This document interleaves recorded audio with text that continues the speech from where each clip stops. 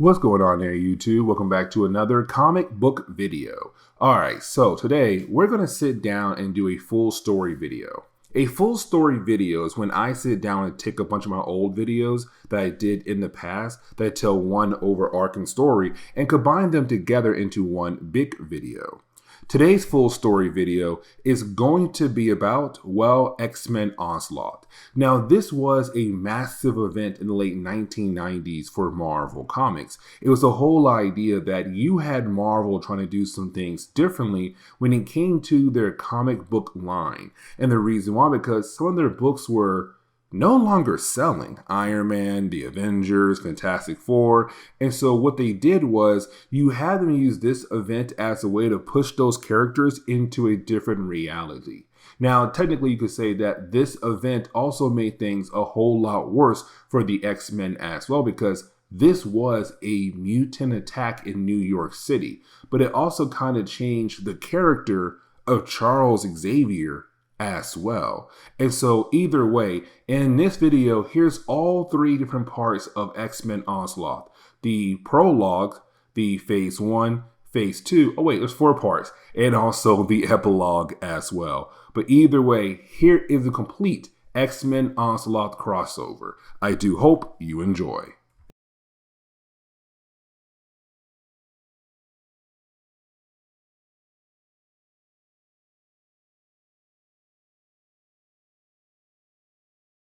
Okay, so the title of this video may be a tad bit confusing, and let me explain why. Because technically, with this video right here, we are beginning our coverage over the massive event known as X-Men and Avengers Onslaught. This massive crossover that Marvel gave us in the late 1990s. Now, the reason why I say the title of this video may be a tad bit confusing because I had released 2 full story videos, a third one on the way called The Road to Onslaught. All those 3 different full story videos contain different issues that you could technically say is the preludes that led into this event. But for Marvel, it's like, no, that was just the road to Onslaught. Now we're getting into the prologue for the big event. And so for the next couple of weeks, my main goal is to try to get through this event at a very fast pace so that we are able to move on to the next X-Men event, because this event is massive. It was a big crossover. Fantastic Four, X-Men, Hulk, Green Goblin, Spider-Man, all the X-Men books. Like, this is going to take us a while. But my goal is to kind of have 2 to 3 or 4 issues per video to kind of help us out to move on to the next big event. Now with this one right here, this video, I'm only covering 2 issues. And the first is Uncanny X-Men issue number 333, because this is the starting point for the prologue to the Onslaught event.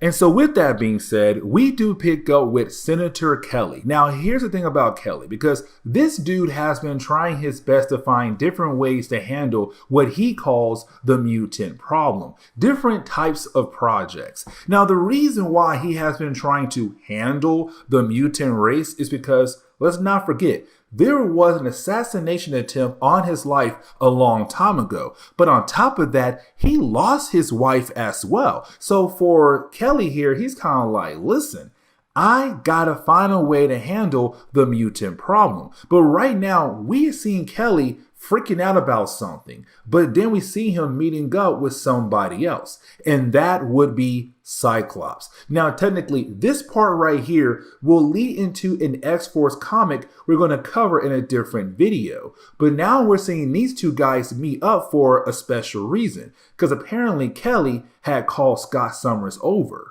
Now, before we're able to learn about what's going on with Scott Summers and Senator Kelly, we jump over to some of the X-Men who are currently in their aircraft right now, floating above the Pentagon. Now, here's the catch, because for the X-Men, they are completely cloaked. No one knows at the moment that the X-Men are there, but Jean Grey and Gambit have snuck their way inside the building. And the reason why, because there is a special meeting going on inside the place to talk about mutants. And so for Jean Grey and Gambit, they are pretending to be two people who work at the Pentagon so that they'll then be able to attend the meeting to figure out what in the world is going on here. Now, there is something else I do want to talk about, and that will be Hank McCoy, because this is not our Hank McCoy. This is Dark Beast from the Age of Apocalypse reality, currently pretending to be our Hank McCoy from the main Marvel universe. Because right now, he has our Hank locked away, and he's trying his best to blend in with the rest of the X-Men. But it also kind of seems like Wolverine is somewhat kind of realizing that's not our beast. That is a completely different beast. But also, this begins a trend right here where you have Dark Beast not really being able to do different things for the X-Men because he has no idea how to do those different things. Our Hank McCoy was the one who built those different things for the X-Men. But now we have to transition over to Archangel and also Psylocke. Now, for these two characters, they're currently taking a leave of absence from the X-Men. And the reason why, because, okay, when it came to Sabretooth, he had severely injured the two characters. Now, for Archangel, he was severely injured, but not as bad as Psylocke, because she almost died. Now, thanks to Archangel and also Wolverine, they had given Psylocke the Crimson Dawn. Now, I'm not going to sit down and try to explain what in the world is the Crimson Dawn. Just know for right now that technically it saved her life, but it also began to change her as well. And so for Psylocke, she's kind of wondering like, okay, do I tell Archangel how I'm changing at the moment thanks to the Crimson Dawn? But while she's thinking that, out of nowhere, she's confronted by this powerful being. Now, she does call out for help. By the time Archangel gets there, bam, just like that, the two X-Men are taken out very easily. Now, getting back over to Jean Grey and Gambit at the Pentagon, they have worked their way into the big meeting room. Now, when they walk in, Jean Grey realizes two things right off the bat. The first is that every single person in this room, they're here from different countries. They are here to represent different countries' government or military. They all came here together for this big meeting about the mutant race. But this leads into the second thing that Jean Grey realized, because that is when you have the person in charge of the meeting walk in, and that would be Bastion. Now, this is going to lead us into the next X-Men event that takes place after this one. But it's Bastion saying, hey, thank you all for coming. You guys are here to represent your country's government or military service, whatever. We all came here together for one big reason: the mutant race. Evil mutants, the legacy virus, those things right there are major problems. But there's something else right now that's popping up left and right across the world. And that would be Onslaught. Because apparently this powerful character has been part of different things happening across the world. Now for Gambit, he begins to freak out. And the reason why, because like, wait a second. How in the world all these different things popping up left and right across the world, but Charles Xavier has not been able to realize these things are happening across the world? Who in the world is this Onslaught person? And for Bastion and everybody else in this meeting, they're wondering the same thing as well. Who in the world is Onslaught? But this meeting is also tying into what's happening between Cyclops and also Kelly as well. Because for Kelly, it's him telling Cyclops what's going on. Like, there is this international plan happening behind the scenes with all the different governments across the world. And sooner or later, this plan will go into effect, which of course could affect the X-Men down the road. But it's also Kelly saying like, listen, I only found out about this because we had 12 different technicians just disappear out of nowhere from one particular facility. When I went there, I found some information. Now, before you have Kelly being able to tell Cyclops what he had learned, you have Cyclops realize there are two people outside the home of Kelly. Now, one of them is Graydon Creed, because this is Creed who's still trying to run for president. And remember, he is the son of Sabretooth and Mystique, but he hates mutants. So his goal is to become president to begin the process to get rid of mutants in America. But you do have the house get attacked, but luckily Cyclops and Kelly are okay. Now, there's a third thing you have Jean Grey kind of realize here about Bastion, that when she tries to read his mind, she can't. Like, he's a blank slate. There's nothing up there for her to kind of work with. But on top of that as well, her powers do not work against him at all. Now for Bastion, he had to realize that Gambit and Jean Grey are two mutants. And so of course, now our two heroes have to get the heck out of there. Now, you do have our two heroes being able to work their way out of the Pentagon. But when they do, they realize that all the different guards outside, they have all been put to sleep. Like someone who's a very powerful psychic was able to do that. But you didn't have Jean Grey be contacted by some psionic character. Now, the rest of the X-Men, they don't see him or hear him at all. But Jean Grey, she sees him. She hears him. And they have a full-on conversation. And then he then says, consider this as a gift. Now, to close on the first chapter, we go back over to Archangel and Psylocke. Now, for these two characters, they're waking up as being taken out earlier by our mysterious character. But once they do wake up, they realize that mysterious character is still there. Now, here is the catch, because this chapter alone leads into two other issues we're going to cover later on in our coverage for this event. But now we have to jump over to Excalibur.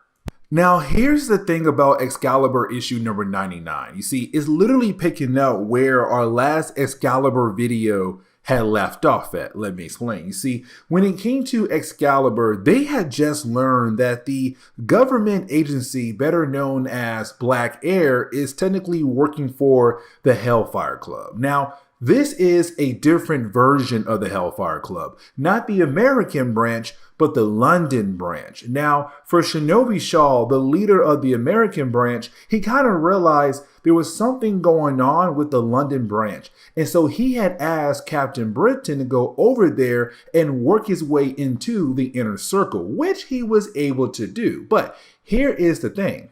There was another character known as Alistair Stewart. Now, for this character right here, he was in the early days of Excalibur comics, but kind of like disappeared for a good period of time. But the reason why, because he was technically on the run. He was in America because Black Air wanted to kill him off, because he had learned that when he came to Hellfire Club, they kind of bribed the people in charge of Great Britain to allow Black Air more power than they had originally, but also kind of made sure that Black Air is in the right position to kind of help them rule the country. And that's the thing about the Hellfire Club in the London branch. Their main goal right now is to get back into that position of power over the entire country. Now, at the very end of our last video, they were also able to kidnap Douglock. And we're going to find out why they're trying to use Douglock for.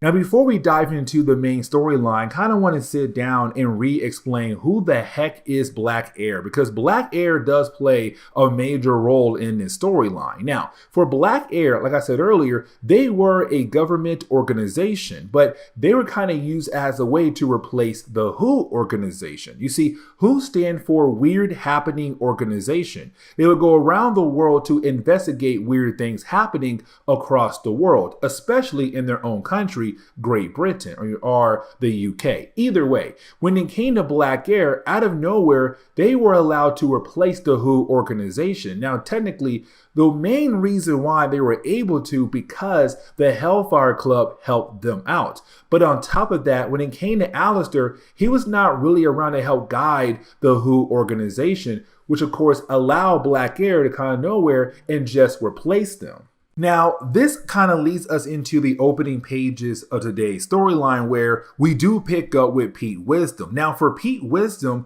we're currently seeing him having a conversation with the members of Excalibur explaining who Scratch is. Now, Scratch is a character who works for Black Air, but also works for the Hellfire Club as well. Now, for Pete Wisdom, he hates Scratch for a very good reason, because both guys used to work for Black Air and they used to go out of their way to collect different artifacts for Black Air. But when it came to Scratch, he was sent on a mission to go get a certain artifact. The problem was that there were people nearby where the artifact had landed at. And so for Scratch, he felt like the right move was to go ahead and kill every single person off in that area who had possibly saw him, but also saw the artifact. And that right there ticked off Pete a lot. And the reason why, because innocent people were killed off for no good actual reason.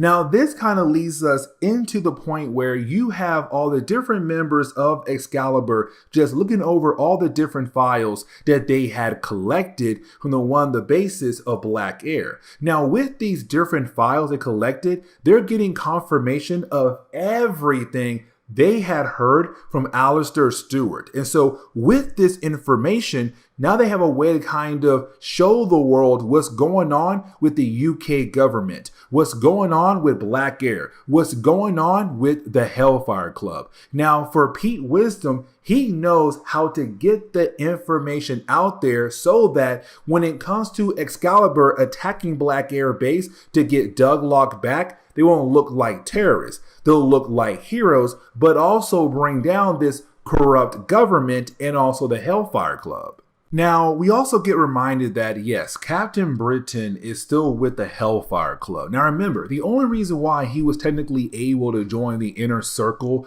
of the London branch of the Hellfire Club is all because of his father. You see, for Psylocke and Captain Britain, their father was part of the inner circle of this Hellfire Club a long time ago. And so even though their father had passed on, they can take his spot as the Black Bishop, which of course you had Captain Britain do. And so he was then able to join the inner circle. But his goal is to figure out what exactly is going on here. Now, the scribe of the Hellfire Club, she came to him asking for help because she realized that this Hellfire Club, they're up to something crazy, powerful, and evil. And matter of fact, at the end of our last video, we saw this huge tower of fire disappear in the middle of London.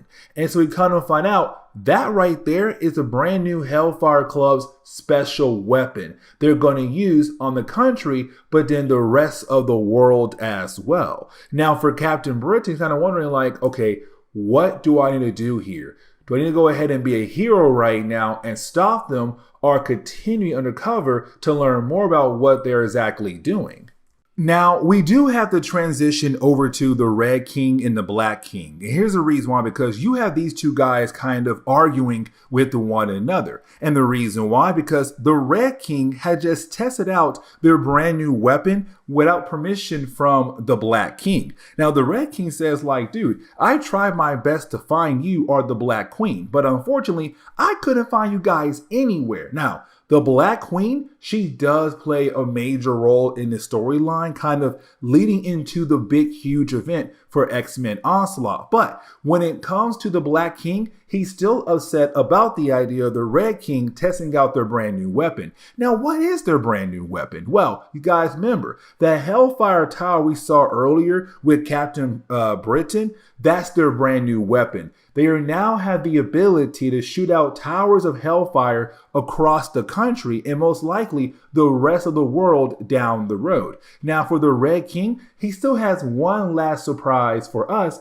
but also for the Black King as well. You see, for the Hellfire Club, what they're trying to do right now is to access a source of power that has been locked away underneath the city of London. Here's the catch. Inside that tomb they're trying to access to get that source of power is a very powerful demon that was kind of locked away in that tomb underneath the city of London. Now, for the Hellfire Club, what they needed was Douglock to be their radio link. They had hooked up all these different types of machines to the door to help them access that special power that's locked away behind the door. But on top of that, they're going to use the Red Queen and use her magic as another way to connect to that power source as well. So for the Hellfire Club, it's them slowly kind of putting everything together. Now, in our last video, you had Scratch meet up with Sebastian Shaw. Sebastian gave Scratch small pieces that belong to a trident that belonged to, well, the son of the devil.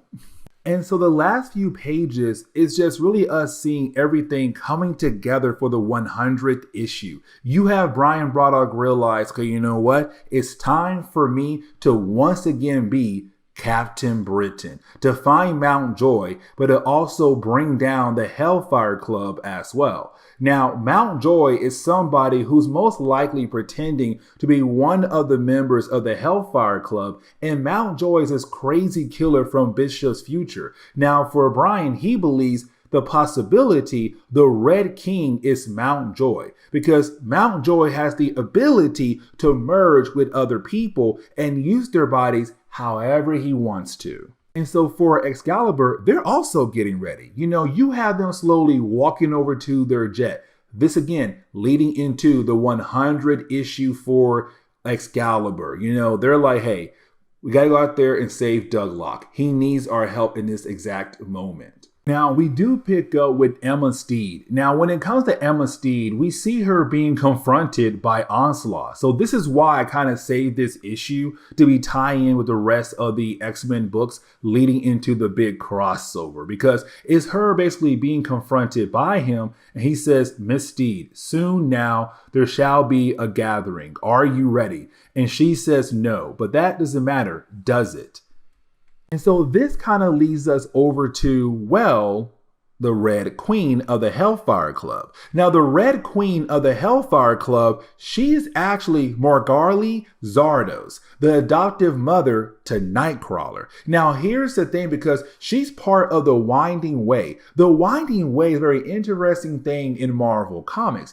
But also, you have a lot of sorcerers who are connected to the Winding Way, this powerful source of magic. But here's the thing, because if you have people ahead of you on the Winding Way, they're more powerful than you are, because they have access to more power than you do currently. Now, when it came to Margali, what she did was she killed off all the sorcerers who were ahead of her to give her the ability to just jump ahead of the Winding Way. Now, for Margali, right now, her main goal is to also connect with the demon that's underneath the city of London by using Douglock's head, which she does. The problem is that she can control that demon. And matter of fact, you have that demon just pop right out of the ground. You have Hellfire Towers just popping out of the ground left and right. You also have people of London hearing this demonic voice. And then the last page, all you see is the demon just popping out. And this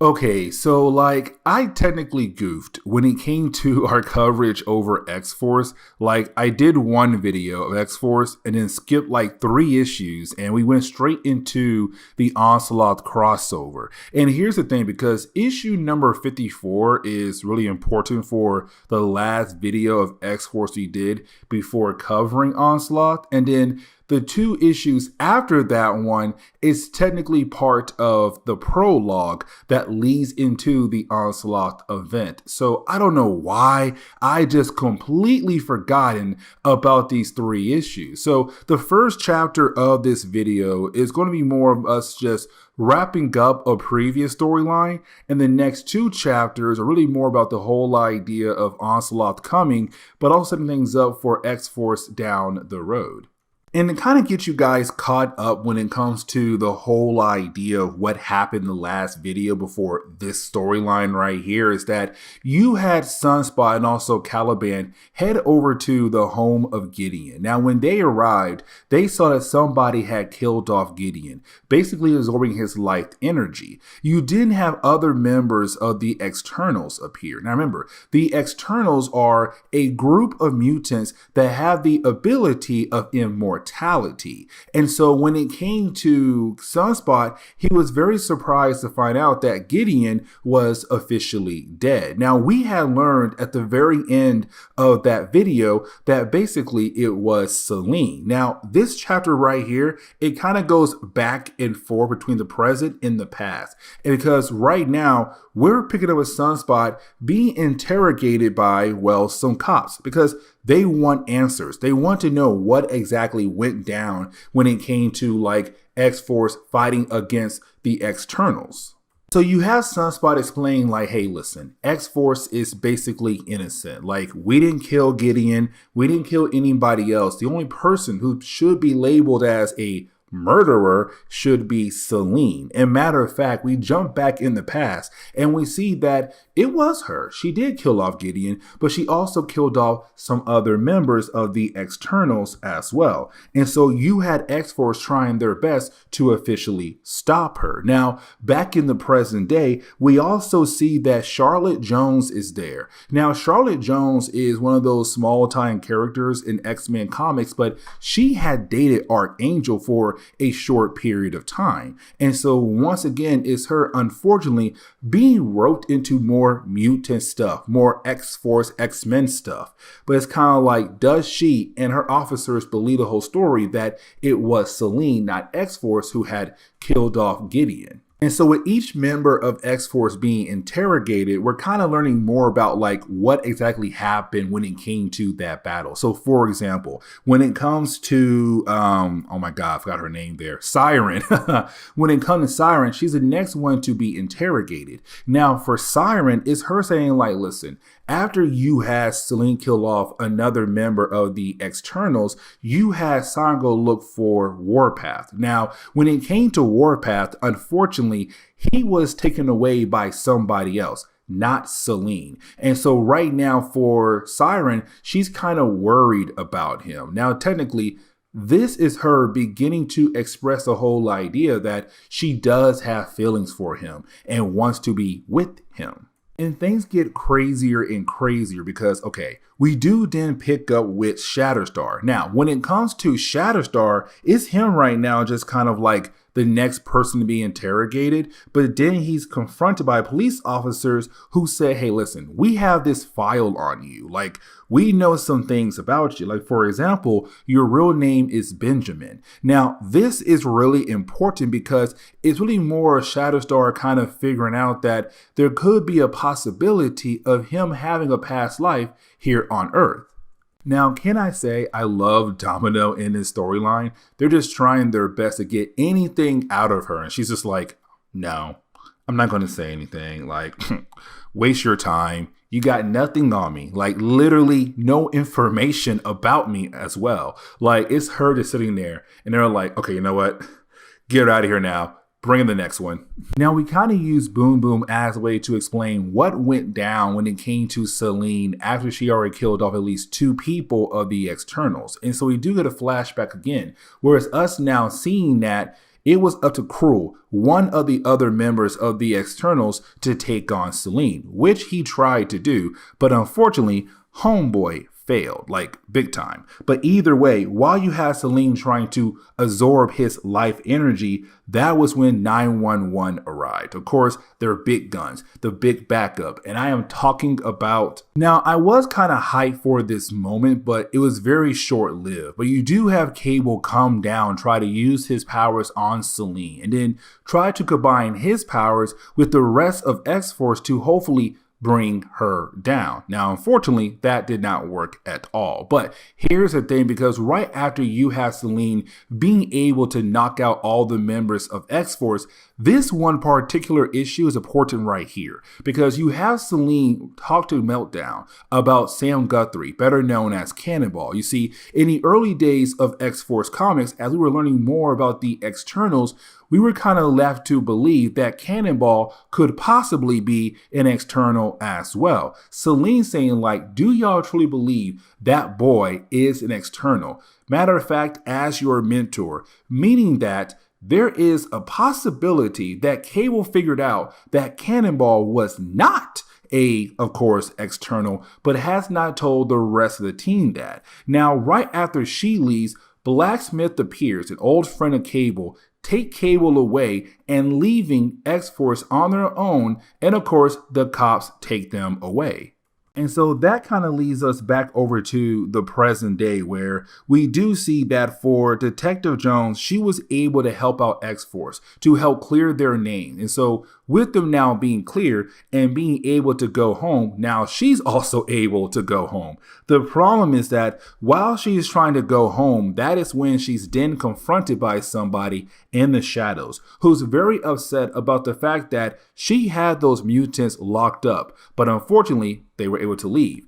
And so this guy says it's time for Operation Zero Tolerance. But now this leads us into the next two chapters. Okay, so we're going to go ahead and get back into our coverage over the prologues for X-Men Onslaught. Now, here's the thing, because the next two issues we're going to cover is technically not really part of the prologues, but we technically have to cover these two issues because they do take place in between the middle of the prologues. Let me explain, because when it came to Uncanny X-Men issues number 333, we saw Cyclops have a meeting with Senator Kelly.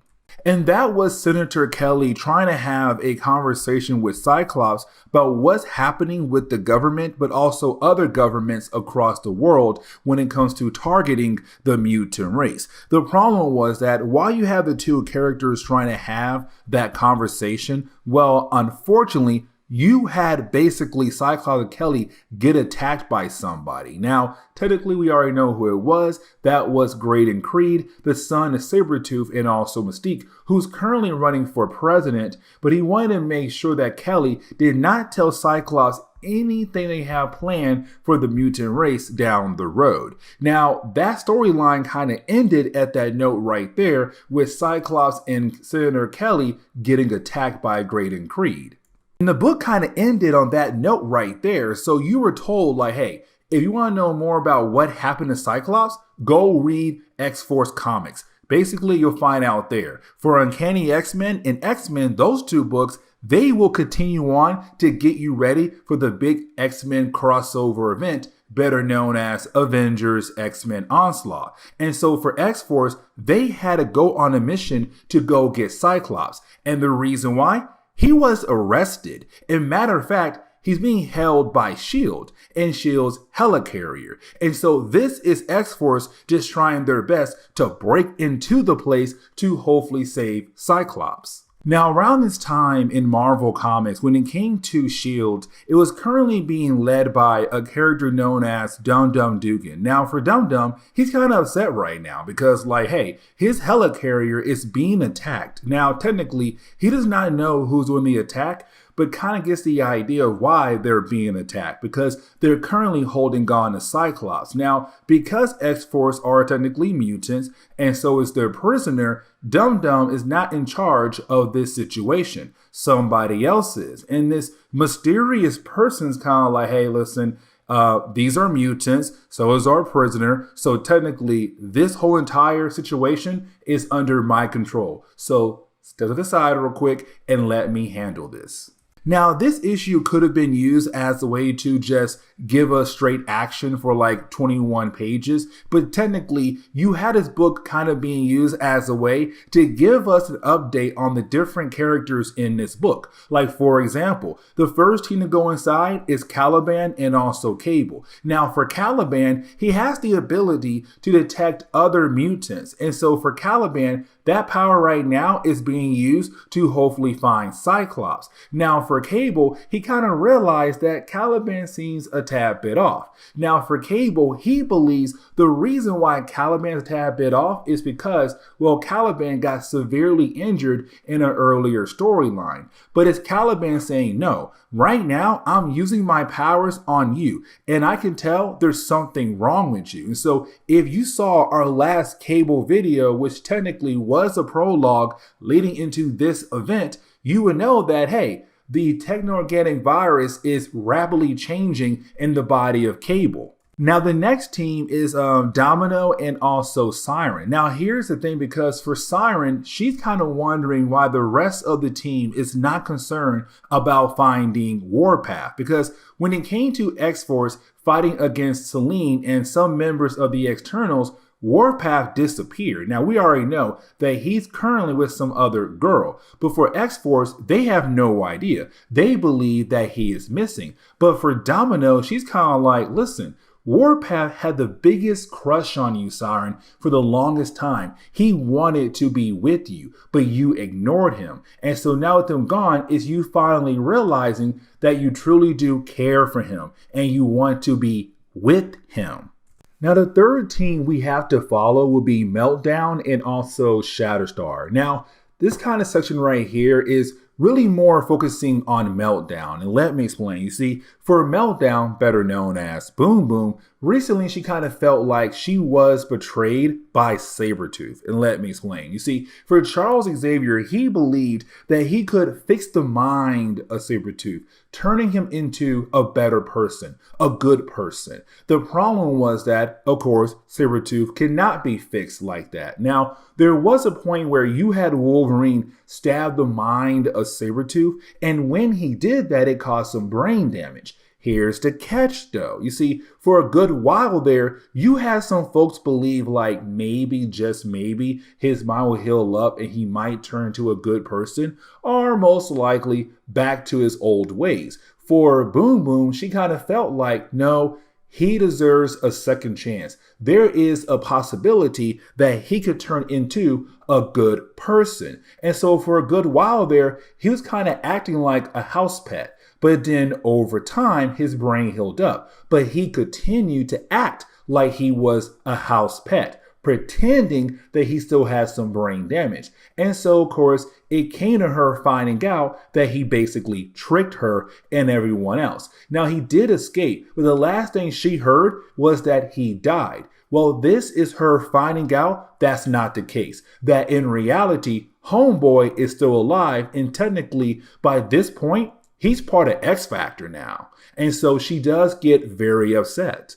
Now, that kind of led into all the different teams coming back together because, of course, you did have Caliban and also Cable being able to locate Cyclops. Now, technically, if we were back in the 1990s and you were only reading X-Force, you had no idea why in the world Cyclops was recently arrested by S.H.I.E.L.D. But back in the 90s, if you were reading all the X books, you kind of had an idea of why Cyclops was arrested. But either way, though, you do have our heroes being able to find him. The problem is that you didn't have our heroes get completely surrounded by S.H.I.E.L.D. agents being led by G.W. Bridges. Now, G.W. is an old ally of Cable and Domino. When it came to Cable, when he first came back in time, he formed his own team. And one of those team members was G.W. Bridges. By this point, though, the two guys do not get along at all for so many different reasons.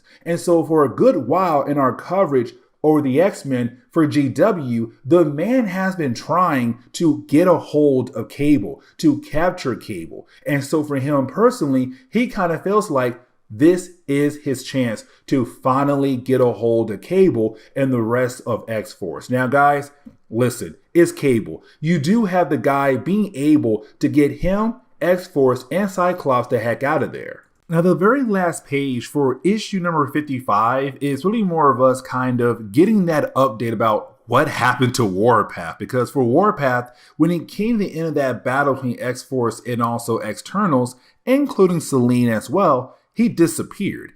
And so when we jump over to Warpath, we see him with another woman. And this character known as Risque. And so now I kind of have to wonder who she is and why in the world he's stuck with her and not calling his team up. Now, as we dive into X-Force issue number 56, we're really picking out with Shatterstar and also Siren. Now, here's the thing, because for the rest of the team of X-Force, they kind of had their own plans for the night. And so you have these two kind of playing their own game of tag, which honestly is pretty interesting because they're currently playing tag at his old abandoned church. Now, why you have the two characters playing tag when you do have Shatterstar being able to get a hold of Siren, when he does plunge his sword on the ground right next to Siren, she sees Deadpool's reflection and it's him calling out for help, saying, "Help me." Now, with her seeing Deadpool's reflection in the sword, is her now beginning to remember what happened to her in an earlier storyline. Now, before I re-explain what exactly happened to Siren in an earlier storyline, we kind of switch over to, Warpath and his brand new girlfriend, Risque, where you do have the two characters right now technically on the run from the police. Like, the police is trying their best to chase the two down, but thanks to Risque and Warpath, they are able to get away from the cops. Now, here's the thing, because with the two being able to get away, is also Warpath kind of cutting loose. And that right there is really big for his character, because for a good while there, he was always really serious and worrying about other people. But now it's kind of him just cutting loose and doing his own thing. It's kind of like Risque is pulling out a brand new side of him.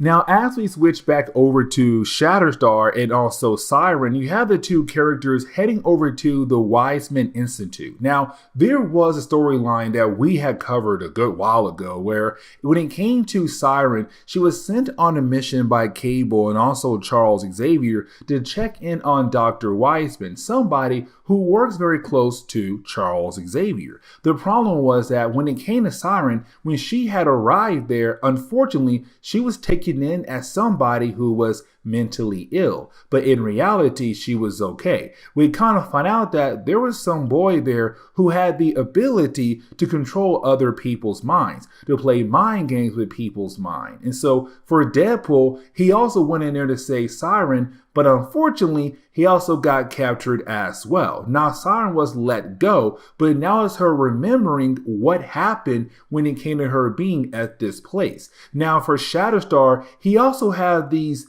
flashbacks of this place as well, but for him it's kind of like, wait, why in the world do I remember this place?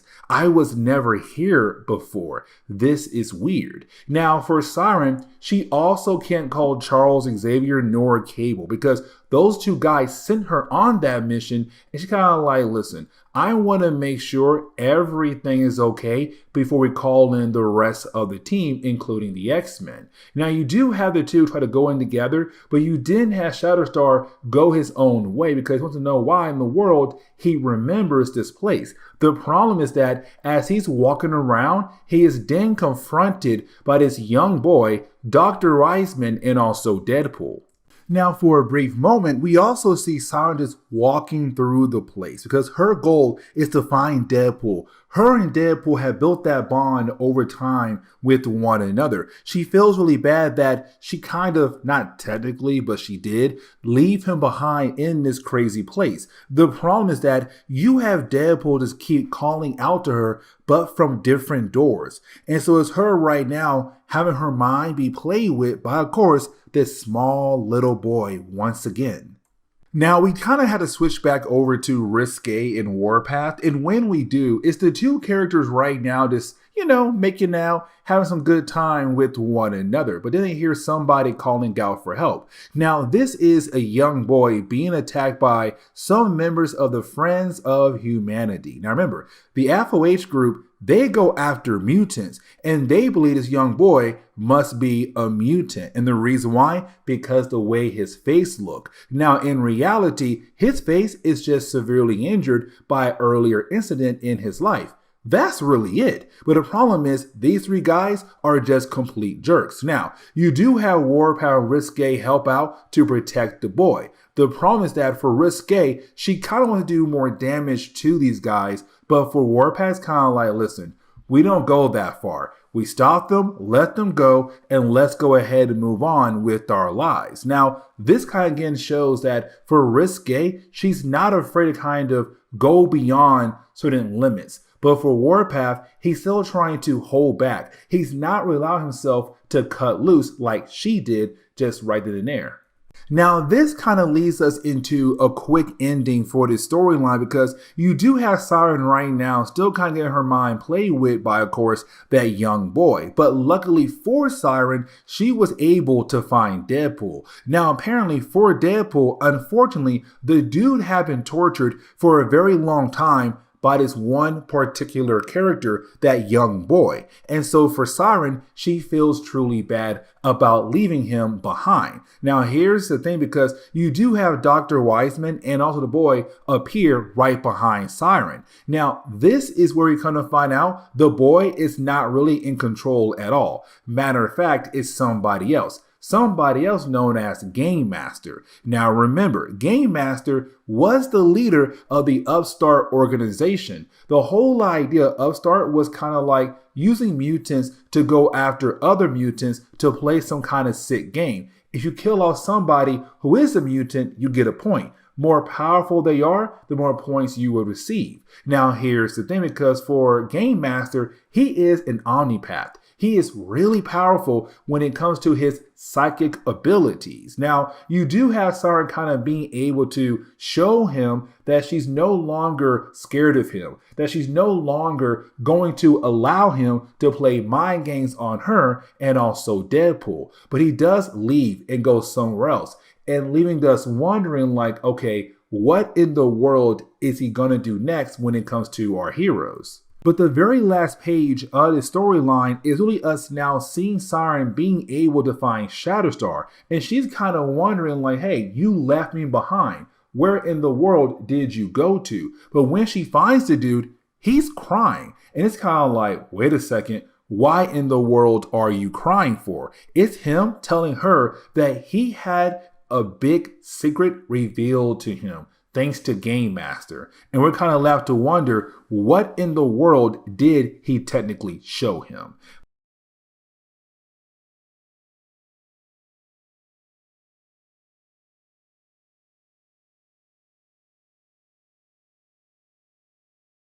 Okay, so getting back into our coverage over the prologues for X-Men Onslaught, we do pick up with X-Men issue number 15, 16, and 17. Now, with this three-part story arc, it's really more of us just seeing Nate Gray fighting against Holocaust. Now, for me personally, this prologue is better than the last one we did when it came to our first video. Now, we covered Uncanny X-Men issue number 333 and also Excalibur issue number 99. Now, for me, the Uncanny X-Men issue was really great for a prologue. For Excalibur, it was pointless because for Onslaught, he only appears for like, what, 2 or 3 panels on one page, and that was really it. But for this storyline, for X-Men issue number 15, 16, and 17, he does play a major role in this storyline. Now, before we're able to properly dive into this storyline, I kind of want to re-explain who this character is. And I do know, like, for some people out there, they don't really like the idea of me re-explaining everything almost every video, but like, just in case we have anybody just getting into our coverage over the X-Men, especially for Nate Gray, I want to make sure you understand who this character is. Now, for Nate Gray, he is from a different reality, better known as Age of Apocalypse. Now, when it came to the end of that reality, you had 4 characters being able to escape and come over to the main Marvel universe. That will be Nate Gray, Sugarman, Dark Beast, and Holocaust. Now, for Sugarman and Dark Beast, those 2 characters, they had arrived in the main Marvel universe, but 20 years in the past. For Nate Gray and Holocaust, they arrived in the present day. Now, here's the thing, because for Nate Gray, unfortunately for him, he's having a hard time understanding, like, everyone around him is not trying to kill him. That for some people out there, they really do care for him and actually want to help him. And this kind of leads us into the opening pages of this storyline. Now, here's the thing, because the opening pages of the storyline, we're picking up with Nate Gray having this dream where he believes that he's now back in his old reality, the Age of Apocalypse reality. And matter of fact, he's now being confronted by Forge. But here's the thing. Forge died in the old reality. He died in the arms of Nate Gray. And so for Nate, he's kind of like, oh my God, Forge, you're alive again. This is great. Like, Forge, you don't understand. I was in this weird reality. Everything was strange. But thankfully, I'm now back home with you. But you have Forge say, dude, you're wrong. Like, matter of fact, you're crazy. This is a dream. You have to realize that your dreams can run wild like no one else. You have to realize what's real and what's fake. And so for Nate Gray, it's him kind of realizing like, oh, okay, this is a dream. I am completely off. Now, for Nate Gray, when he does wake up, it's him now kind of being confronted by Madeline Pryor. Now, here's the thing, because Madeline Pryor reappeared in this series as a mystery as well, because why in the world she's alive again? We have not seen her since X-Men Inferno. The problem is that right after she had reappeared in this series, she was taken away by Selen. And for Selen, she has big plans for Madeline Pryor. Now, for Nate Gray, kind of realized this is also a dream as well. So once again, he has to wake up. But when he does wake up, now once you do have Nate Gray wake up, he's then confronted by Trinity. Now remember guys, Trinity has the ability to absorb the energy of somebody who is dying. Now here's the thing, because she had a hard time controlling that ability, because once she did absorb too much of that energy, she had to release it. And sometime when she did, it caused some severe damage in that area around her. Now, Sinister took her away and kind of helped her out. The thing was, as we all know, for Mr. Sinister, if he helps you, you're stuck with him until he's done with you. And so she realized she had to escape, which she did. And she found Nate Gray. Now, for Nate Gray, he does not trust her at all. And the reason why, because, okay, when it comes to Sinister in the old reality, the Age of Apocalypse reality, well, Sinister created Nate Gray, but also kind of made sure that Nate Gray could be used as a weapon against Apocalypse. But once Nate Gray had killed off Apocalypse in that reality, he made sure that Nate Gray's powers would slowly kill him off. So Nate Gray powers is technically killing him. But either way, though, for Nate, he's kind of like, wait, if you are with Mr. Sinister, that tells me I can't really trust you. Even though right now you're telling me I can trust you, I really can't. I need to look into your mind. Now, let's not forget, this does pick up right after our last X-Men video. So where you had Nate Gray fight against Cable, it was a crazy battle. Exodus was also part of that battle, but it did cause some crazy damage in this area. So you have all these people around them right now getting help from some medical people because they got severely injured by the avalanche that Nate Gray, Cable, and Exodus had caused. Either way, it's Nate Gray now saying, let me go into your mind and kind of figure out if I can trust you. Which honestly is a big mistake, because for Trinity here, like I said earlier, she can absorb the energy of dying people all around her. Now, for me personally, it's kind of book saying like, with her being able to do that, her mind is a complete mess. It's kind of like Rogue. When you have Rogue touch other people, she absorbs their abilities, but also their memories as well. And they kind of build a persona in her own mind. And so for me personally, it's kind of the same way for Trinity. When she absorbs all the dying energy of somebody nearby her or across the world, that dying energy is also kind of building up some kind of persona in her mind. But let's not forget, she was also with Mr. Sinister, so we have no idea what he did to her mind. And matter of fact, when it comes to Nate, when he goes into her mind, he sees Sinister just right in the middle. He also realized that Trinity is kind of buried deep in her own mind. Now, she does shut her mind off so that she will not pull Nate down into her madness that goes on in her mind. Now, for Nate, once he does exit her mind, he does kind of feel completely drained. But then he realized that there are these devices on her head. He's kind of like, these devices are very interesting. I want to know more about them. Here's the problem though, because those devices are technically being used as a way to help her store that energy inside of her that she gains from people who are dying across the world. And so once you have Nate Gray kind of mess with one of those devices, all that energy just comes out all at once. Send the two characters flying across the area. Now, Nate Gray is completely passed out, and so is Trinity.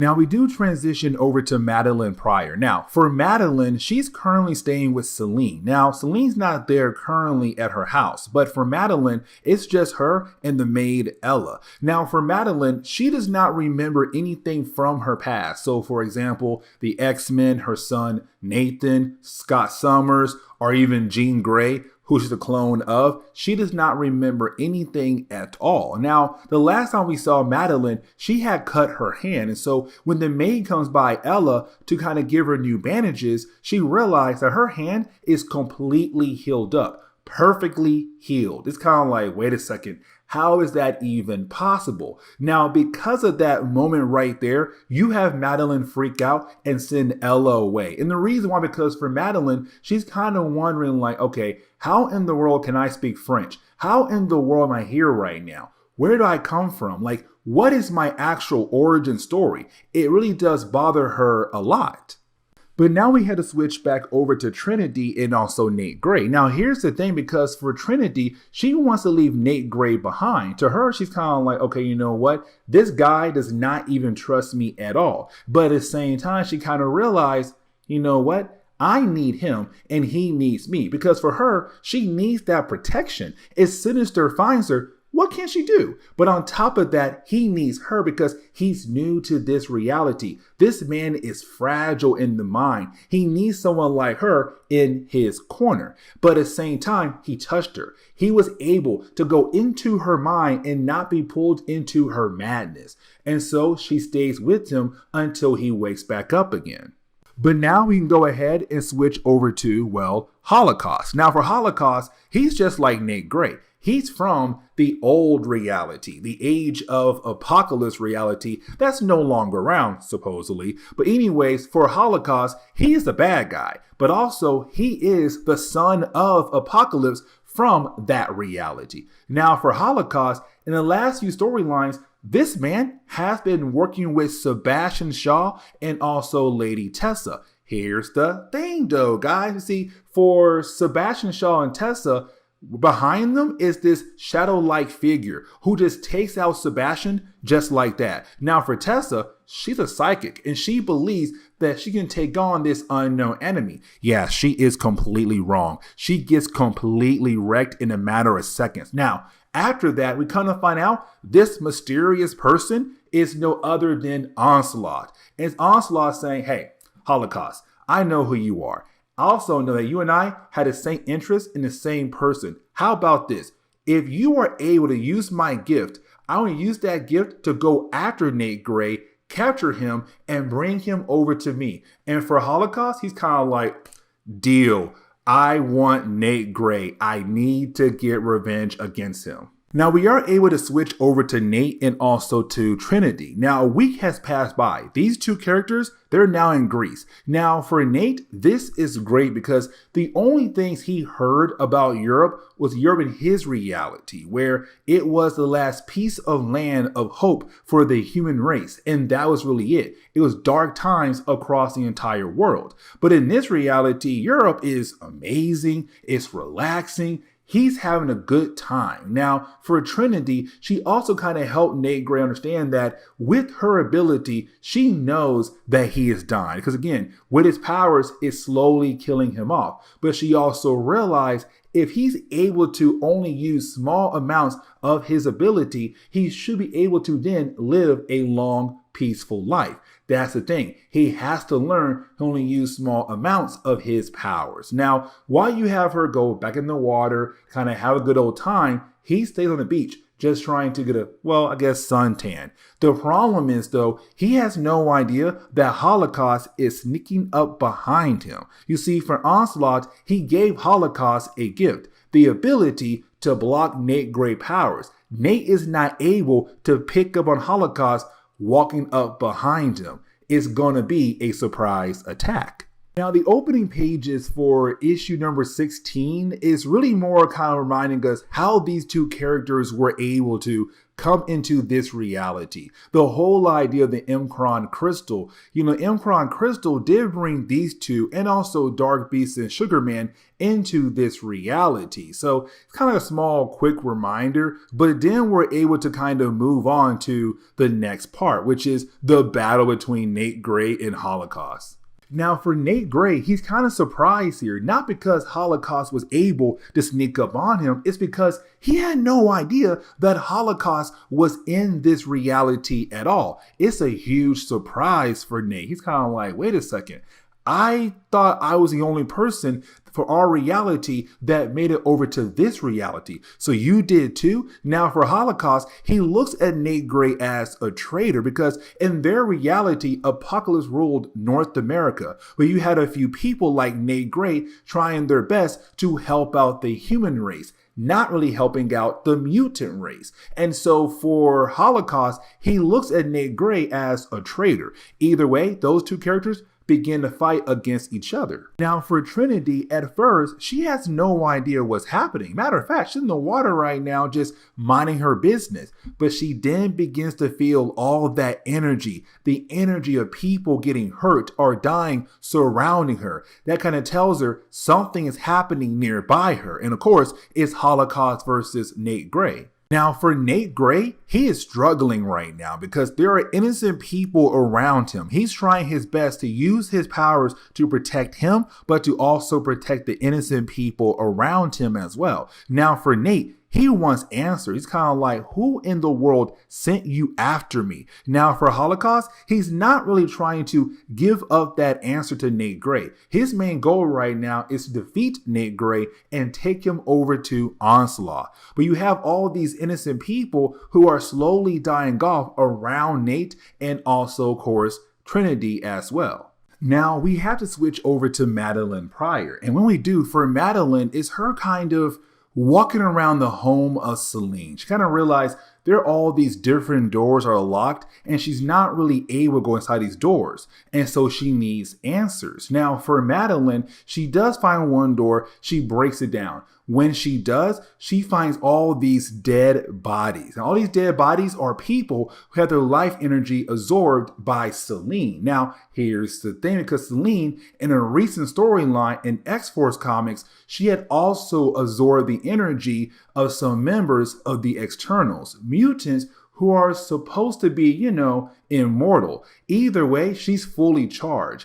And this kind of leads into the next thing Selen has planned for Madeline Pryor. Now, as the battle goes on between Nate Gray and also Holocaust, it's Holocaust telling Nate Gray two important things that kind of throws Nate Gray off. The first is that it's Holocaust saying, like, listen, I am no longer serving Apocalypse. I have now formed a new alliance with somebody else. This other person has told me that basically you are dying by your own powers. But on top of that, the person that sent me is no other than Onslaught himself. And then he sends Nate Gray flying straight into the ground. Now for Trinity, she's out there trying her best to help out other people who may need help. Like for example, this woman who was trapped underneath some rocks. Now once you do have Trinity being able to help her out, you then have the lady say, hey, I need you to help out my husband. Now for Trinity, she can feel the energy coming off this man. She realized that he is close to death. And matter of fact, when she touched him, she's all like, yeah, I can feel all that energy. This man is basically dying. Now, when we kind of switch over to Madeline for a brief moment, we do see that she's technically now on Selen's side completely. It's a huge quick change, but for Madeline, she's now going on a mission for Selen. She needs to head over to London to find somebody known as Rob Roy. Now, this is Selen finally being able to get revenge against somebody who did her wrong a long time ago.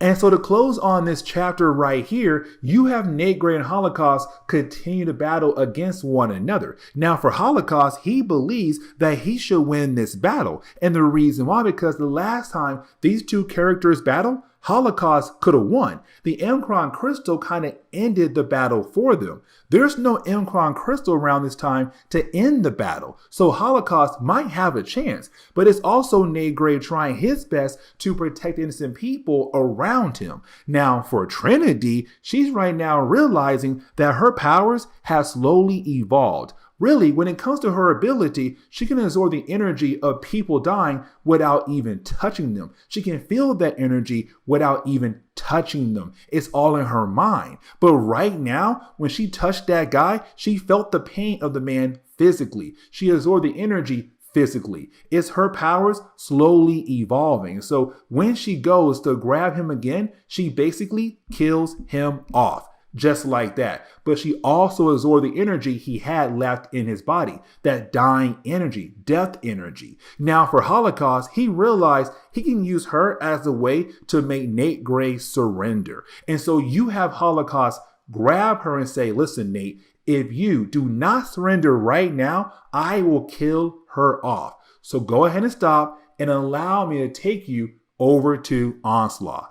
Now, technically, as we get into the next and final chapter of the storyline, it's really more of us seeing Trinity finding a way to fight back against Holocaust. Because remember, she had absorbed the energy of that guy from earlier. And so all of that energy right now is just in her body. And so while you have Holocaust waiting for Nate Gray to go ahead and surrender, he's kind of like, hey, Trinity, go ahead and use your powers now. Like, come on now. Help me out here. And you do finally have her realize, like, okay, you know what? Let me go ahead and use the power I have inside of me right now to kind of send Holocaust flying away. So just like that, he's gone for the time being. Now, with the battle being over, you now have Nate Gray go out of his way to inform Trinity who is Holocaust. Like, hey, that's Holocaust. He's from my reality. In my reality, he is actually the son of Apocalypse. Now, with all that being said, their main goal now is to help out the people who were injured because of the battle. Now, while you have Nate Gray begin the process of carrying everybody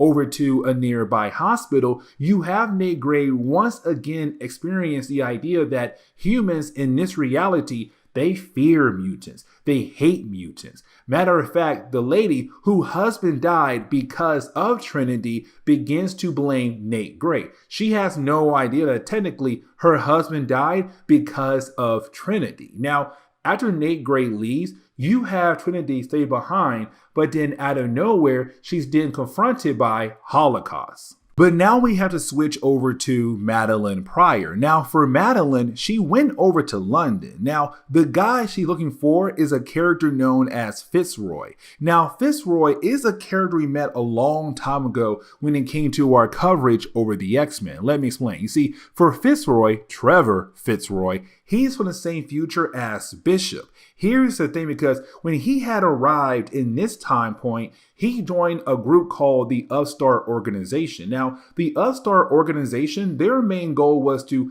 hunt down other mutants as a way to receive points. He went after Selen. Now, here's the catch. Selen was one of the people who helped begin the whole entire organization, but she lost control of it. And so either way, for Fitzroy, he captured her and tried to, well, torture her. Now, she was able to escape, but now her goal is to use Madeline as a way to get revenge against Fitzroy. Now, for a brief moment, we have to jump back over to Trinity. Now, when we do, it's really more of us now seeing her, being confronted by Holocaust. Now, luckily for her, you do have Nate Gray arrive, and he does try his best to protect her. Here comes the big problem, though. You see, as we saw earlier, Holocaust was basically winning the battle. But as Nate Gray telling us now, he was holding back because, again, his power is killing him. But right now, he has no choice. He has to go ahead and just cut loose. And so for Trinity, she can feel that energy just coming off Nate Gray, basically saying like, you are slowly killing yourself here, Nate. Like, please, what are you doing right now?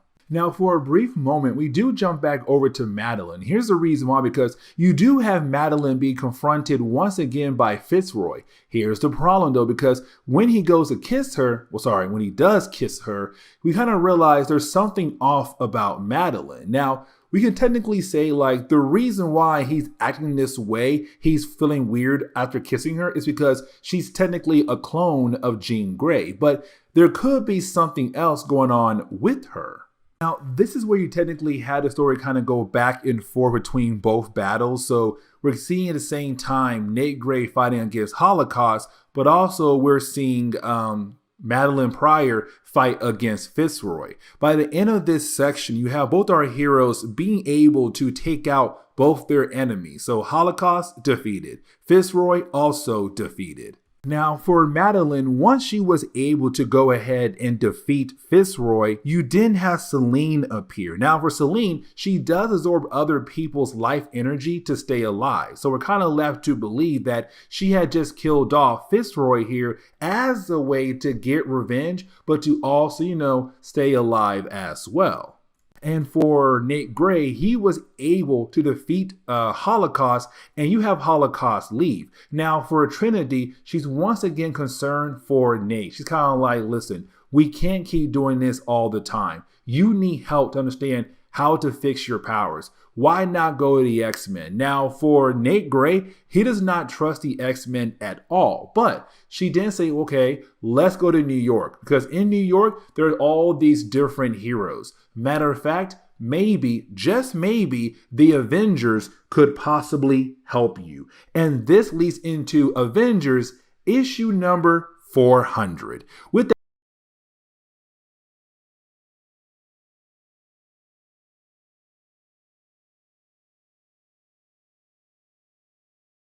okay, so it's time for us to go ahead and get back into our coverage over X-Men Onslaught. Now, here's the thing, because we're going to cover Cable issues number 32 and issues number 33. Now, these two issues are really important for Cable, but also for the character of Onslaught as well. Now, the first reason why I say it's for Cable is because this picks up right after the big storyline took place in Wolverine comics. And let me explain. You see, over in Wolverine comics, we had this character known as Tyler Dayspring. Now, Tyler Dayspring is actually the son of Cable, who also came back in time alongside with Cable. Now, for Tyler, he went a tad bit mad, and that's all because of strife. But anyways, though, when it came to Tyler Dayspring, what he did was he was trying to achieve the goal of becoming the new Apocalypse, trying to replace Apocalypse while he's quote unquote no longer around. Now, for Tyler, what he wanted was an horseman, and he believed Wolverine would be the good first horseman to join his side. The problem was Wolverine around that point in time in Marvel Comics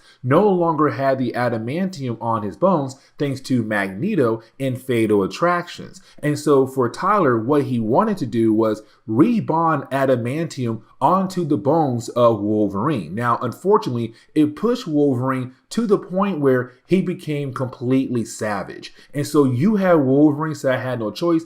The only way out of that situation was to kill off Tyler Dayspring. So by the end of their battle, Wolverine had killed off Tyler Dayspring. Now, I'm going to save the second reason why I say this storyline is very important for Onslaught for a later part in this video, because right now I kind of want to go ahead and get into the opening pages of this storyline, because we do pick up with Cable and Domino currently attacking Camp Hayden. Now, here's the thing. Camp Hayden is really important because the government was trying to build a brand new type of Sentinels, very close to Nimrod, basically. Now, here's the thing, because for X-Force, when they came back here last time, they found the entire place completely empty, but there was writing on the wall, and it said, Onslaught. Now you had our heroes leave and inform Cable what they had saw, including fighting against Blob and the Mimic. Now, that being said, for Cable and Domino, they went back there to get more answers. Now, the entire time you have our two heroes on this mission, it's Domino wanting to see if Cable is truly okay. Does Cable have a heart? Because Cable is not really trying to talk about the fact that he just lost his son, Tyler Dayspring, to Wolverine. It's Domino saying, like, we need to talk about that situation.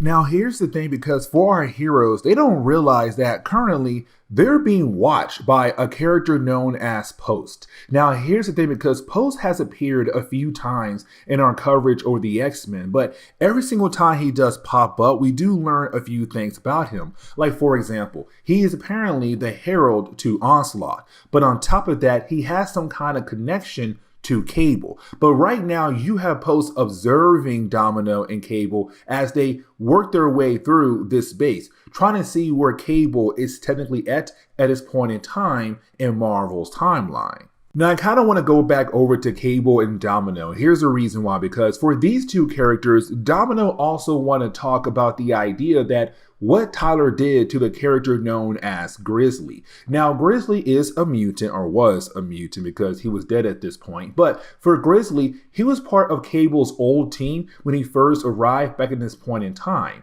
And so with him, Domino, Grizzly, and a few other characters, they were a good team. But you had Tyler Dayspring turn Grizzly into this wild beast, killing off people in the mountains.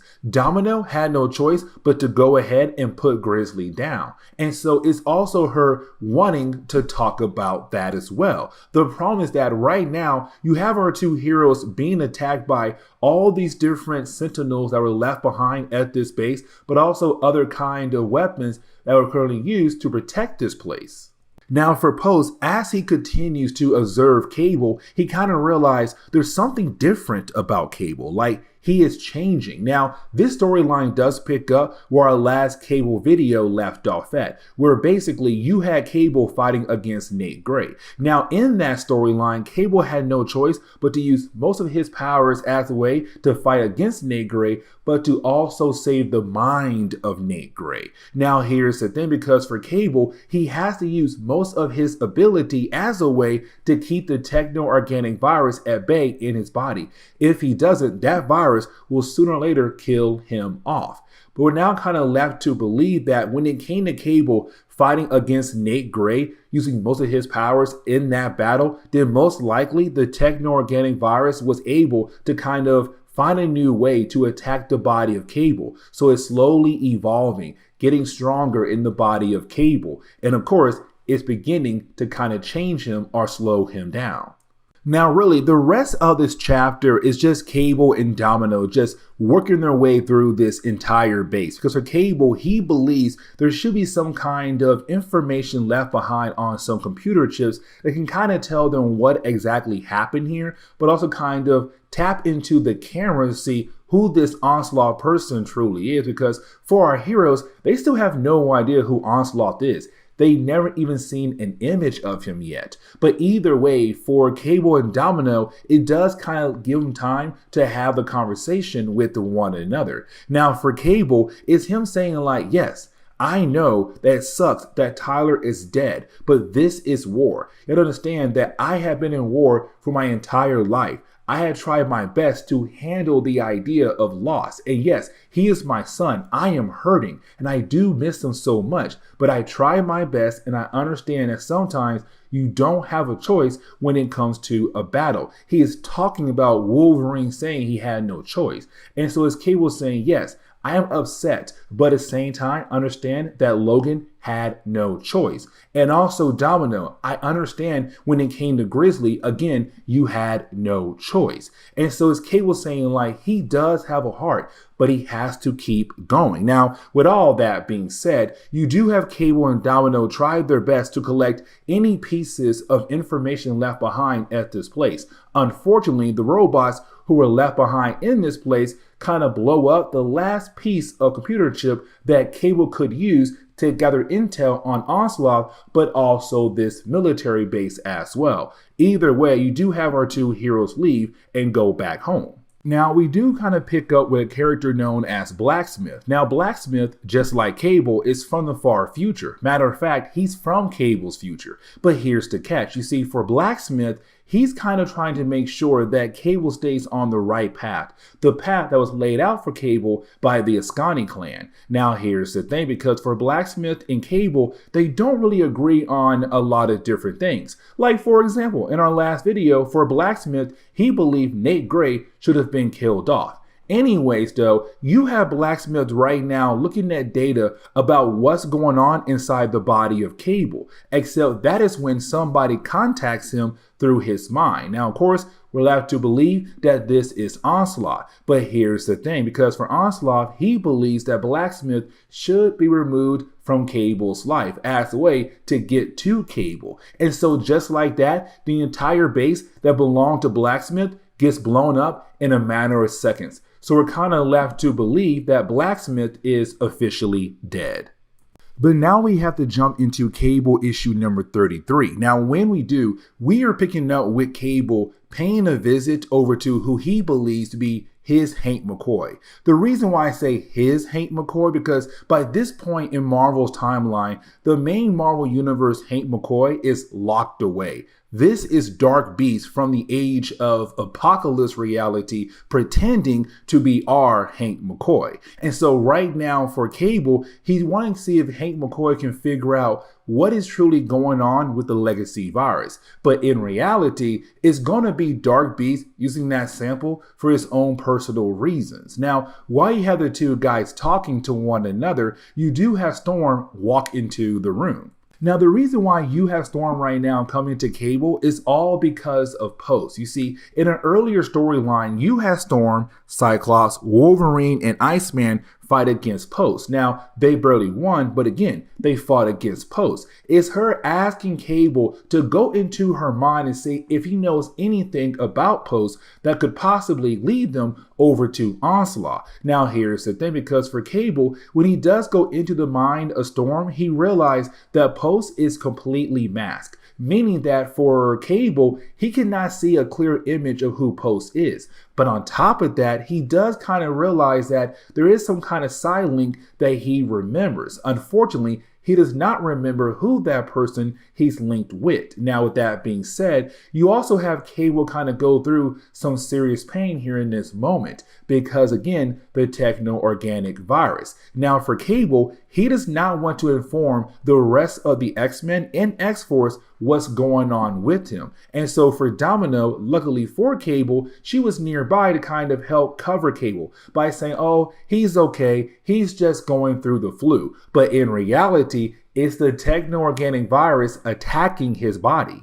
Now, for Cable, he does get word about what had happened to Blacksmith, so he does head over to Baltimore. The thing is, when Cable arrives in Baltimore, he does get confronted by some police officers. Now, the reason why, because you have Cable just staring, literally staring at their crime scene, but he does use his powers to send them away. Now, right after that, you didn't have Cable try to find any clues that could tell him what exactly went down here, who had killed off Blacksmith. Now, for Cable, he does find this clue where he's basically able to pick up on someone's presence who used to be there. But once you have Cable realize who that person was, we get a flashback. And this begins us finally learning the origin of Post. You see, when it came to Cable, when he first arrived back in the past, like I said earlier, he had his team of different characters by his side. There was one time where him and G.W. Bridges went on a mission to stop the Mandarin. You see, the Mandarin, he was trying to make a new kind of army of people by trying to use a mutant and take the X gene out of that mutant and most likely give that X gene over to other people to see how they truly evolve, but to also create a brand new army for him to use. Now you had Cable and also GW appear to hopefully stop Mandarin. The thing was, Mandarin was technically not there at all. That lab was being run by some type of hologram. But for Cable, he realized the test subject is currently dying. That test subject is no other than Post. And so as we go back to the present day, we're picking up with Cable being ambushed by Post. Now here's the thing, because for Cable, Post should be dead. But it's also Post feeling bad about attacking Cable. So we're kind of left to wonder at first, like, okay, why in the world should Post be dead? And also, how close were these two characters? And so that leads us back into the flashback. Now we see here that Cable was able to get Post out of the base of the Mandarin before it blew up. The problem is that Post back then was slowly dying, but Cable realized that he needed a blood transfusion. Here's the problem though. For Cable, he already had the techno-organic virus in his body. So with that blood transfusion, it's kind of like, hey, I'm giving you also my blood, but also most likely part of the techno-organic virus. But either way for Cable, he had no choice. Now it's Post telling Cable, I will never forget this. And so this leads us into the ending of the storyline, because now we're picking up with Cable fighting against Post. Technically, we're picking up with Post beating down on Cable. But either way, it's Post right now feeling bad about the idea of what he's doing to Cable, because Cable had technically saved his life. But on top of that, it's also him kind of saying like, your virus did somewhat save my life, but also change me. But it's also Post working for Onslaught. He has no choice here but to do what his master asked him to do. And so you have Post just beat down on Cable. Now for Cable, unfortunately, he's not able to call out for help, because right now he must use all of his powers to keep the techno-organic virus at bay. The problem is right now, it does not seem like it's working. So the techno-organic virus is slowly changing and taking over his body. But by the end of this storyline, we do see Post completely knock out Cable. Now this storyline is going to lead into the Hulk comics for our next video when it involves Cable. But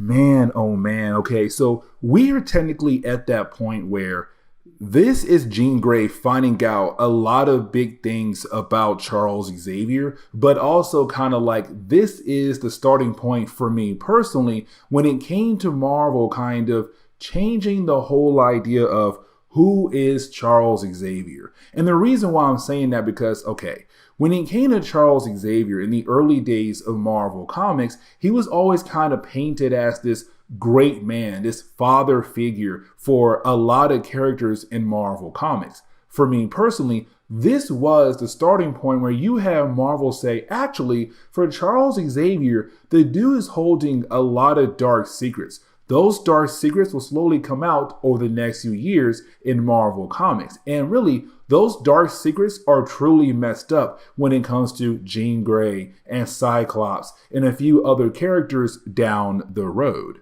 And really, as we get into the opening pages for issue number 53, we're really picking up with Jean Grey. Now, this is Jean Grey just out there shopping, you know, having a good old time. But the problem is for Jean Grey is that with her being a psychic, she can read the minds of people around her. So like, for example, the first guy she goes to, she asks for directions. This guy has some nasty thoughts about her. The next person is the lady in charge of the store she goes to, who's very jealous of Jean Grey's size. And the last one is some girl who recognized Jean Grey and knows that she comes from Charles Xavier School, basically knowing that she is a mutant. And so for Jean Grey, she's trying her best to block out their thoughts, but of course it still somewhat bothers her. Now, when she does go into the dressing room, that is when she is confronted by the man himself, Onslaught.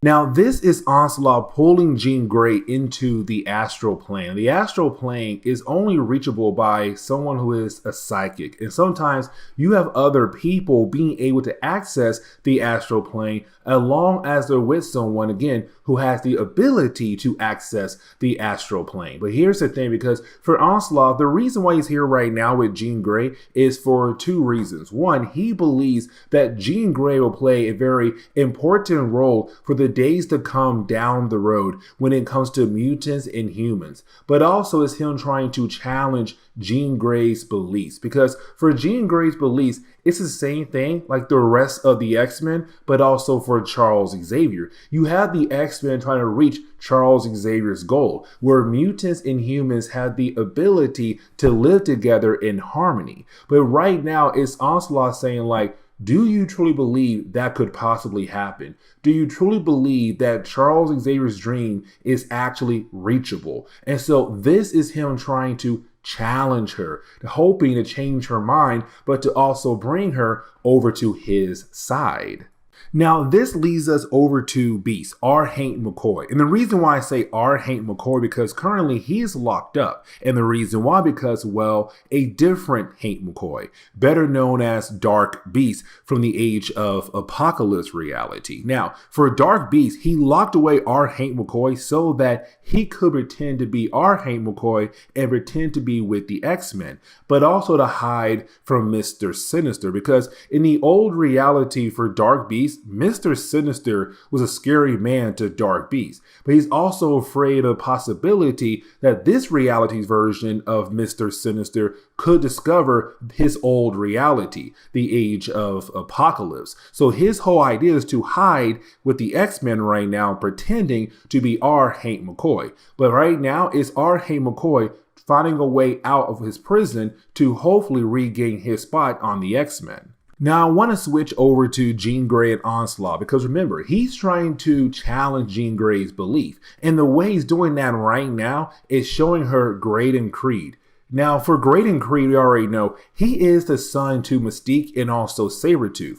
But on top of that, he's also right now trying to run for president on the whole campaign built on the idea of hatred towards the mutant race, because there's people across the world who do hate mutants. Now, for Jean Grey, she's kind of like, okay, so whatever, because like, yes, I know there are folks out there who hate us, but at the same time, we still have the possibility to change their minds, or at least try to ignore them and continue on with our lives. Like, their hatred is technically a normal thing, but it's also Onslaught trying to show her like, yes, you do have people out there who love mutants, people out there who hate mutants. You also have people who just want to use mutants in a bad way to reach their own personal goal. And matter of fact, you have Onslaught show that Graydon Creed's assistant is right now just trying to show how great he is as a campaign manager. And so it's Onslaught saying like, there's folks out there who don't even truly hate mutants,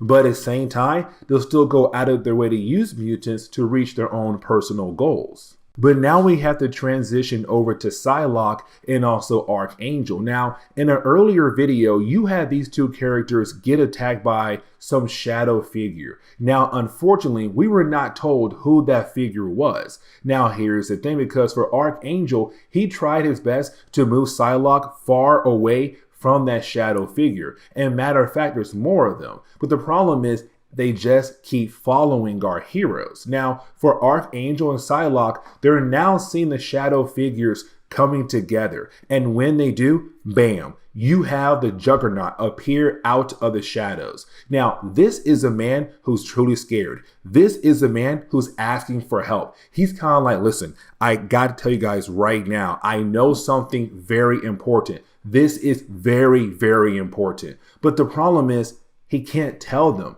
it's kind of like something is going on in his mind that's blocking him from allowing him to tell this big secret. And so, of course, it makes him freak out and go on a small rampage. But he does realize there's one person who could basically help him, who could dive into his mind to pull out that secret. And that will be his stepbrother. Of course, talking about Charles Xavier.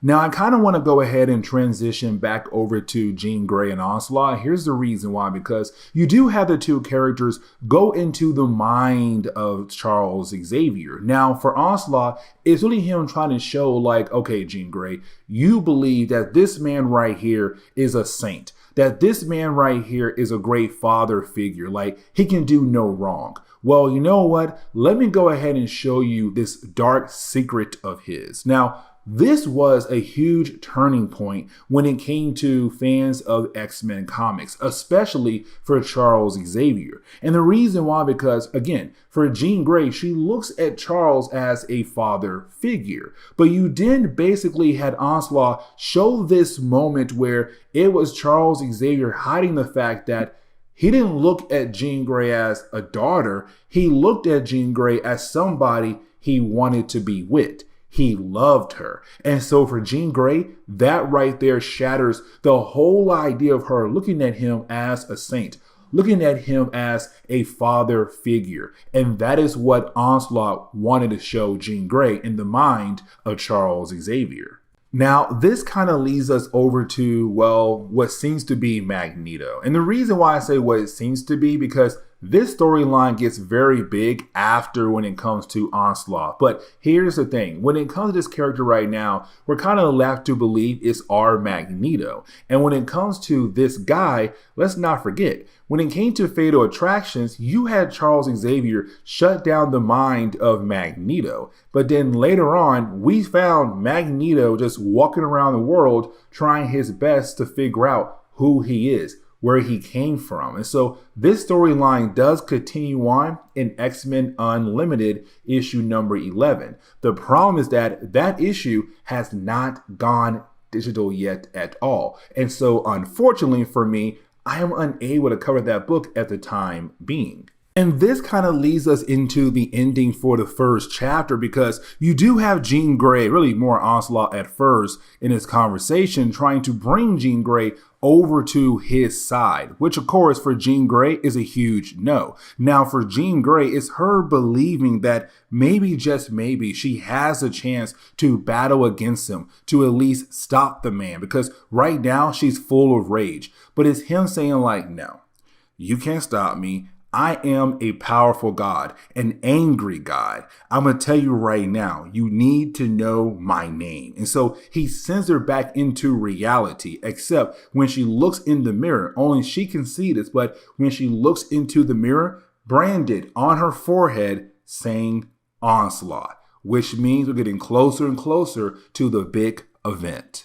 But now we have to transition over to Uncanny X-Men issue number 334. Now, when we do, we're picking up with the Juggernaut. Now, this is him just heading over to the school of Charles Xavier. Now, usually when it comes to the Juggernaut, he would just attack a place without any questions at all. Just go on a complete rampage. But this is a man going here kind of like, I need the help of my stepbrother. He's the only person who could basically help me figure out the dark secret about Onslaught that's currently in my head right now. But unfortunately, I cannot get it out of my head to figure out what is that dark secret. Now, for the Juggernaut, as he walks around the lake or the water nearby the mansion, he does find a camera. And of course, that camera is going to warn the X-Men that he's currently on their grounds. So sooner or later, he should meet up with a few members of the X-Men. And technically, he is right, because when we jump over to Bishop and Gambit, it's the two characters right now just trying to fix Cerebro. Now, let's not forget, for Bishop and Gambit, they're still trying to build some kind of bond with one another. And the reason why, because for Bishop, he does not trust Gambit at all. Because for Bishop, from his future, he knows that the X-Men were betrayed by somebody in their own group. But on top of that, the last surviving member is Gambit in his future. Now, while you do have the two guys talking to one another, that is when they are alerted that something is happening on the grounds. And of course, that would be Juggernaut.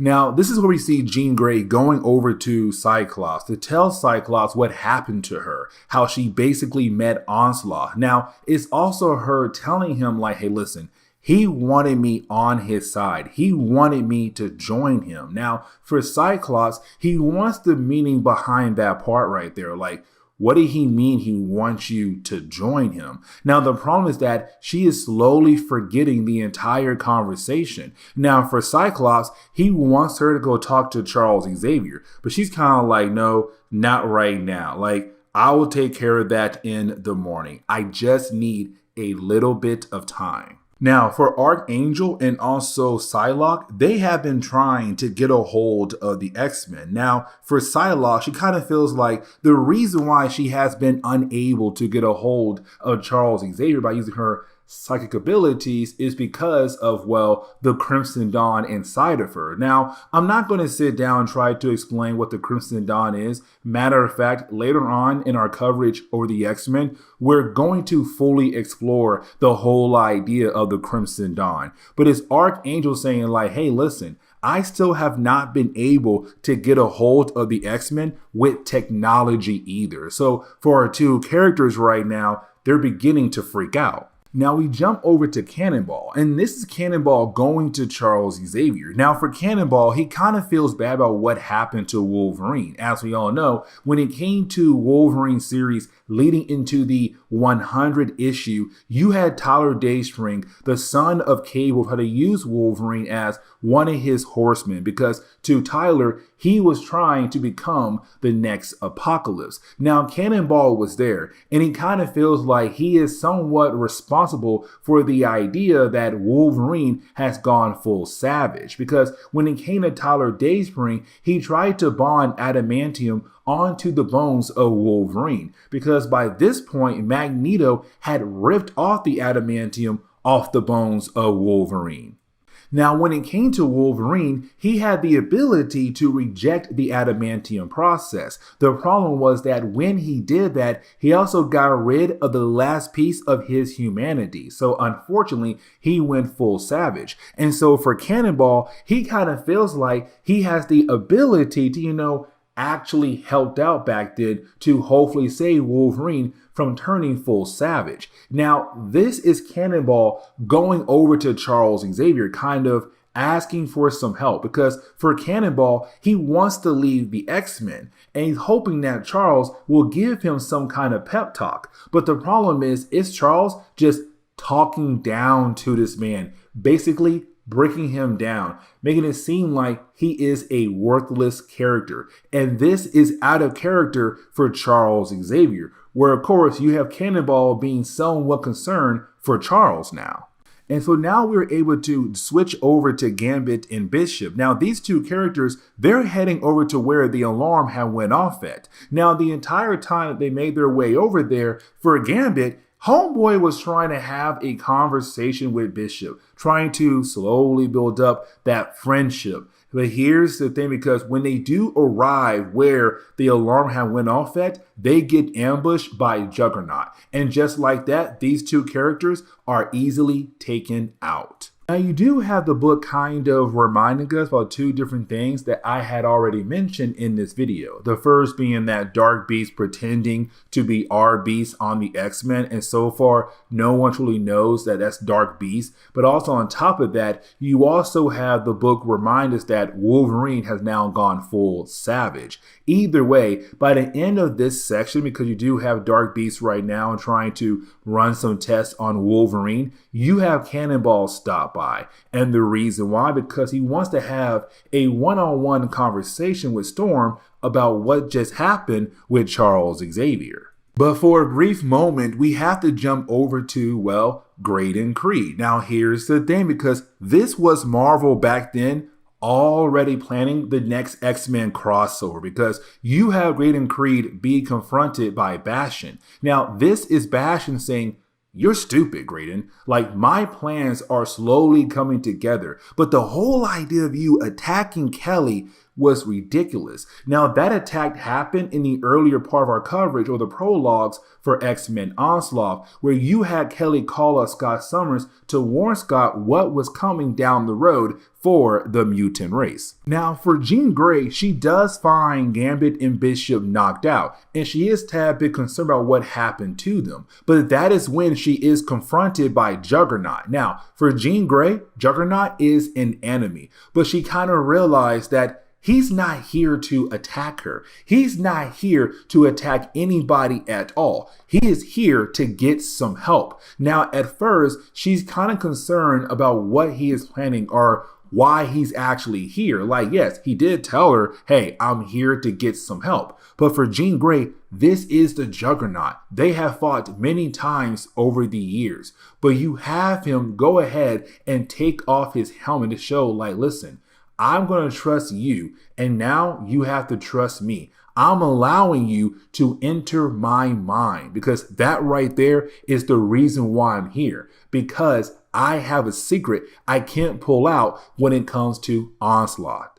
Now, as we transition over to Charles Xavier, is Charles Xavier right now just looking up information about Nate Gray? Now, technically, that is important for the overall story, but for right now, you have Cyclops walk into the room. Now, just like Cannonball, you also have Charles Xavier begin to talk down to, well, Cyclops. And you're kind of like, okay, what in the world is going on with Charles Xavier? Now, for a brief moment, while you do have Charles just talk down to Scott Summers, he said, Scott, I need you, Scott, to be strong. And then out of nowhere, you have Charles disappear. Now, you didn't have Cyclops ask the computer, like, okay, computer, locate Charles Xavier. The computer says Charles is currently in his study. Now, here's the thing, because you didn't have Charles contact Cyclops saying, relax, Cyclops. Consider this as a test from a former instructor to his favorite student. As always, Scott, be prepared for anything. So for Scott Summers, he does somewhat relax. But now we jump over to Jean Grey and also Juggernaut as they head underneath the mansion. The reason why, because there is this chamber that Charles used way back in the early days of X-Men comics, where basically it's a size-shielded chamber. It should be very secure to allow Jean Grey to go into the mind of Juggernaut to hopefully pull out the answer out of his mind to figure out who is Onslaught. But on top of that, make sure that Onslaught will not be able to kind of pick up what's happening here. Really, almost any psychic should not be able to pick up what's happening here inside this chamber. And so this leads us into the final chapter of today's video, because we do pick up with Cannonball being spotted by Cyclops. Now, this is Cyclops kind of realized that Cannonball just got lectured, or what he believes got lectured by Charles Xavier, not really knowing that Charles kind of broke the man down. Now, before you have the two characters being able to continue on with their conversation, you have the rest of the X-Men, minus Jean Grey, running over to Cyclops saying like, hey, listen, Gambit and Bishop just had a run-in with Juggernaut. He's somewhere nearby, so let's go. And so you have the X-Men go ahead and begin to look around for Juggernaut. And for right now, no one really realized that Juggernaut is with Jean Grey, because no one realized that Jean Grey is currently missing. Now, for Jean Grey, as she tries her best to look into the mind of Juggernaut, you have Jean Grey realize two things. That one is Juggernaut right now trying to get to Jean Grey, because what he's saying is somewhat very similar to Onslaught. The whole idea that Charles Xavier is not a saint at all. The man is kind of messed up. Now, with all that being said, you have Jean Grey realize that Juggernaut did not close the door behind him. So the chamber is not secure like it's supposed to be. And so for Cyclops, back at the mansion, he kind of realized he can no longer feel Jean Grey, and that freaks him out. So he says, hey guys, you know what? The rest of you guys go ahead and continue on to look for Jean Grey. I'll be right back. So he runs back towards the mansion. Now, For Iceman, he does bring up the fact that this kind of reminds them, or him, sorry, the first time the X-Men ran into Juggernaut. Now, he does ask Beast, do you remember that moment? Here's the problem though. For Beast, this is Dark Beast. He does not remember that moment at all. And so he tries his best to play the game acting like he does remember. But for Bobby, he's kind of like, what you just said is completely wrong. And so it's kind of like another hint for the X-Men. There's something going on with Beast here. And really, speaking of our Beast, Hank McCoy, we see him being able to finally break free. And when it does seem like he'll finally be able to go home, he's then confronted by somebody who calls him Furball. And the problem is, we have no idea who that person is. Now, for Cyclops, he runs over to Charles Xavier. Now, for Charles, he's still acting, mostly rude here, but it's also Scott saying like, hey, listen, Jean Grey is missing. Now, for Charles, he's not really worried at first, but he has Scott say, no, we should be worried because she did have a conversation with Onslaught. Now that right there scares Charles Xavier. You then have Scott realize that for some reason Charles is looking up information about Franklin Richards, the son to Reed and Susan Richards over at the Fantastic Four. Now for Charles, he does not remember looking anything up about Franklin. So to him, that is right there very odd. Now you also have Cyclops tell Charles about the Juggernaut. Now for Charles, he tells Cyclops, hey, go ahead and turn off all our defenses. I want to lure Juggernaut in because I believe my X-Men should be able to handle him. But for Jean Grey, you do have her and Juggernaut continue to try to work together, even though the man does kind of tick her off. But it's her right now trying to help him to unblock that one thing he knows about Onslaught in his mind, trying to break it away. And this leads into the big moment because you then had the story jump back over to Charles. And for Charles, he has been feeling like a failure the last few years when it comes to X-Men comics from 1991 up to now. The whole idea of Sabretooth, he tried to fix the mind of that mutant. He failed. He failed Wolverine as well. Psylocke almost got killed. Magneto and Fatal Attractions where you have Magneto go too far. You also now have Graydon Creed out there basically just trying to become president to get rid of the mutant race. You now have mutants across the world being attacked, and most likely those humans who do attack mutants will get off easily. It's Charles Xavier feeling defeated. It's Charles Xavier getting angry. The rage is building up more and more, but then he realized that somebody else right now is in the room, and he realized who that person is. Right when you have Charles realize what's going on, Jean Grey also realizes as well. She tells Juggernaut, hey, you gotta get out of here now. Like, you're in danger. Get the mess out of here. The problem is that when he runs out the chamber, well, the mind games begin right now. Onslaught is playing with Juggernaut's mind. Unfortunately, he can't escape. Now, there is a point where he does run into Charles Xavier's study. And this leads into the moment where you have Juggernaut be confronted by Onslaught. Now for Kane, he's begging Onslaught to not kill him, to let him go. And for Onslaught, he loves the idea of killing off Juggernaut. He's kind of like, that is a splendid idea. You know what? Let's go ahead and do that. But here's the thing, because you didn't have Onslaught pull out the gem of Sidorak, which of course gives King Marco his abilities. Without the gem, he's no longer the Juggernaut. So just like that, he is weakened. But the very last page reveals to us who is Onslaught. It is Charles Xavier. And then to close on this video, you have Charles call the X-Men over to him. And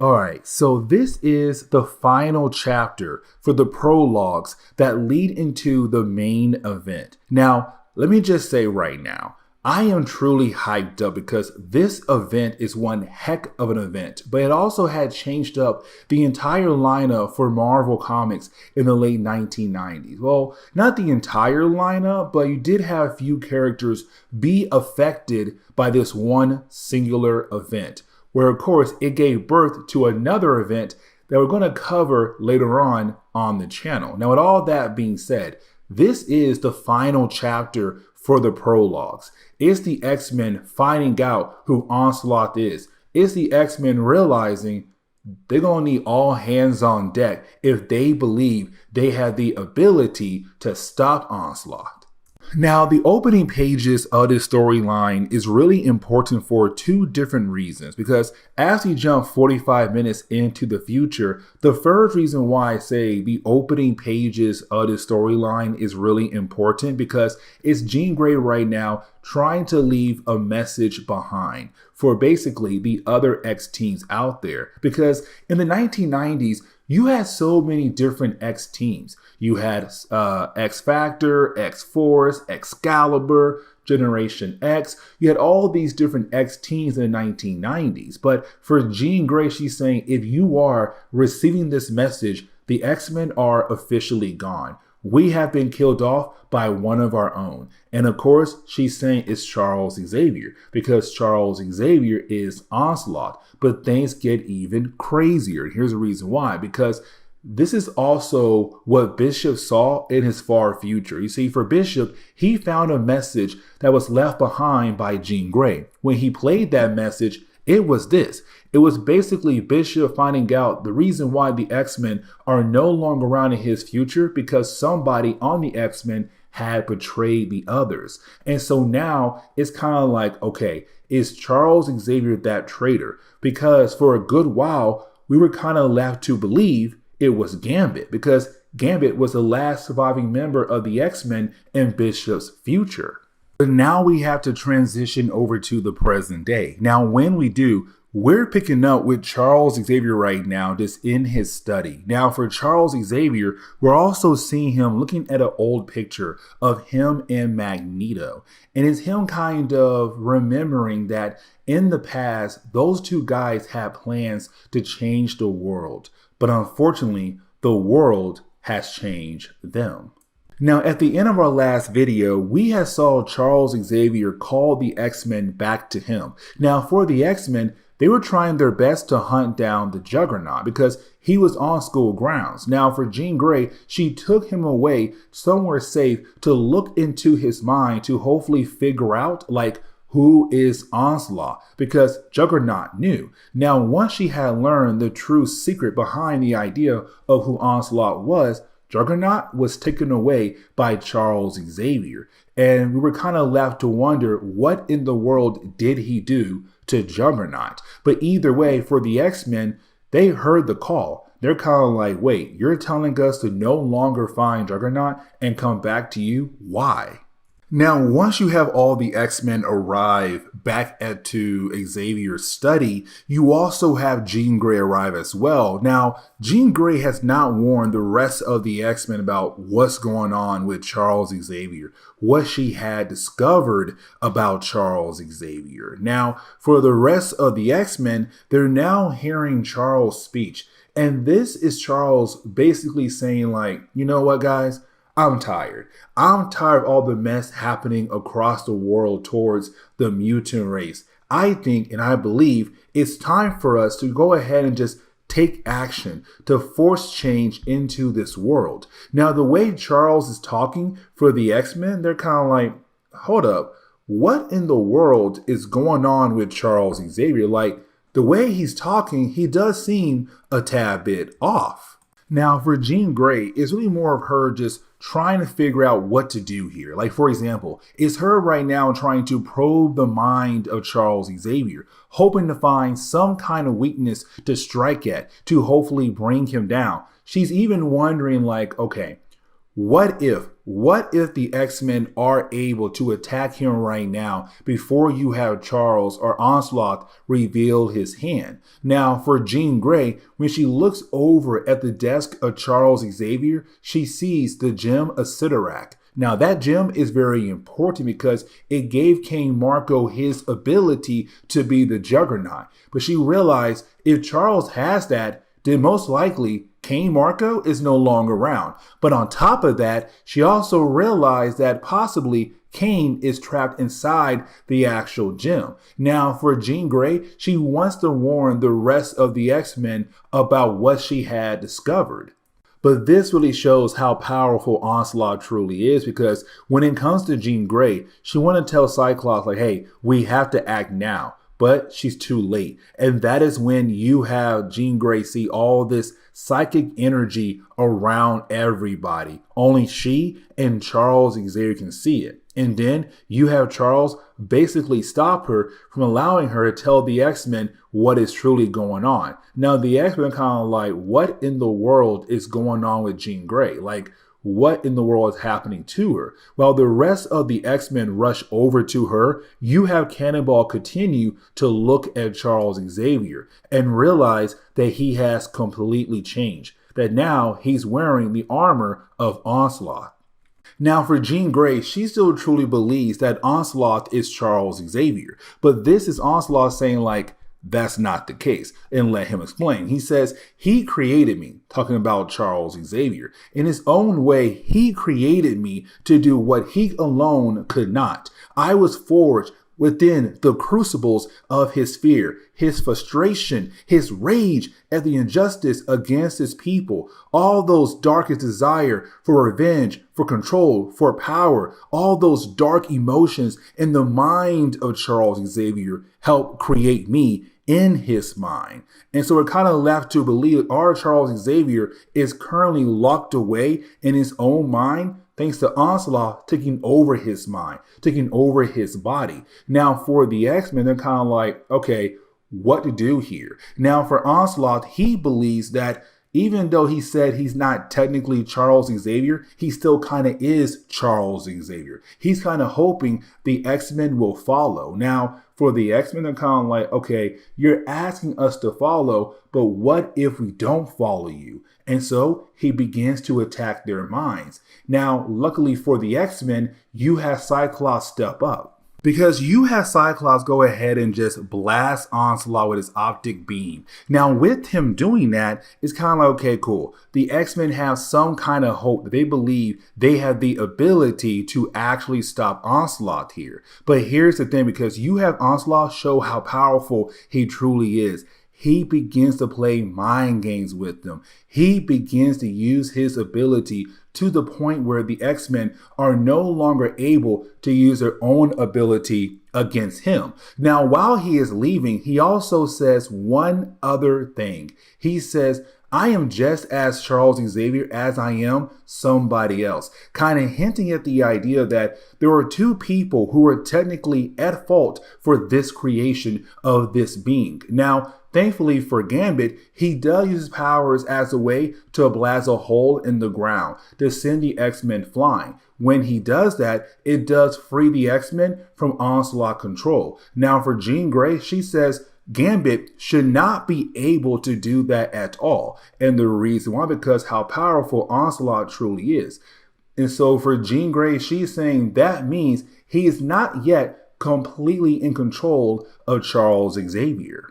But now we have to switch over to the Fantastic Four, because for Franklin Richards, he does play a major role in this storyline, but also another one we're going to cover down the road. Now for Franklin, it's him right now having a conversation with a boy known as Charlie. Here's the catch. For the rest of the Fantastic Four they're kind of like, okay, it's just Franklin right now talking to his imaginary friend. But in reality, Charlie is Onslaught, who's right now pretending to be a child as a way to connect with Franklin. Because for Charles Xavier, in the earlier parts of our coverage over this event, we saw Charles looking up information on Franklin. Because by this point in Marvel Comics, for Franklin, he was labeled as a mutant. Now, with all that being said, you didn't have Onslaught leave.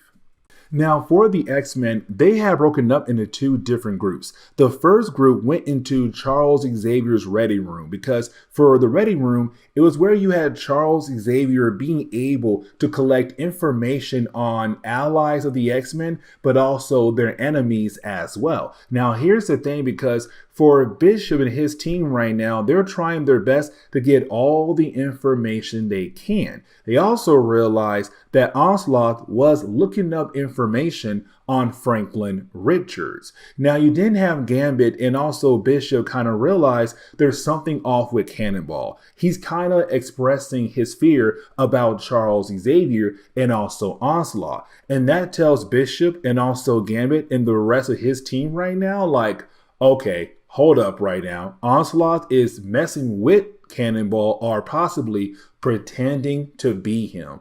Either way, Onslaught does appear and takes out every single member of the X-Men in that room, just like that.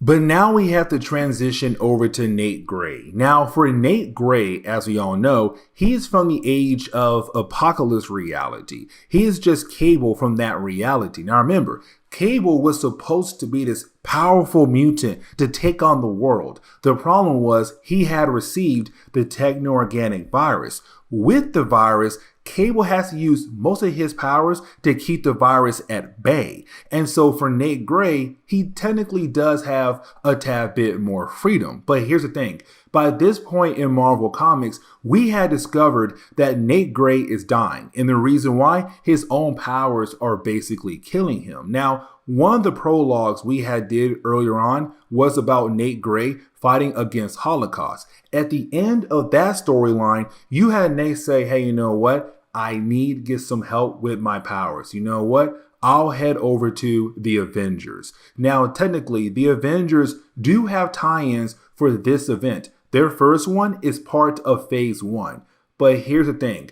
This book right here did come out before that book did, but also like we're kind of past that point what happens in that book when it comes to the Avengers tie-in. But don't worry, you'll see everything as we get into Phase 1 of this crossover. But it's Nate saying like, I need your help with Charles Xavier. It's Nate realizing what's to come down the road. And this is where I kind of bring up the whole idea of Legion Quest and also Age of Apocalypse. And let me explain, because you have Onslaught say he learned everything about that reality through Bishop. You see, when it came to Legion Quest, you had Legion go back in time to kill off Magneto because he believed if Magneto was not around, then most likely Charles Xavier would have been able to reach his lifelong goal. Mutants and humans living together in harmony. The problem was that when it came to Legion, when he went back in time, he killed off Charles Xavier, not Magneto. And so, of course, it gave birth to a brand new timeline, better known as Age of Apocalypse. Now, for most of the X-Men, they had all disappeared, and they were all replaced with their counterparts in that reality. Bishop didn't have one. Bishop was able to live in that reality. And so once you had everything go back to normal, for Bishop, he somewhat does remember his life in that other reality. And so for Onslaught, when he was Charles Xavier going into the mind of Bishop, he had learned everything about that other reality. And so for Onslaught, he's saying like, I want to make sure I don't end up like Apocalypse. Basically saying, I don't want to fail like him, like he did in that reality. I want to make sure that my game plan actually works. And technically, some of the things I'm doing right now, I learned through you and your life in that other reality. But now we have to jump over to Cyclops, Jean Grey, Iceman, and Beast. Now, you have the four characters trying their best to download information out of Cerebro. Here's the thing, because while they're doing that, you had Iceman watching everyone's body temperature. And so as soon as you had Onslaught enter the room, just like that, Iceman realized he was there. You had Bobby attack him. Now, unfortunately, it didn't do much because you did have Onslaught say like, oh, you know, good job. But hey, I have my own powers. And he forced the X-Men to attack one another. Now, for Dark Beast, sorry, I'll say Beast for right now, he was the only one not affected. Now, the reason why I said Dark Beast, because this right here is not our Hank McCoy.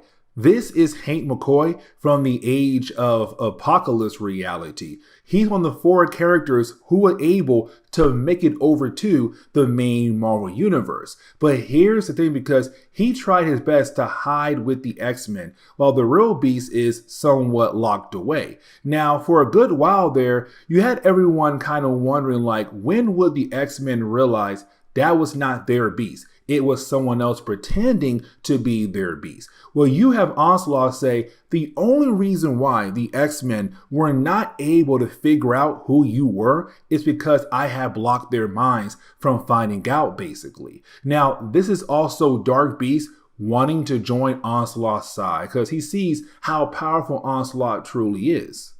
Now, for Onslaught, we learned earlier on in our coverage over this event that he wanted Jean Grey by his side. And the reason why? Because Jean Grey is the template for the power of the Phoenix. He wants that information out of her. Here's the thing, Onslaught is truly not at full power yet. His host, Charles Xavier, is still somewhat fighting against him. And so right now for Onslaught, he's not really able to achieve different things like he wants to achieve. Now for Jean Grey, she also realized that he has to rely on other people. So technically, he's not at full power just yet. He's not that powerful god that he wants the world to believe that he is.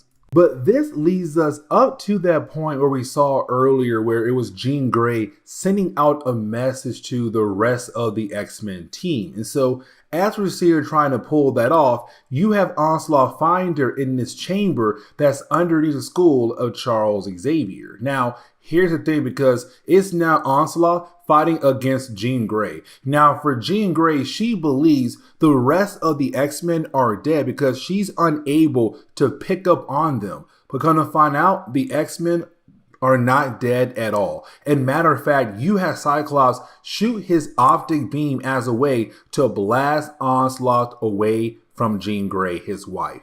Now, this battle is very short-lived. Like, you do have the X-Men lose to Onslaught very easily, but once the battle is wrapped up, you have Dark Beast wanting to experiment on the X-Men. Now, for Onslaught, he's kind of like, no, we are not going to do any kind of experiments on them. Dark Beast, I need you to understand that when it comes to my plans go far beyond what you see right now with the X-Men. They go over the entire world. Sooner or later, every creature on this planet will understand how powerful I truly am. And you then have Dark Beast and Onslaught disappear. But the very last page of the storyline is us jumping over to this facility. Now, this facility is, of course, a Sentinel facility. Now, everyone working there, they're kind of like, hey, listen, there's no way we'll ever use these robots against the mutant race. They're kind of like nuclear bombs. The world will never see nuclear bombs go off ever again. But you see, while they're saying that, you have one of the Sentinels activate, kind of show that chaos is truly coming very soon for the world of Marvel Comics. But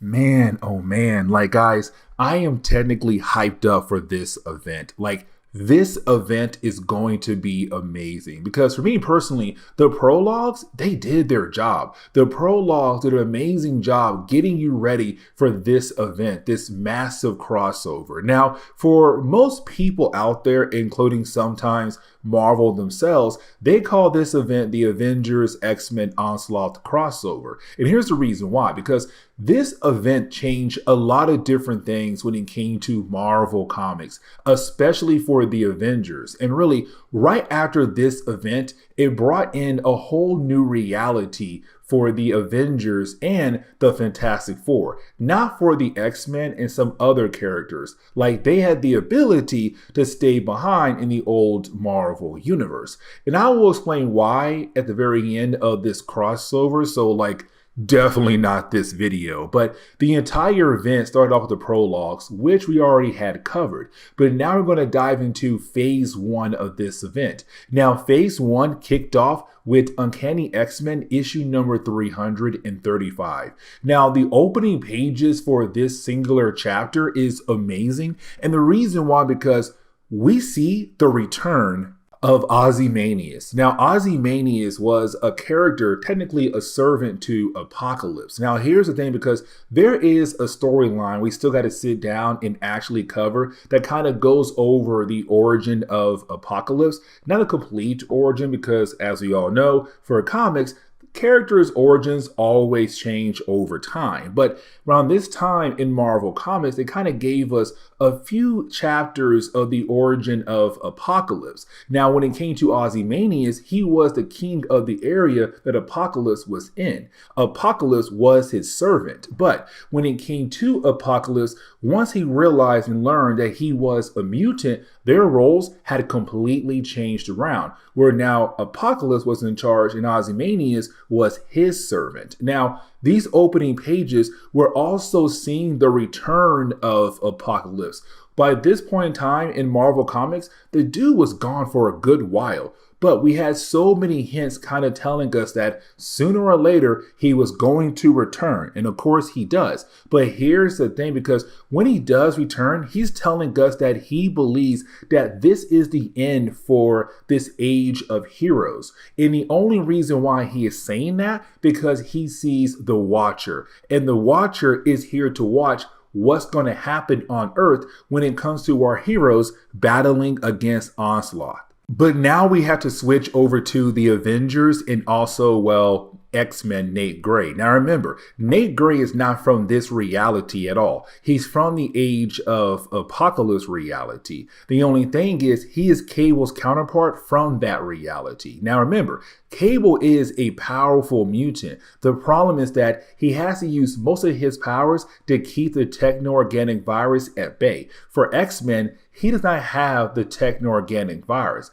The only difference is that for X-Men, his powers are slowly killing him off. Now, with all that being said, for X-Men, he went over to the Avengers for some help because he believed there's something going on with Charles Xavier. And technically, he was right. And so we pick up with the Avengers and X-Men heading over to the school of Charles Xavier. Now, when they arrive, they see the entire school is completely wrecked. Now, their jet also gets attacked by the different members of the X-Men. Now, there is a good reason why the X-Men are attacking the Avengers, because it's Onslaught's fault.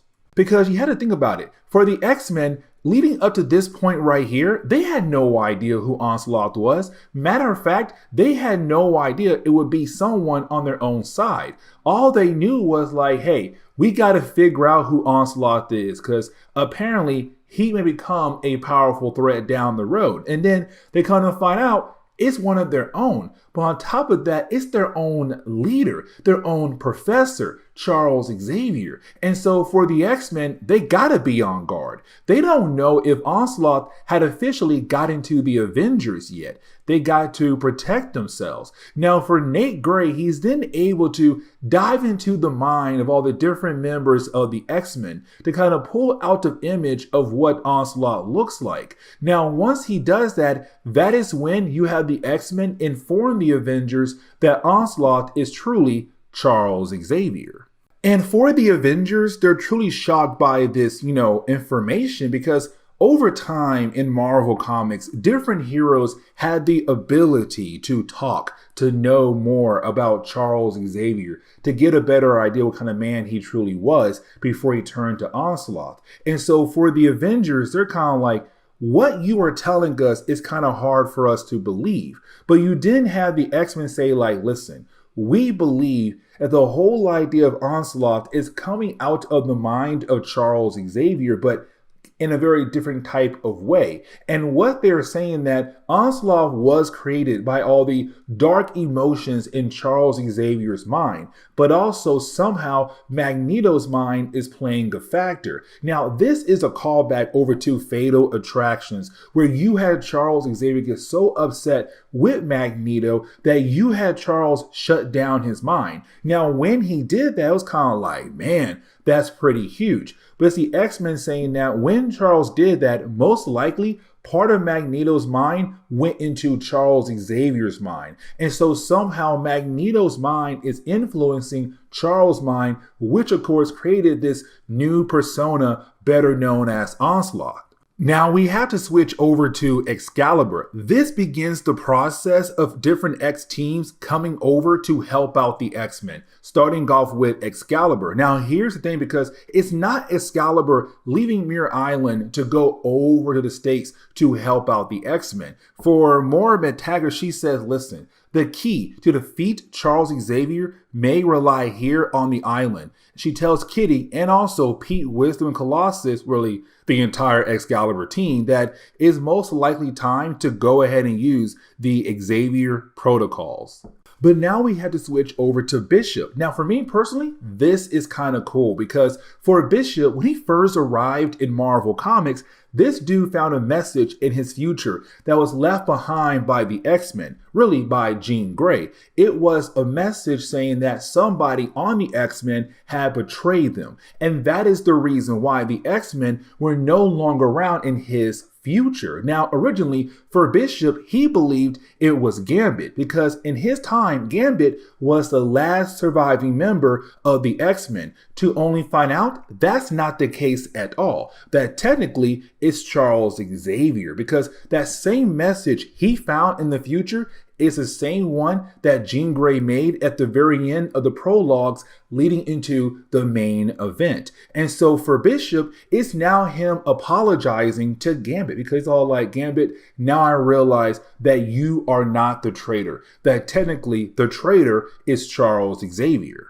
But as we switch over to the X-Men, is also the Avengers there as well. It's the two teams coming together to make a game plan. Now, it's also X-Force arriving there as well to kind of help out the situation when it comes to Charles Xavier and also Onslaught. Now, here's the thing, because for the Avengers and the X-Men, they're trying their best to make a game plan here. So this is kind of where you have the whole crossover begin to break apart into different plot lines. So for example, you have our heroes realize, okay, we got to go find the Fantastic Four to protect them, to protect Franklin Richards. Because for Charles Xavier, he looked at Franklin Richards as somebody very important. But at the same time, they also got to find Magneto. Now for Cyclops, he does tell X-Force and X-Man to stay behind because they believe that Nate Gray is also another important piece when it comes to Charles Xavier. And so for our heroes right now, they have all of these different plans.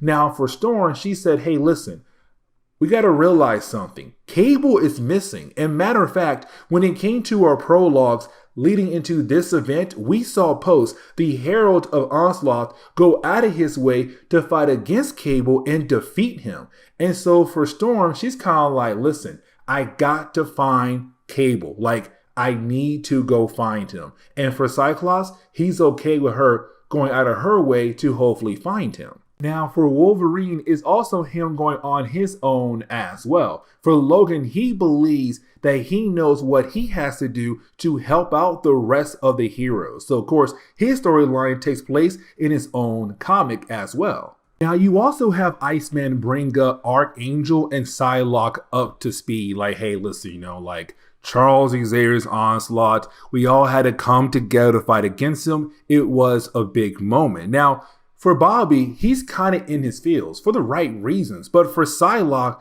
she's being that strong character where it's kind of like, yes, she's sad, but she's not letting her feelings right now take over her emotions right now. Like, she has no choice but to keep pushing on. And technically, for the entire X-Men team, they got it the same way as well to keep pushing forward. So for her, she's kind of acting a tad bit cold. So for Psylocke, she's kind of wondering, if the Crimson Dawn in her that she just gained recently, is it kind of changing her character completely?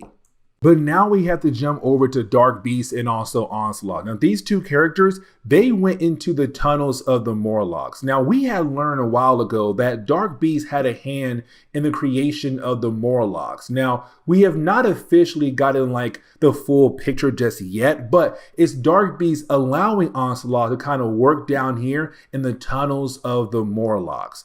But deep in the mind, deep in the body, the shell, the armor of Onslaught, we see Charles Xavier, and we're kind of left to wonder, when is he going to be able to break free? Now, the next storyline I kind of want to sit down and talk about will be X-Men issue number 18, really focusing more on Nate Gray. But as we get into the opening pages of this storyline, it's also us kind of realizing like, okay, cool, it's Mr. Sinister wanting to know if Apocalypse is back yet. And when it comes to Mr. Sinister, he's always trying his best to predict when things are going to happen. And so when he goes over to Egypt, he learns that, hey, Apocalypse is back. But the problem is he came back earlier than what Mr. Sinister had truly planned for. But while you have Mr. Sinister, trying to plot his next moves, we jump over to X-Force and also Nate Gray. Now, as we saw in the last chapter, X-Force was assigned to watch over Nate Gray to kind of make sure like he's well protected from Onslaught. Now, while you have Nate Gray there, he kind of realized that for X-Force, they're right now currently working great as a team, but also he recognizes Domino. Now, in his reality, Domino killed off one of his friends in the Age of Apocalypse reality. So seeing her here right now as a good guy is completely throwing him off. And technically for Nate Gray, everything he's seen so far has been throwing him off, seeing different characters act different ways than he used to. But right now for X-Force, they're kind of hoping that they can do their job when it comes to protecting Nate Gray. Now, if you have been following my X-Men videos, when it comes to Nate Gray, there was a point where he found a character known as Trinity. Now, here's the thing about Trinity. She was technically working for Mr. Sinister, but she kind of had no choice because technically when it came to her powers, she couldn't control them. You see, for Trinity, she has the ability to absorb death energy from people who are dying across the world. Now, thanks to Sinister, he kind of found a way for her to channel that energy. Now, she ran away from him and joined up with Nate Gray, which honestly was a great idea. The problem is that Nate Gray left her behind to go find the Avengers because the whole idea of Charles Xavier. But she thought she could hide in this church. Unfortunately, she was found by the Marauders. Now, for the Marauders, as we all know, they work for Mr. Sinister, and their main goal is to bring her back over to him. Now, luckily for our young hero here, she is able to take them out very easily. But that is when she's then confronted by Mr. Sinister. Now, with him being there, is him now informing her that she had played her role in his plan. The whole idea of playing the damsel in distress, trying to build that bond, that trust between her and also Nate Gray. But it's also him saying like, you're technically not doing that role just yet, but I think it's time for me to go ahead and meet up with young Nate Gray. And so this kind of leads us into the ending of this entire video, but this chapter alone right here in the entire crossover, because you do have X-Force trying their best to protect Nate Gray. They were assigned that job. The problem is you have Mr. Sinister being able to just get into the base of the X-Men. Now, you do have Caliban and Siren try to look around at first. They are easily taken out. Now, for the rest of X-Force and also Nate Gray, their main goal was to get some weapons to hopefully use against their supposed intruder. Now, for Mr. Sinister, he is able to take them out just in a matter of seconds. But this kind of leads into a one-on-one conversation between Nate Gray and Mr. Sinister. And this conversation is really important because it's Nate Gray technically finding out here that this is Mr. Sinister of this reality. And once he sees him, he starts having flashbacks to his reality version of Sinister. Now, here's the thing, because for Mr. Sinister, he kind of hinted the idea that he tried his best to create Nathan Summers. Of course, this reality version, which is Cable. But for Nate Gray, he's kind of like, what are you saying right now? Are you telling me that you had created me? Now, of course, that's not the case. Now, with that being said, it's also Mr. Sinister saying, like, your arrival in this reality is most likely the reason why we have Onslaught right now just running around. When you have pulled Charles Xavier from the astral plane, you kind of taught Onslaught how to take his physical form or get his armor to use against the different opponents who are trying to bring him down. Basically saying, like, Nate Gray is one of the many steps that help create this powerful being that our heroes are currently fighting against. Now, it's also Mr. Sinister saying, like, with Trinity being around, he was able to kind of map the mind of Nate Gray. So allowing him to kind of access the mind of Nate Gray to knock him out. So at this point right here, Nate Gray is a prisoner for Mr. Sinister.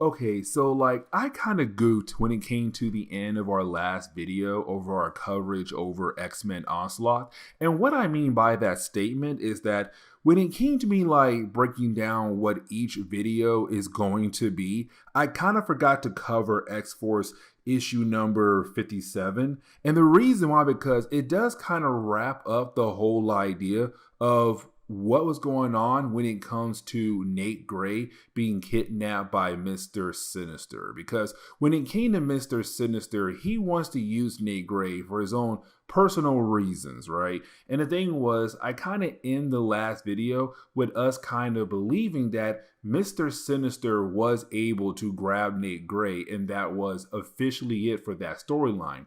That is not the case. So now it's time for us to kind of dive into the whole idea of the impact issues. You see, when it came to Marvel Comics, they broke this event up into 4 different sections. So you had the prologue, phase 1, phase 2, and then the epilogue. Now, Impact 1 and Impact 2, they went along with phase 1 and phase 2. Here's the thing about the whole idea of the impact issues. Those issues were technically used as a way to say, hey, listen, you're not going to see Onslaught in those books, but on top of that, the different things that he's doing is truly impacting characters in different types of ways. Our other characters are impacting our heroes in different types of ways. So for example, in our last video, we had covered one of the issues that belongs to phase 1. The whole idea of Mr. Sinister trying to go after Nate Gray. And so when it comes to X-Force issue number 57, it's an impact issue. How is Mr. Sinister affecting our characters? How is that affecting Nate Gray or X-Force? It's an impact issue. And also, you're not going to see Onslaught in this particular issue at all. Now, when it comes to X-Force, this issue right here should have been in our last video because it does wrap up the whole idea of Mr. Sinister going after Nate Gray. And so that is why, as we dive into X-Force issue number 57, we're technically kind of picking up where that point is at, where you do have Domino, the last person standing for X-Force at the moment, trying her best to figure out how to stop Mr. Sinister. Somebody X-Force really couldn't stop in our last video, but their goal is to protect Nate Gray. Now, here's the thing, because technically she's not alone, but also it kind of shows a different side to a character that we have not seen in a good while, and that would be Caliban. And let me explain. You see, when it came to the Morlocks, as we all know, most of them were killed off by the Marauders back in the Mutant Massacre. And here's the thing, because right after that event right there, you had Caliban join X Factor for like a very brief moment. But then he was taken away by Apocalypse. Now, with Apocalypse, he did some work on Caliban. And so right now, we're kind of seeing this other side of Caliban where he's just a savage beast who will not give up until he is able to take down his target. But it's also Mr. Sinister kind of realizing that when it came to Apocalypse, he put in some kind of failsafe in Caliban to make sure to finish the job when Caliban is confronted by Mr. Sinister. Now, for X-Force, even though they're kind of scared about the idea of Caliban, they have to use this moment as a way to move Nate Gray somewhere else. And so you do have Domino realize her best option is to just blow up the entire place. And for me, this is another callback to the whole idea of the Phalanx Covenant storyline where you had Banshee blow up the mansion. And so for Domino, she does the same exact thing, just blowing up the entire school, hoping to use that as a way to get away from Mr. Sinister. But right after that explosion, you had two characters being able to arrive at the school. The first being Warpath and the other one being Risque. Now for Warpath, he was part of X-Force. But after you had X-Force fight against the Externals, you had Warpath disappear. And we had learned that he was grabbed by Risque, where you now had these two characters spending a lot of time with one another, building some kind of relationship. But on top of that, Risque kind of helped Warpath to cut loose a tad bit. But he kind of had this weird feeling that something was going on at the school, that his teammates need him. And so he came back home, and of course, she had followed him because she's in love with him, supposedly. Now, we do kind of find out very quickly here that for Mr. Sinister, he did survive that explosion. Now, here's the thing, because for Sinister, he wants Nate Gray because he realized that Nate Gray is the completion of all his work from his alternate reality counterpart from the Age of Apocalypse reality. For Sinister, he already failed when it came to getting his hands on Cable. He cannot fail now when it comes to, getting his hands on Nate Gray. Now, we do discover here that when it came to our heroes, they were able to survive the explosion when it came to Domino blowing the place up. Now, we're also getting reminded that when it came to Nate Gray, his powers were quote-unquote shut down by Mr. Sinister at the end of our last video. So technically right now, he may no longer be a use for Onslaught, but at the same time still could be useful for Mr. Sinister. And so right now for our three heroes, Sunspot, Domino, and also Nate Gray, they have to stick together as a way to protect Nate from Mr. Sinister. Now, for Caliban and also Meltdown, they had ended up somewhere else in the school. But either way, for Caliban, it's him kind of now remembering what he did when it came to fighting against Mr. Sinister. He kind of realized that basically he lost control. And so now for Caliban, he's kind of scared of the idea that happening again, but possibly hurting somebody he loves, like one of his team members. Now you do have Meltdown there trying her best to ease his pain, to help him relax, kind of like, listen, we'll make sure that never happens again. And don't worry, there's no way that you would actually try to hurt us. We know you so well. We care for you so much. But it's also Caliban saying like, yeah, I may have you in my corner, but at the same time, there is still that possibility that I could possibly kill you or someone else on X-Force if I lose control once again. But as we switch over to Nate Gray, Domino, and also Sunspot, you have Domino kind of tell us that she does not believe in the whole idea that somehow Mr. Sinister found a way to shut down the powers of Nate Gray. And the reason why, because there's Cable. If that's the case, why hasn't Mr. Sinister been able to shut down the powers of Cable, but only Nate Gray? Now, for Nate Gray, even though him and Cable are technically the same person, just from different realities. They're still completely different from one another. But also, Cable comes from the far future with the Ascani ways taught into his mind as a way to protect himself. Now, here's the thing. They can't teach Nate Gray the Ascani way because Cable is not near them. But on top of that, Blacksmith is also not there as well. But here comes the big catch. You see, for Sunspot, he does know about the Ascani ways. All because when he was Rainfire, you had Cable go into his mind and use the ways of the Ascani to kind of help get rid of the Rainfire persona in the mind of Sunspot to make him good again. But the Ascani ways have stuck in his mind ever since that moment. And so because of that, you now have Sunspot knowing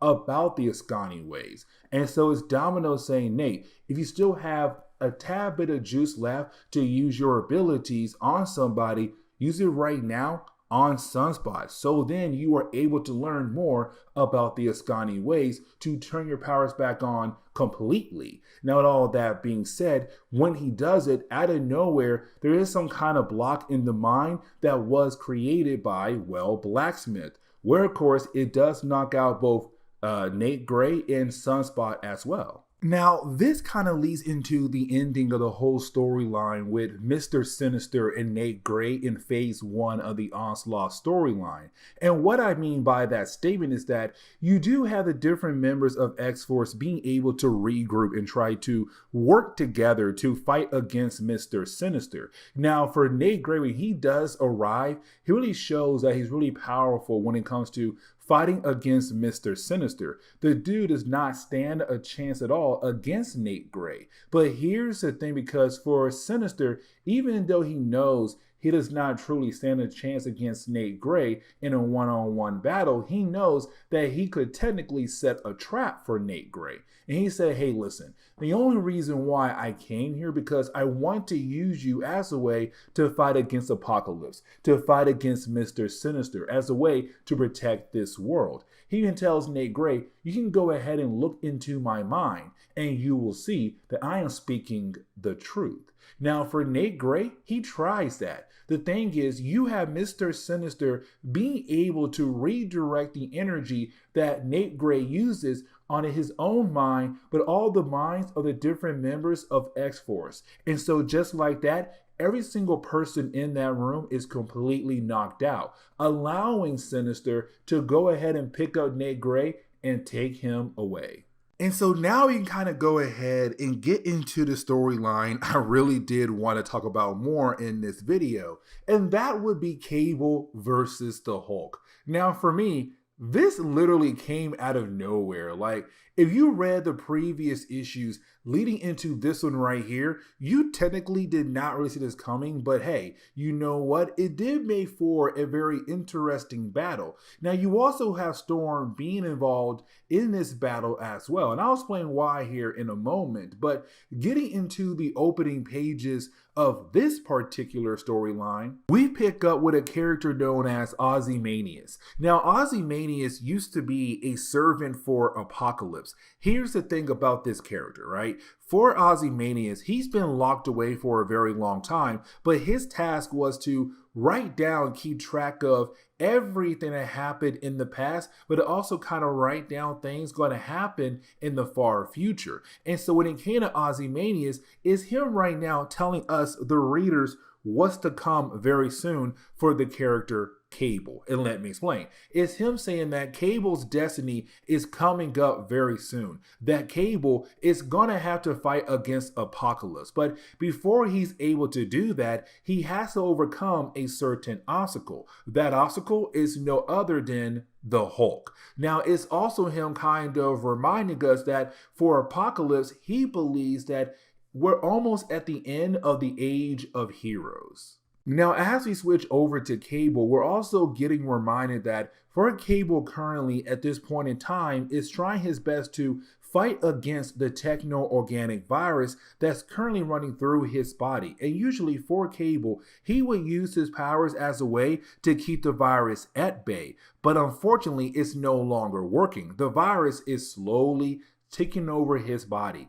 It is evolving. Now, things get even worse because for Cable, he realized what's coming right now, who's on their way over to him. And currently for Cable, he's still trying his best to recover from what happened earlier when it came to him fighting against Post. But for Cable, he realized who is his next opponent, and that would be the Incredible Hulk. Now, when Hulk arrives, it's kind of like, okay, Hulk wants to literally smash Cable, his usual line, Hulk smash. But at this point in time, you had the three personalities of Bruce Banner kind of merged together into one. So technically, this version of Hulk is able to have a full-long conversation with Cable. Now, here's the thing, because for Hulk, his mind has been taken over by Onslaught. And Onslaught said, hey, listen, I was told to, beat you down. And so, unfortunately, I came here to beat you down. And so you have the Hulks and Cable flying across the area. Now for Cable, this is going to be a challenge. You are talking about the idea of taking on the Incredible Hulk. But for Cable, technically, he does not have a choice here. He has to try his best to survive against the Hulk. Now for Cable, he realized he has to use his powers. But the problem is, if he does that, the techno-organic virus could most likely eat away at his body, killing him off. But at the same time, it's kind of like, listen, what if I just use my powers here and now to help the Hulk break free from Onslaught control and then revert my powers back to working on keeping the techno-organic virus at bay? And so once you have Cable take the Hulk down and ask the Hulk to allow him into his mind, well, this is where Cable realized there are multiple personalities in the mind of Bruce Banner. Because now it's time for Cable to be confronted by Joe Fixit. Now for Cable, he does not fully understand what is really going on when it comes to the Incredible Hulk. But he does know one thing for sure, that now with Joe Fixit here, things are about to get a whole lot worse. And for Joe, he's kind of like, listen, I never backed down from a job before. So it's time for me to go ahead and beat down on you. And so now the battle continues on. Now, for a brief moment, we do jump over to GW Bridge. Now, for GW Bridge, he does work for S.H.I.E.L.D., but when it comes to mutants, he's the man in charge. And so for GW, this is a guy who has been trying to chase down Cable for the last, who knows how many issues of X-Force and also Cable together, because GW used to work alongside with Cable, but unfortunately they had a falling out. And so for GW, his main goal is to bring Cable in, but also because Cable has done some illegal things as well. But right now it's him getting updated on what's happening with Cable and also the Hulk.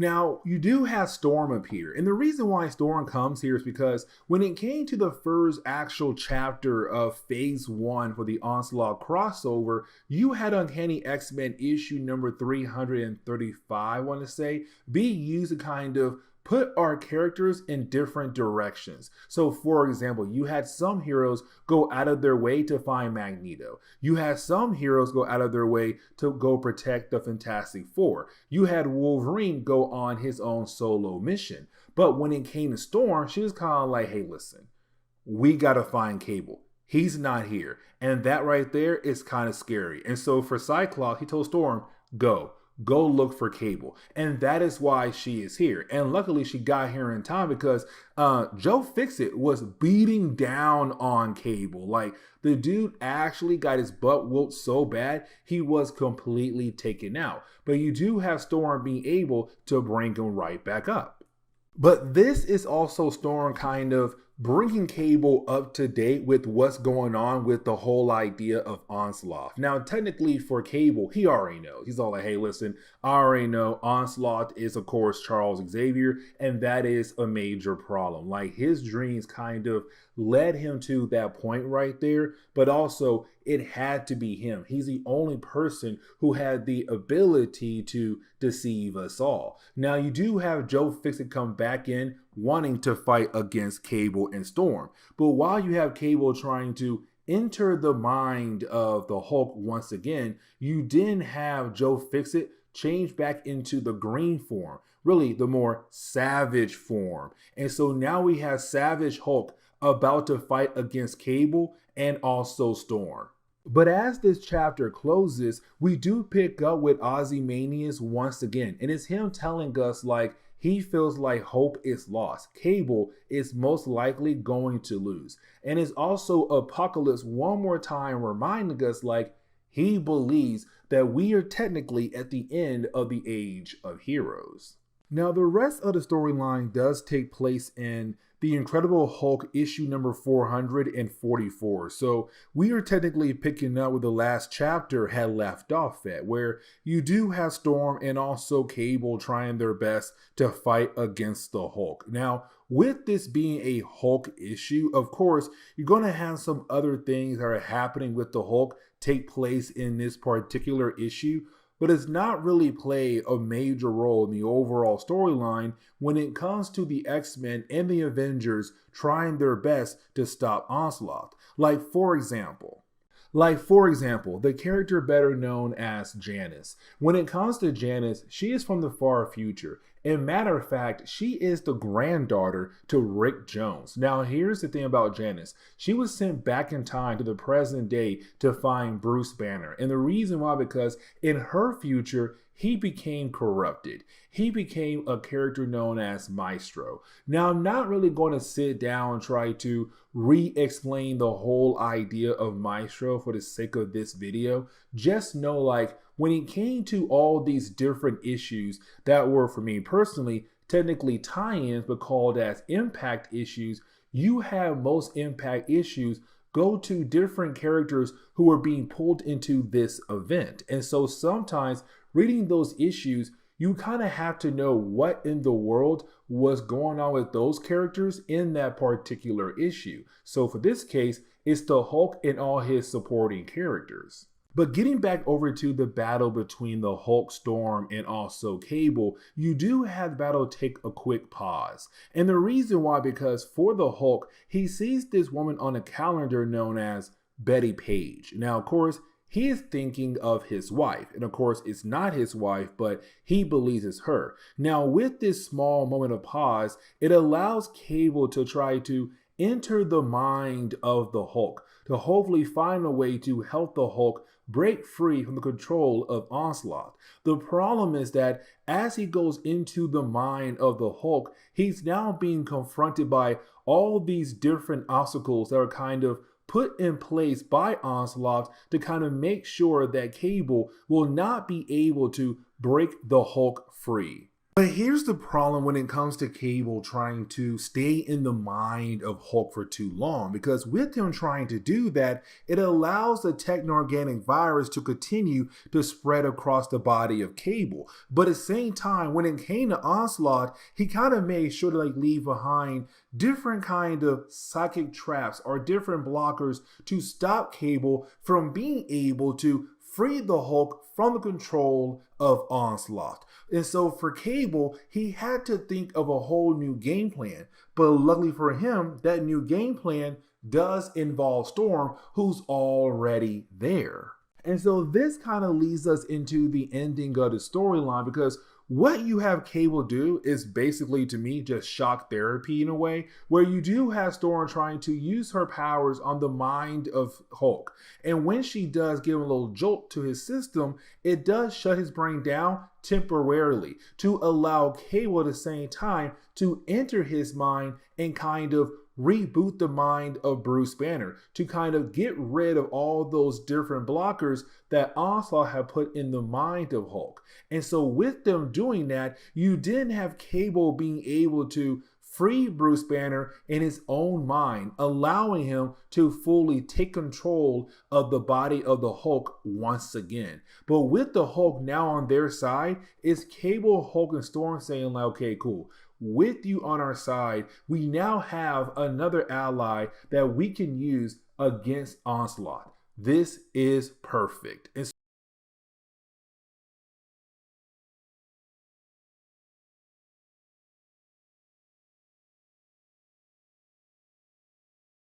Okay, so getting back into our coverage over the X-Men Onslaught crossover, we're going to start off with Avengers issue number 401. Now, this is actually part of Phase 1. It's not an impact issue because when it came to the Avengers in the X-Men, they knew what they had to do. They had to find Magneto because they believed in some kind of possibility that Magneto is the reason why Charles Xavier is right now Onslaught. Now, technically, they don't fully understand what's going on with Charles Xavier just yet, but kind of get the idea that Magneto does kind of play a role in the idea of why Charles is currently Onslaught. And so you had a few members of the Avengers, including Gambit, go with them to find, well, Magneto to kind of figure out what is he actually doing.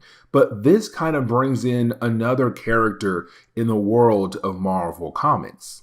You see, this whole entire crossover is basically a callback to Fatal Attractions. And let me explain, because in that event right there, you had Charles Xavier shut down the mind of Magneto. Because for Charles, he had enough. He is tired of seeing Magneto do all of these different types of things, especially when it came to Magneto ripping off the adamantium off the bones of Wolverine. Now, after you had Charles do that, for Magneto, he was just technically brainless, I guess. But you did have different people, take care of Magneto over time. Now, when it came to Avalon, the base that belonged to Magneto, it got blown up. And so for Colossus, who was trying his best to take care of Magneto after you had Charles shut down his mind, those two characters crashed back on Earth. Now, after that had happened, we had no idea what happened to Magneto. But then out of nowhere, we had somebody else appear claiming to be Magneto.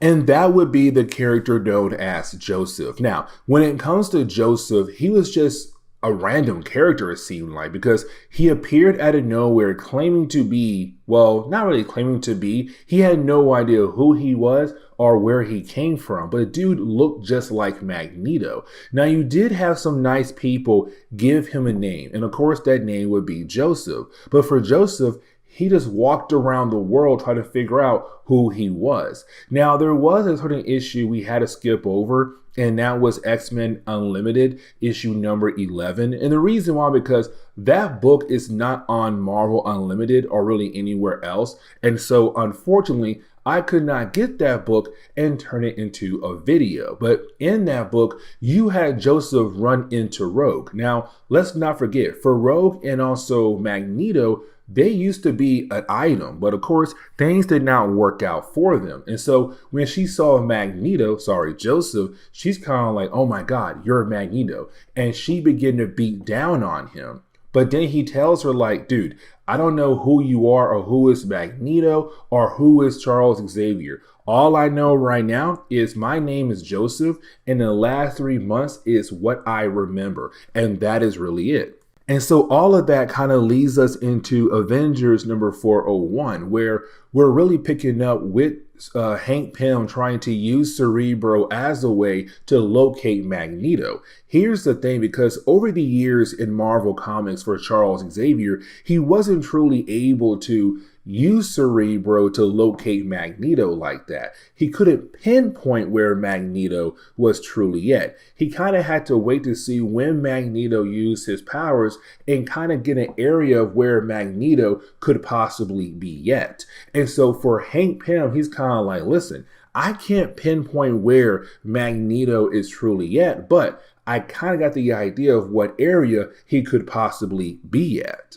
But while you have the Avengers heading over to that area, we kind of switch over to a conversation being done with the Avengers on the jet with also Scarlet Witch and Quicksilver. Now, these two characters are technically Avengers, but here's the thing. In the past, when they first appeared in Marvel Comics, they were part of the Brotherhood of Evil Mutants. And then just like that, they switch over to the Avengers. But here's the thing, because for the different members of the Avengers, they have never heard the Scarlet Witch nor Quicksilver truly talk about their father. Now, for the different X characters, they have been around Quicksilver when he was on X Factor, but for the Scarlet Witch, it's kind of like, no, she was mostly on the Avengers, and that was truly it. And also, around this time in Marvel Comics, they were still the daughter and son of Magneto. They were still labeled as mutant before the whole big change happened in 14 or 15. But either way,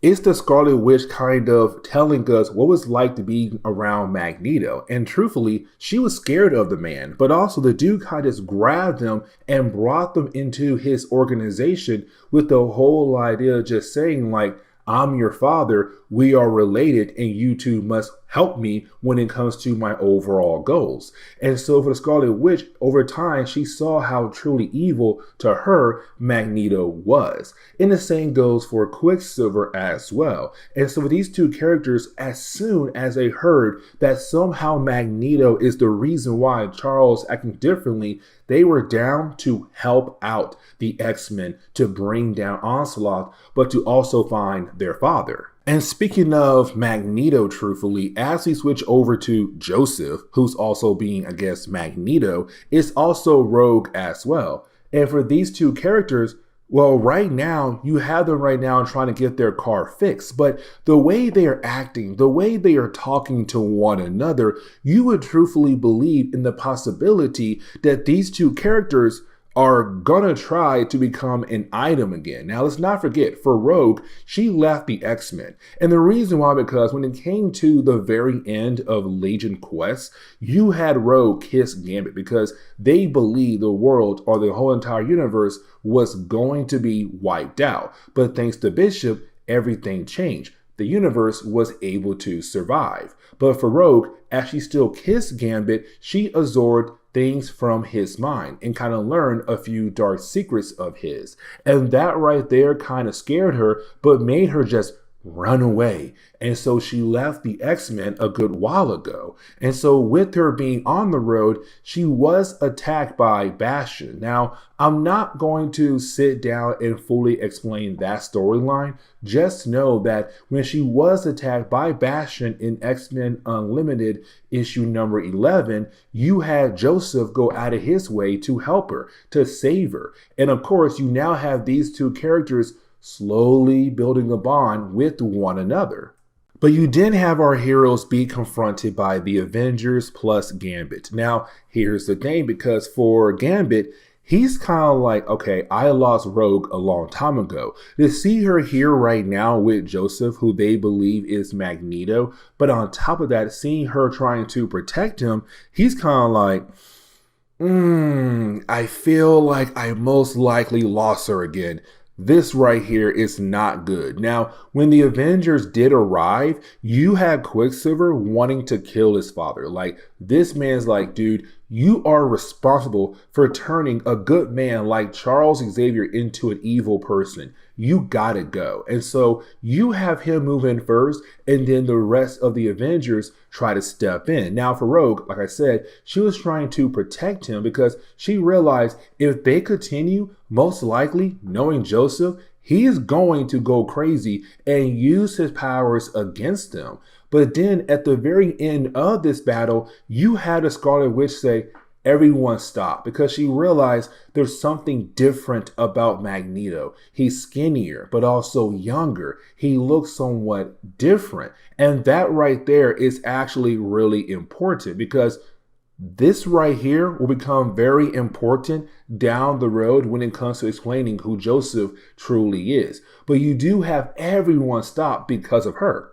And so you kind of have the book end on that note right there, where you do have all the different heroes being able to regroup. Here's the problem with that though, because now you have Joseph get on the jet with the Avengers, but it's also Gambit looking at Rogue like, oh, so you just moved on. Like, I have no chance in the possibility of getting with you, because now it seems like you're with Magneto. And when you get on the jet, you have Rogue really sit right next to Joseph. So it's kind of like, yo, she's kind of showing that she's very interested in Joseph more than anybody else.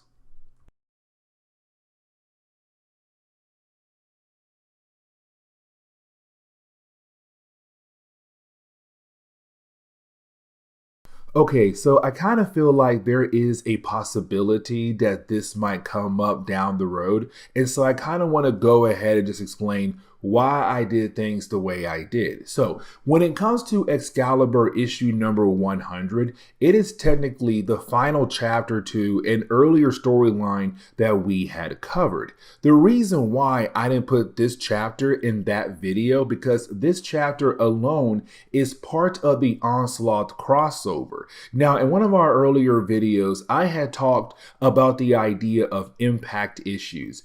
Impact issues are technically used as a way to kind of show us the different impacts Onslaught has across the earth with all his different plans. And so when it comes to Excalibur, it's just an impact issue, but also kind of wrapping up a previous storyline as well. That is why we're going to cover it now as its own video, separate from the last one, but also like part of this crossover.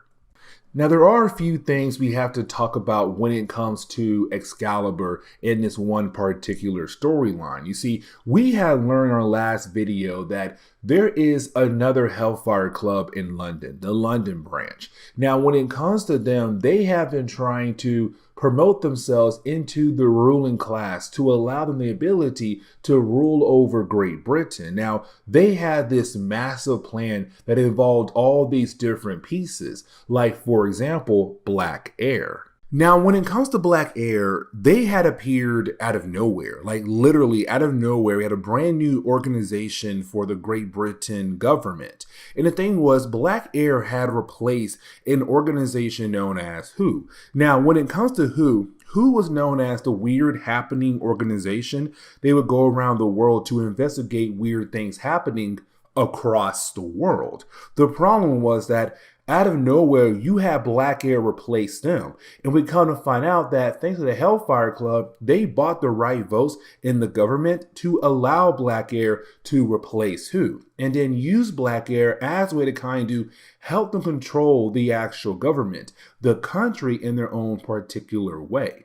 Now, we had also learned that when it came to the Hellfire Club, they also wanted to release some kind of demon as a way to take over not just London, but the rest of the world. That demon had a lot of power inside of it. Now, unfortunately, the demon does not have a name. But here's the thing, because you had the Hellfire Club go out of their way to kidnap Douglock. And the reason why they used Douglock's hardware to build a physical connection to the tomb where the demon is locked away yet. And then they brought in the Red Queen of their organization. And that would be a character known as Margali Zardos. Now, for Margali, and I really hope I pronounce her name correctly, she was the adoptive mother for Nightcrawler. But here's the thing, because for Margali, she was on the Winding Way. Now, the Winding Way is a very interesting concept in Marvel Comics, but to kind of give you a better idea of what it is, it's basically a source of power that you have to work your way to. Unfortunately, there are people who are ahead of you when it comes to getting to that power source. And so when it came to Margali, what she did was she killed off all the different people who were technically ahead of her on the Winding Way. And so even though she was able to get that power, she wanted more power, the power of the demon. And so once she began to use Douglock to kind of connect herself to the power of the demon, well, she made a huge mistake. The demon is too powerful for her to control. And so technically, she's now just stuck holding on to the head of Douglock, while now you have all these different crazy things happening across London. And so that is why when it comes to Excalibur, when they had entered London, all they see is complete chaos. Now, for Excalibur, they only came here to get Douglock, but now they realize they got other things to take care of, because you have people just running around crazy right now, being filled doing some kind of demonic psionic energy. You have hell towers just blasting out of the ground. You got buildings on fire, like it's complete chaos. And so for Excalibur, they're kind of like, hey, listen, we got to stay focused. We got to find Douglock because most likely Douglock is the key to stop all of this. Now, while you have our heroes coming into London, for Pete Wisdom, he sees a character known as Scratch. Now, for Pete Wisdom, he hates Scratch. He wants to beat down on him. I'll explain why here in a moment, but you do have Pete Wisdom go after Scratch while you have the rest of Excalibur move on.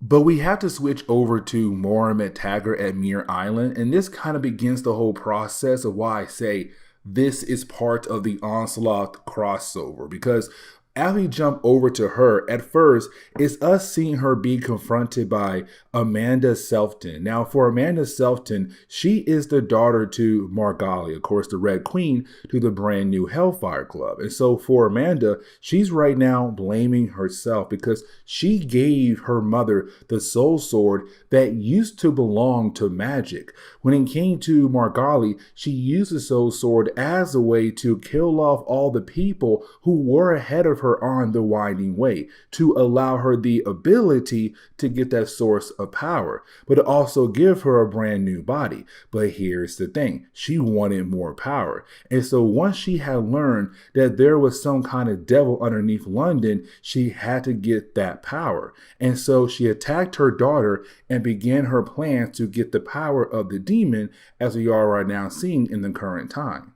But right after their conversation, you didn't have our heroes be confronted by the X-Men. You see, when it came to Uncanny X-Men issue number 333, you had the different heroes go their separate ways to handle different things that could help them figure out how to stop Onslaught. You had some heroes go out of their way to find Magneto. You had some heroes go out of their way to protect the Fantastic Four. But you had some heroes who went over to Muir Island to meet up with Mohamed Taggart. Now, there's a small kind of problem with this storyline, and let me explain, because when it came to Uncanny X-Men issue number 333, it was really more Mohamed Taggart telling the X-Men to come over to Muir Island to use the Xavier Protocols as a way to stop Charles Xavier. But in this issue, the way it was written is kind of like Cyclops just found out about the protocols. He went over to Muir Island,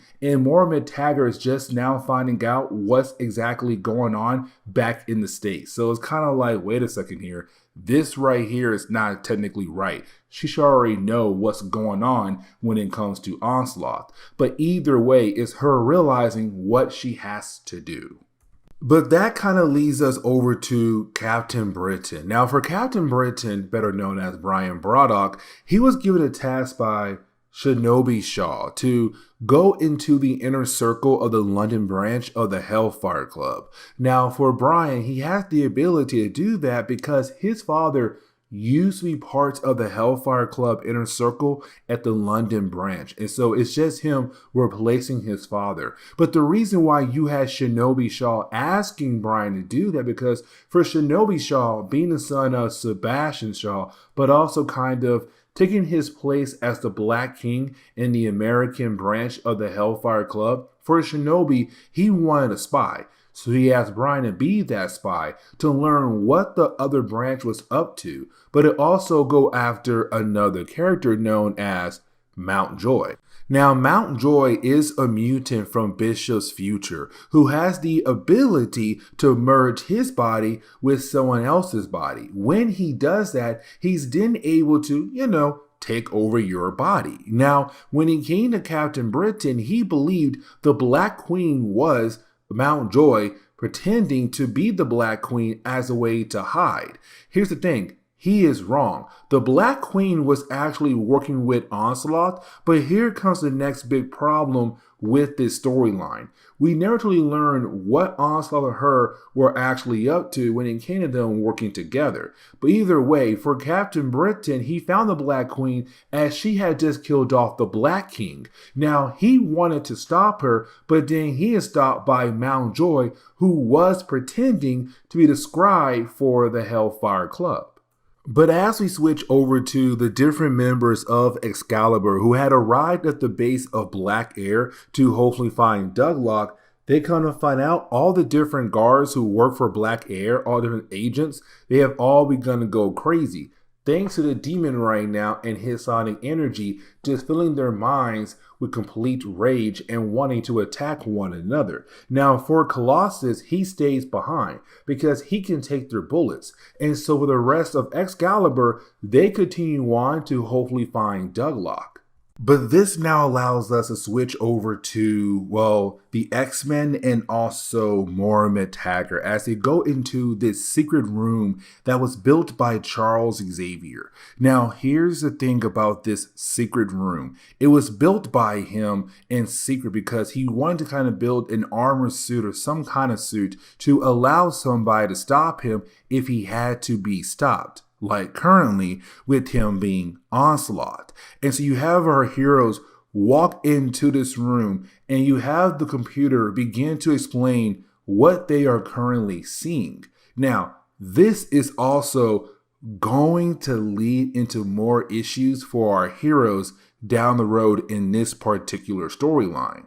But now we have to switch over to Pete Wisdom as he chases down Scratch. Now, here's the reason why Pete Wisdom truly does not like Scratch at all. And it's all because when it came to Scratch and Pete Wisdom, they both used to work for Black Air. But when it came to Scratch, he would be sent on jobs to find different alien artifacts. Well, one of his last jobs when you had Pete still working for Black Air, there was this alien artifact that he had to retrieve. He found it, but he also found that innocent people had also saw this alien artifact. And so you had Scratch just go ahead and kill off all those people, innocent people who were most likely children as well because it was near a schoolhouse, whatever. But either way, for Pete Wisdom, he's kind of like, you are a killer. Like you killed off innocent people who did not have to die at all. They were just minding their business. And yeah,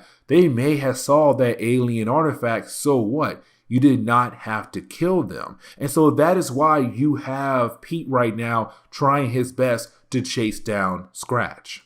Now, for like a hot second, we do pick up with Amanda, and it's her right now trying to leave Muir Island to head over to London to help Excalibur bring down her mother. But of course, she is almost completely drained because her mother had attacked her earlier.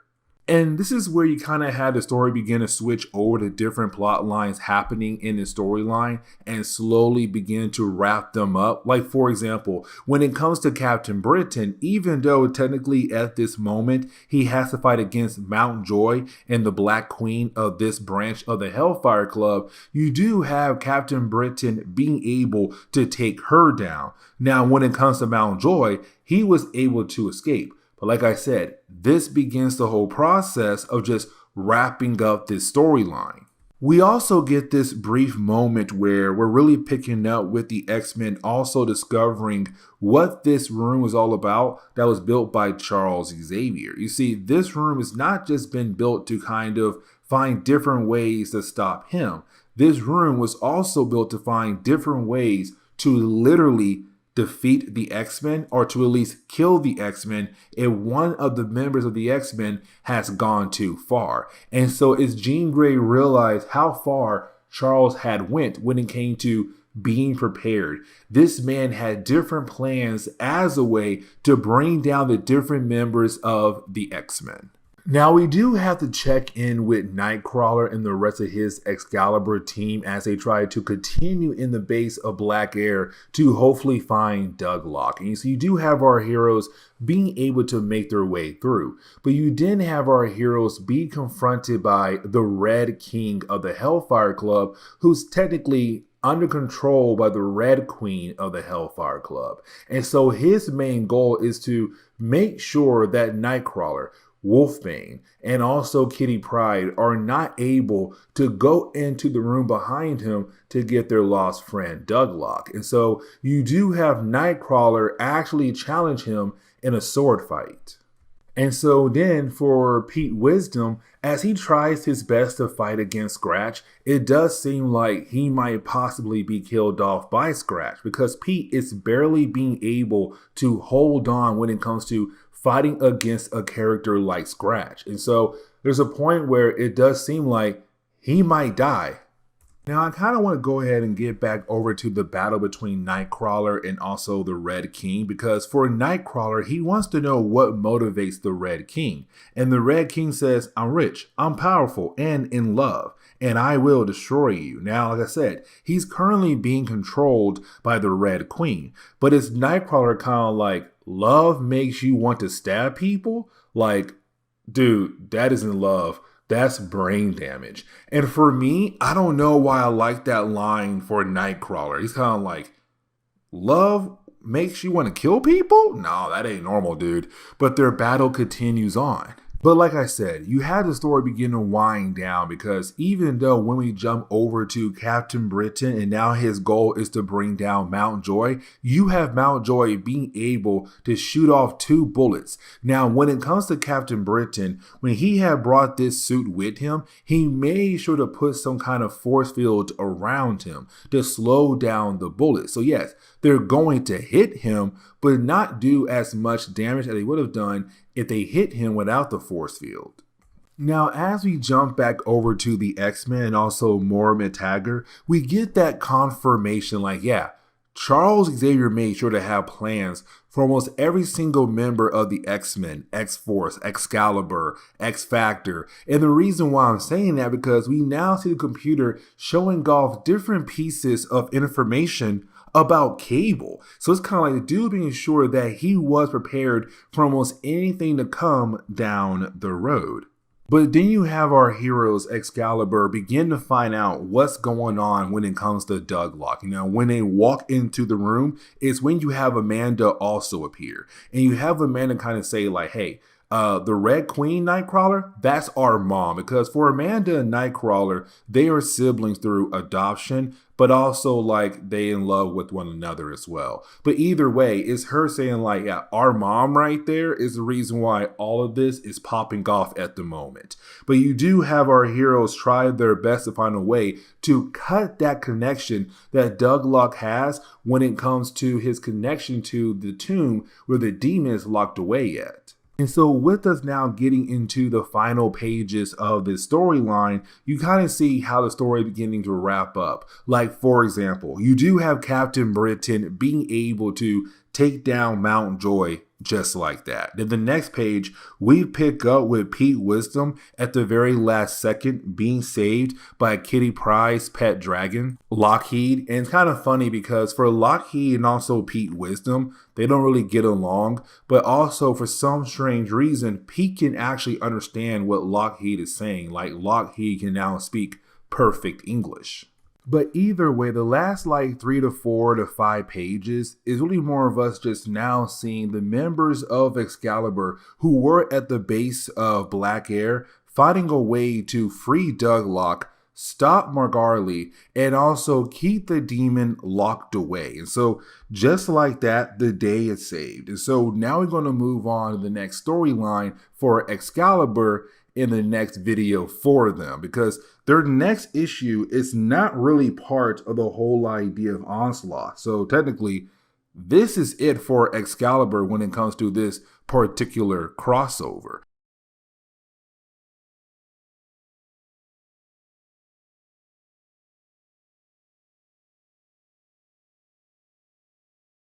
Okay, so getting back into our coverage over the Onslaught crossover, really continuing our coverage over phase 1 of this crossover, we have to jump over to Fantastic Four issue number 415. Now, here's the thing about this issue, because it is technically a major part in the overall storyline in this crossover. And I had a few reading orders out there tell me like, you can go ahead and skip over all the non-X books. So Fantastic Four, Avengers, Hulk. But I'm kind of like, Fantastic Four is somewhat important because it's Onslaught being able to get the one person that he has been trying to get. And of course, I am talking about Franklin Richards. And so as we get into the opening pages of this storyline, we do pick up with, well, Franklin Richards and a boy known as Charlie. Now remember, Charlie is technically Onslaught, because it's Onslaught right now trying to pretend to be a young boy as a way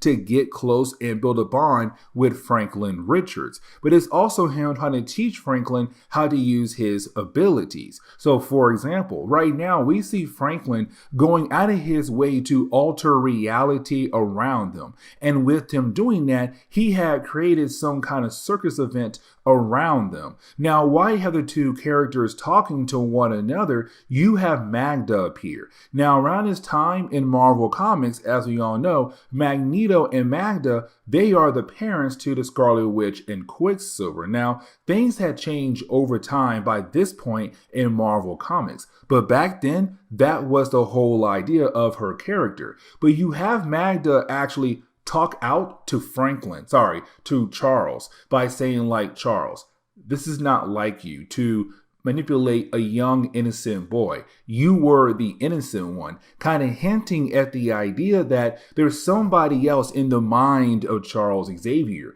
the possibility of Magneto. After that, you then had everything that Franklin had created just disappear. And the reason why? Because, well, the Fantastic Four had just arrived home back to their base. Now, with all that being said, when it comes to Charlie, he also disappears as a way to make sure the Fantastic Four don't see him. Now, when it comes to our heroes, at this point in Marvel Comics, they have a lot going on for their team. But for the sake of the crossover, I'm not really going to sit down and try to explain every single small detail going on with our heroes. Just know there was a lot going on for our team leading up to this issue alone. But with that being said, when it comes to the Fantastic Four, as they arrive back, they get two notifications. The first is that the Avengers are trying to call them, but also they have a guest, and that would be Charles Xavier. Now, you have Scott Lang be the one to kind of answer the call coming in from the Avengers. Here comes the big problem. You see, for Charles Xavier, he's kind of like, listen, there is no way I'm going to allow the Avengers to come in and actually support the Fantastic Four from stopping me from achieving my goal, which is getting my hands on Franklin Richards. And so while you do have Scott Lang on the call with the Avengers and also some members of the X-Men, you have Charles Xavier just put Scott Lang to sleep. But while you had Charles doing that with his mind, it's also Charles having a full-on conversation with the rest of the Fantastic Four, trying to convince them to hand over Franklin Richards to him. Now, for Charles, it's him trying to play the whole pitch of like, hey, listen, I have a school and my goal is to take in young mutants and to teach them how to control their powers, how to use their powers. But for Reed and also Sue, being Franklin parents and also being heroes with powers, they're kind of like, no, his best chance to learn how to control his abilities is technically with us, with his parents. But it's also Charles saying like, go ahead and give over your rights as guardians, as parents of him, over to me as well. Which of course, you have Susan getting very angry about the whole idea of him asking that. Now, while that is happening, for Johnny Storm, he's having a full-on conversation with, well, Lila. Now, Lila is a Skrull, and these two characters, unfortunately, have one of the most messed up love stories of all time in Marvel Comics. And the reason why I'm saying it because, man, they are just so toxic for one another. But while you have the two characters talking, well, that is when you do have the Avengers and also some members of the X-Men teleport into the base of the Fantastic Four thanks to Lockjaw. Because for the Avengers, they're kind of like, hey, listen, we tried to call, we lost connection to Scott Lang, we began to freak out because we're calling for an actual good reason, because of Charles Xavier. But with Charles now knowing the Avengers and some of the X-Men are currently there, you have Charles switch into his Onslaught form and begin to wreak havoc in the base of the Fantastic Four. Like, unfortunately for our heroes, they don't stand a chance.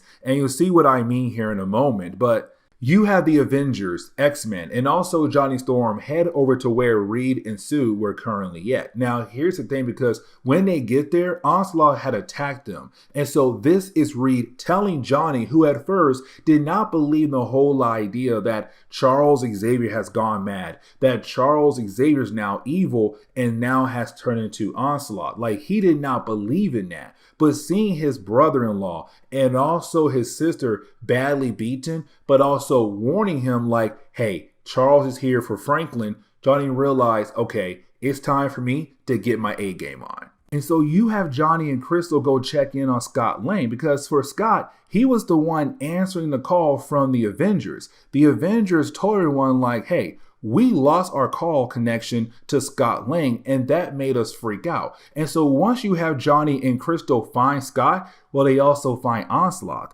Now, here's the thing, because Onslaught, being this pure psionic energy being, he is unstoppable. Like, he sends Johnny flying. When it comes to Crystal, he makes her think that currently she's right now in some kind of endless void. And so just like that, those two characters off the board. Now, you also had Nathaniel Richards there as well, who is the father to Reed Richards. There was a whole plot line going for that character around his time in Marvel Comics. But anyways, for Nathaniel, he has this armor suit that should be able to siphon the energy that Onslaught is pushing out right now. But the problem is that suit's made more for Franklin, not really made for Onslaught. And so you have Onslaught being able to take down Nathaniel in a matter of seconds. Like, his whole entire armor gone. All three characters gone. Up next is Lila, Hawkeye, and the Thing. Now, you have Lila try to use her ability as a shapeshifter to try to trick Onslaught into a trap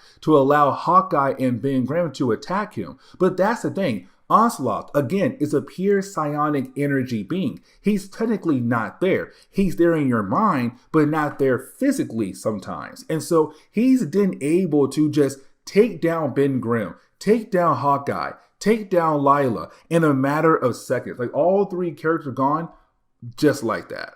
Now, up next is Bishop and also Susan Storm. And man, this part right here, I felt so bad for my boy Bishop, because, okay, you have the two go into Franklin's room. Their main goal is to find Franklin. Franklin is not there, but you know who is there? Onslaught. Now, here's the thing, because for Bishop, he knows that if he is able to absorb energy given to him by other people, he can then use that energy on somebody else. And so for Bishop, he's kind of like, Susan, I need you to just keep hitting me with your force field energy. With you doing that, I can then rechannel that energy and use it as a blast to hopefully bring down Onslaught. And so she does that, and he goes through his plan, which of course, it does seem like at first it works. Like, you have Charles Xavier back to normal, guys.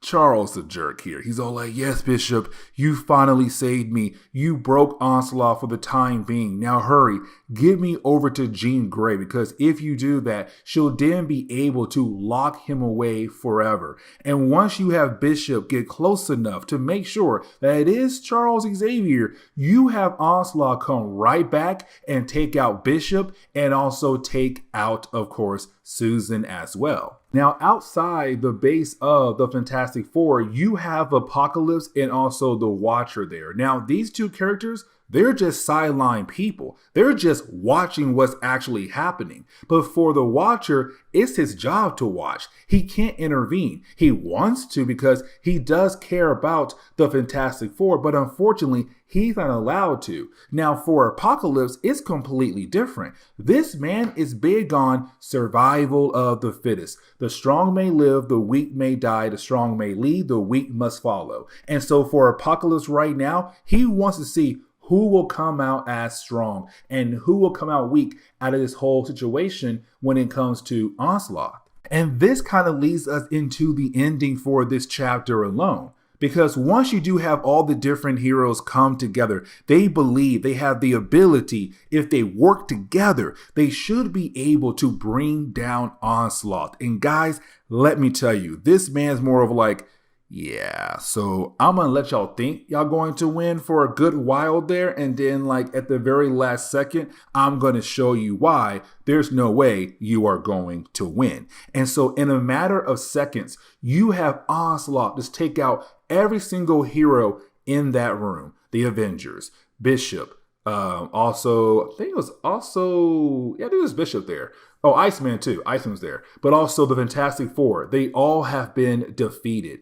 Every single one of them. And then you have Onslaught walk over to Franklin Richards. He picks him up and they leave. And so this plot line will pick up in X-Men issue number 55. But first, we must jump over to X-Factor next. Now, when it comes to X-Factor issue number 125, of course, a huge celebration issue for this series, we have to remember that when it came to Onslaught, he was able to get one of the X-Men onto his side, and that would be Beast. But let's not forget that this is not our Beast. This is Dark Beast from the Age of Apocalypse reality. Now, here's the thing about Dark Beast though. You see, for Dark Beast, he joined Onslaught's side as soon as he saw that he was able to take out the entire X-Men team. But also for Dark Beast, when he arrived in this reality alongside with the Sugar Man, they arrived 20 years in the past. And so behind the scenes, you had Dark Beast being able to do all these different types of things. But for Onslaught, he wants to know for sure that Dark Beast is on his side. And so for Dark Beast, he said, listen, I have a team. I have somebody special on my team to kind of show you that I am truthfully on your side. And that would be Havoc. But now we have to jump over to X-Factor. Now for our heroes, we're seeing our heroes fighting against a Sentinel. Now this is a callback to the somewhat, not early days, but like a few stories ago when you had X-Factor move into their new base. When they did, you have Forge requests that basically they get to keep one Sentinel at their base. And of course they were allowed to, because remember, they work for the government. But here's the problem right now. This Sentinel had become active on its own and now trying to attack our heroes. But here's the problem though. You see, for Forge, he was trying his best to run over to his computer because he heard someone trying to call him. And of course, that is a callback to Jean Grey in the earlier parts of this crossover, where you had Onslaught attack the X-Men at the X-Mansion, where it was her trying to call out to all the different X-teams. X-Force, X-Factor, Excalibur, and the list goes on. And so this issue alone kind of explains why X-Factor was not really able to answer the call like we saw Excalibur and X-Force do. But either way, for our heroes, you have Forge tell Mystique, hey, we need some backup. Go ahead, go downstairs and get Sabretooth. I kind of like this book giving us a quick reminder that, hey, listen, you have two characters who should not be on X-Factor. That X-Factor is currently not like the rest of the X teams, like the X-Men or Excalibur or even like Generation X. That this team right here works a tad bit differently. Yeah, they got some criminals, but they still work for the government. And so when it comes to Mystique and Sabretooth, these two characters, they don't like each other at all. They have a long history with one another. Matter of fact, they had a child together, better known as Graydon Creed. But either way, both characters are not gonna do anything at all to each other. And the reason why, because both characters are waiting for the right move to make. And so right now, they're going to work with X-Factor. Now, once you have both heroes say, hey, let's go ahead and join the rest of our heroes fighting against the robot, well, that is when you have Fatale appear. Now, Fatale, she works for Dark Beast, but either way, she does open up a portal, and there goes those two characters. And we're not going to see them for a very long time in this story.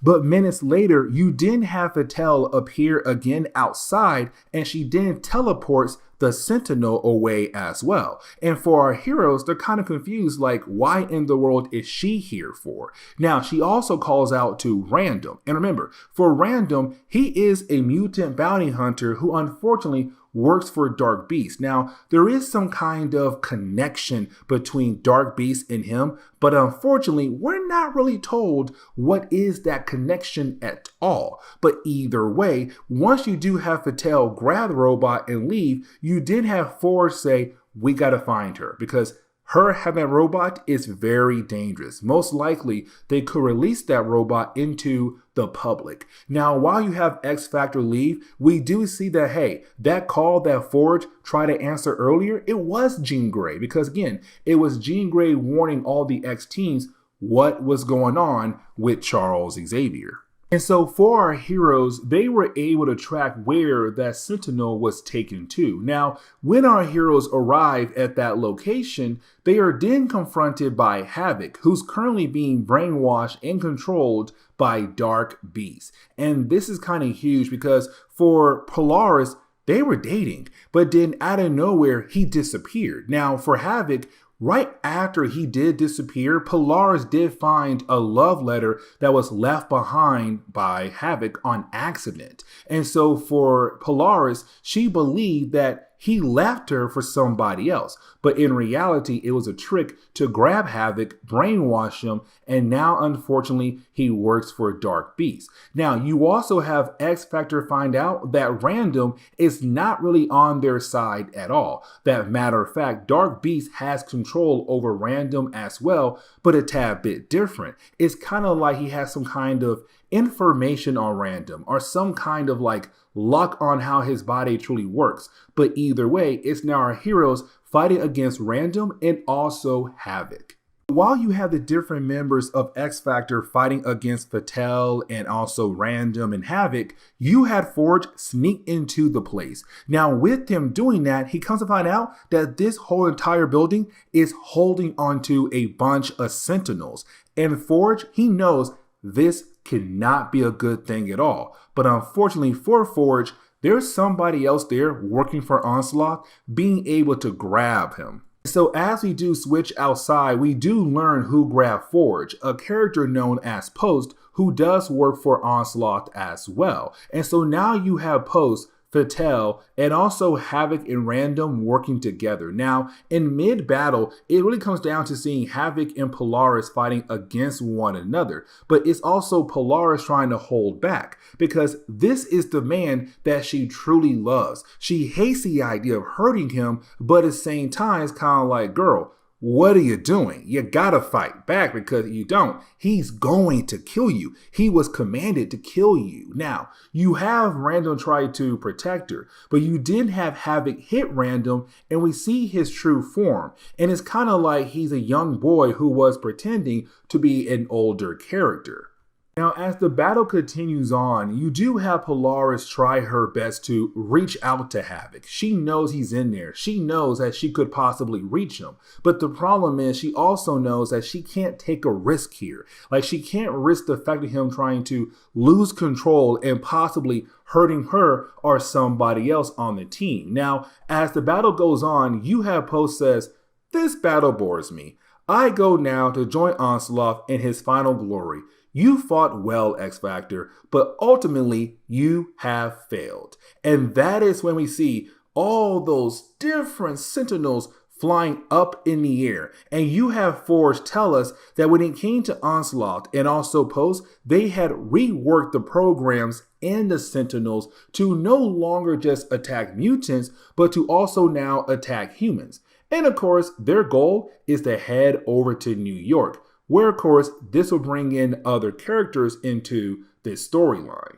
Now, there was a backup story involving Sabretooth and also Mystique, and that is why I said earlier, like, hey, you're not going to see these two characters for a short period of time. And the reason why, because, well, they were teleported away into this unknown area and now they're free falling. Now you do have Mystique being able to get a hold of something. And when she does, you then have Sabretooth also being able to get a hold of her. Now Mystique wants to go ahead and make him let her go because her main focus right now is to save herself. But while you have the two characters arguing with one another, well then out of nowhere a rope appears to allow them to climb down. Now for our heroes, they're kind of wondering like, who in the world had just saved them. And when it get down to the lower level, they are then confronted by Dark Beast. And they're like, wait a second, Hank McCoy just saved us? What in the world is going on here? They don't understand that this is not their Hank McCoy.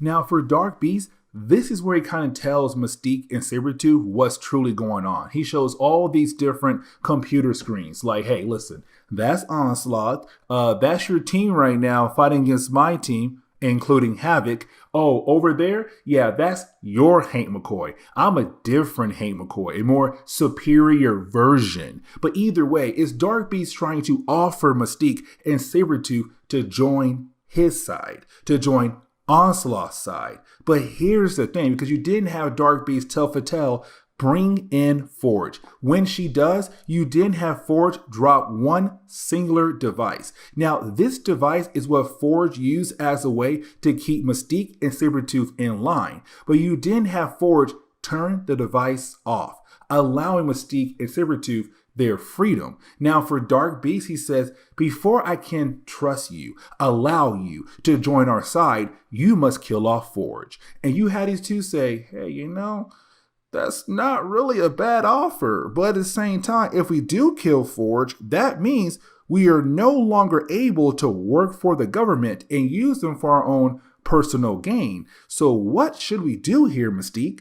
But that is when you have our two characters turn on Dark Beast and they begin to beat down on him. Now, they're also able to release Forge. And this kind of leads into the ending of this storyline, because while you do have our heroes being able to save one another, at the very last second, you have Dark Beast being able to get away thanks to Fatale. But right after he does teleport away, they all realize, oh wait, we got to save the real Hank McCoy, because right now, apparently, he's being tortured. And so this is where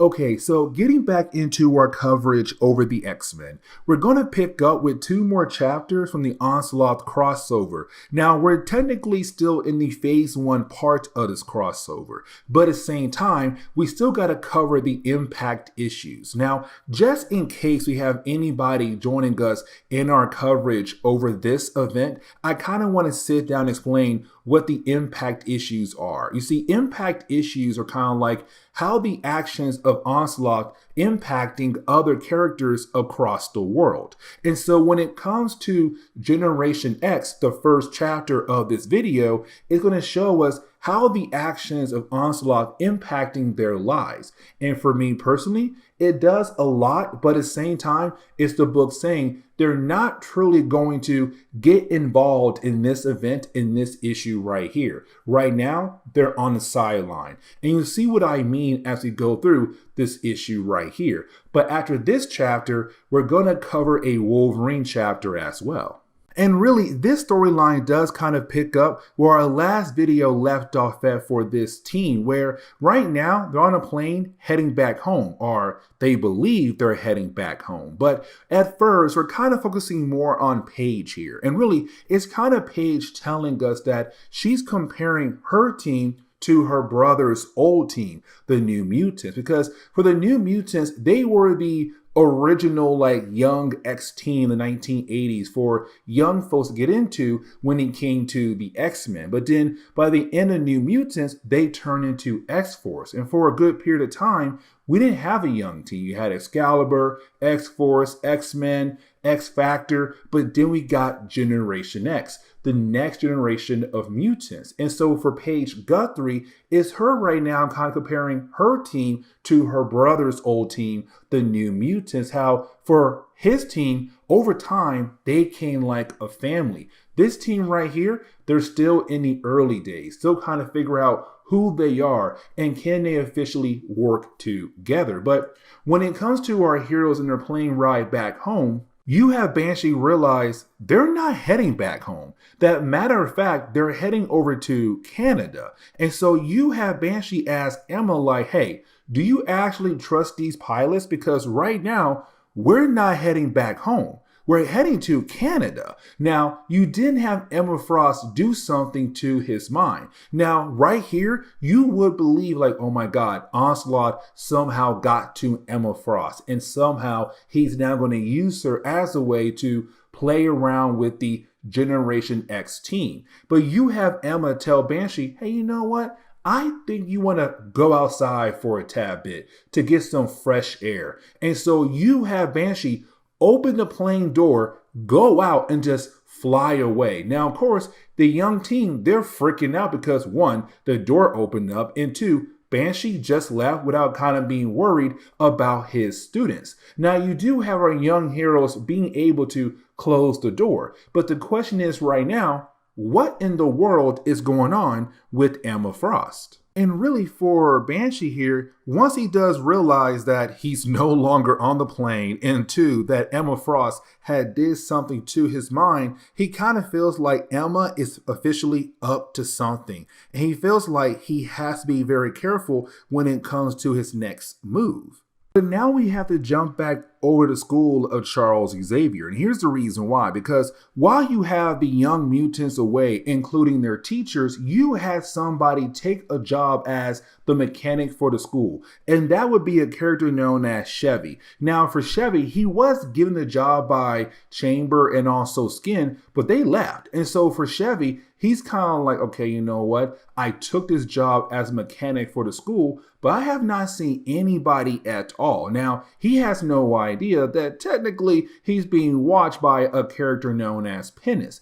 We also learn here for Chevy that he's on the run because back in X-Men Prime #1, you had this young mutant known as Dennis Hogan get killed off by a group of humans because he was a mutant. They were scared of the possibility that he may be carrying the legacy virus that can now attack the human race. But here's the thing. You see, for Chevy, we learn here that he may be responsible for the death of Dennis Hogan. And right now, he's on the run, and that's why he's here, to hide from the law. Now, not everyone had officially left the school. Like, for example, we pick up with Leech and Artie. Now, these two young mutants, they're like, small kids. They're in their treehouse, minding their business, and kind of wondering like, hey, where are the grown-ups? But while they are playing, we see Mondo there watching them. But Mondo is acting a tad bit differently. Like, he plans on doing something big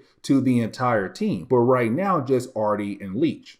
But while you have that going on, we do transition over to Chamber and Skin. Now, these two characters, they were trying their best to head over to the school of Charles Xavier. And the reason why, because for Chamber, in the earlier parts of our coverage of this series, you had a character known as Gateway just grab Chamber and disappeared. And we're kind of like, what in the world is going on? And then he brought Chamber right back, and we kind of find out apparently Chamber had met Onslaught, but unfortunately does not remember meeting Onslaught. But something else happened to Chamber where his power is kind of going a tad bit haywire. And so for Skin and also Chamber, they're trying to figure out like who could officially help him out. And they still believe in the possibility that maybe it could be Charles Xavier. But getting back over to the rest of Generation X, when they do realize that Emma's plane did not bring them back home, they're kind of wondering like,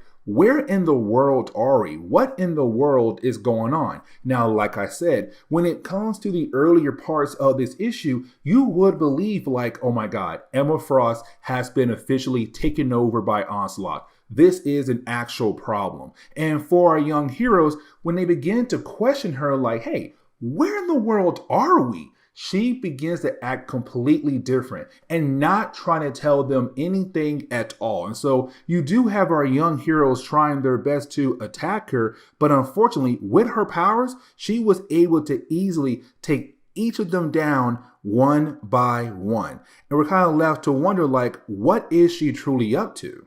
But for Banshee, he's still on the hunt for Emma Frost and also his team, his students. And so you have Banshee right now trying to figure out where is Emma Frost's flight plan at. Come to find out, she did not even put a flight plan down. So for Banshee, he's having a hard time figuring out where in the world Emma Frost and the students went off to.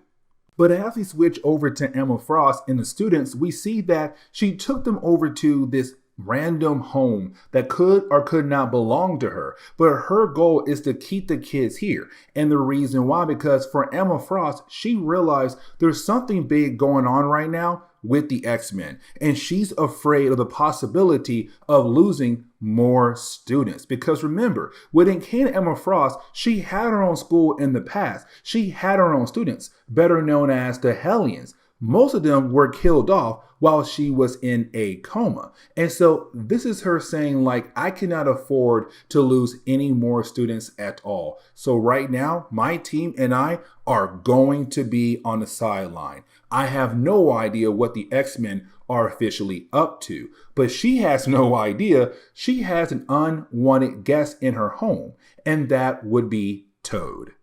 But now we have to transition over to Wolverine issue number 104. Now, this is also another Impact issue, but I kind of feel like this should be more of a phase issue because this is where we kind of learn the birth of Onslaught. You see, when it came to Wolverine, after Uncanny X-Men issue number 335, you had Wolverine been sent out on a mission to go find Gateway because it was Gateway who kind of knew a tad bit about Onslaught. And so this is Wolverine kind of like, hey, Gateway, can you explain to us how in the world Onslaught was able to be born in the mind of Charles Xavier? Like, that's his mission right now, to learn the actual origin of this being. So when it comes to Gateway, it's not really him trying to show Wolverine what he had asked, the birth of Onslaught. Instead, we have Gateway just going out of his way to kind of make Wolverine relive some of the worst moments of his life, especially when it comes to the death of the woman he loved. And of course, that would be Mariko. Now, when it came to Mariko, she died a long time ago in our coverage over the X-Men, but right now it's Gateway just making him relive it. And so while you have Wolverine seeing all these worst things happen to him in the past, he begins to fall off the roof. But luckily, at the very last second, he was grabbed by Elektra. Now, when it comes to Elektra, she was sent here by Stick to kind of help Wolverine get back on the right track again. And so when it comes to her, she has been following Logan. Now, for Logan, he had no idea, but now he does. And so now it's her job to help Logan to get Gateway to answer the idea of what in the world created Onslaught. Now, of course, when she goes to talk to Gateway, he's not really trying to give her any information at all either. But then here comes the big catch, because then you have her mention her master's name, Stick. And just like that, Gateway stops, turns around and kind of like, wait a second, how do you know Stick? What is your connection to Stick? But instead of actually talking to her or showing what is his connection to Stick, he began to show her some things as well. And so what you have Gateway show her is all these dark different things. Like, for example, it's her right now, like, on this river, right? River of Styx, and she's being led by Death. Now, as she goes down this river, she sees an image of her father. Is her father being tortured in the afterlife? It's also her kind of seeing this image of her being brought back to life by the hand.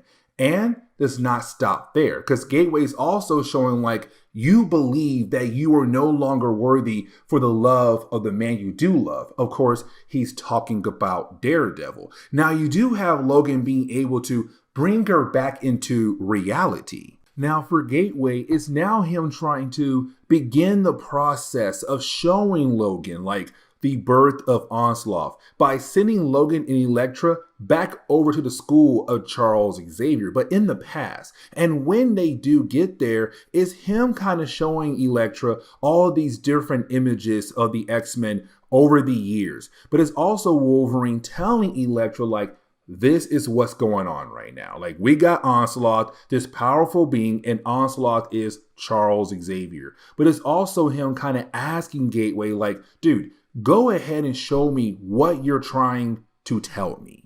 So you didn't have Gateway show Logan and Elektra a flashback, another one basically, but this one's more about fatal attractions. And this is where I say Fatal Attraction played a major role, not just for Logan, but also for Charles Xavier, because you now have Elektra and Wolverine reliving that moment where you have Magneto get the adamantium off the bones of Logan. And right after that, you had Charles Xavier shut down the mind of Magneto, except when he did that, a small piece of the dark ego of Magneto, almost said Wolverine there, but the dark ego of Magneto just came out of his body and basically touched Charles Xavier. And when that happened, of course, it led into the birth of Onslaught.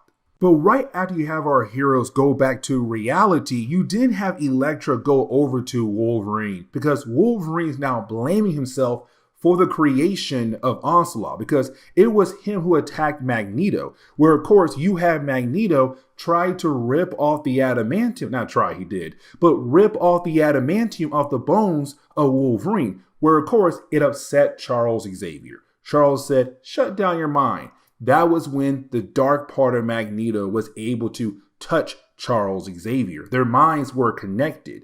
But it's also Wolverine saying, like, if I didn't attack Magneto, none of this would have happened. Now, it's also Wolverine saying, like, seeing that flashback reminded me who I was in the past.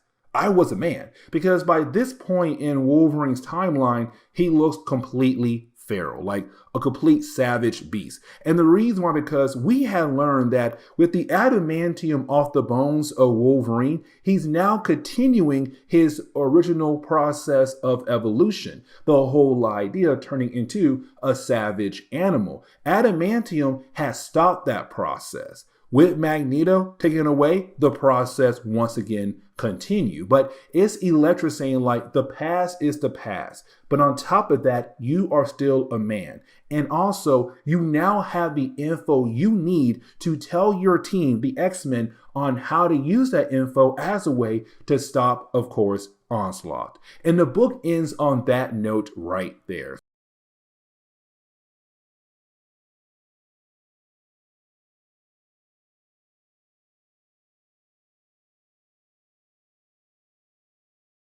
Okay, so we have now officially reached the end to phase 1 of the Onslaught crossover.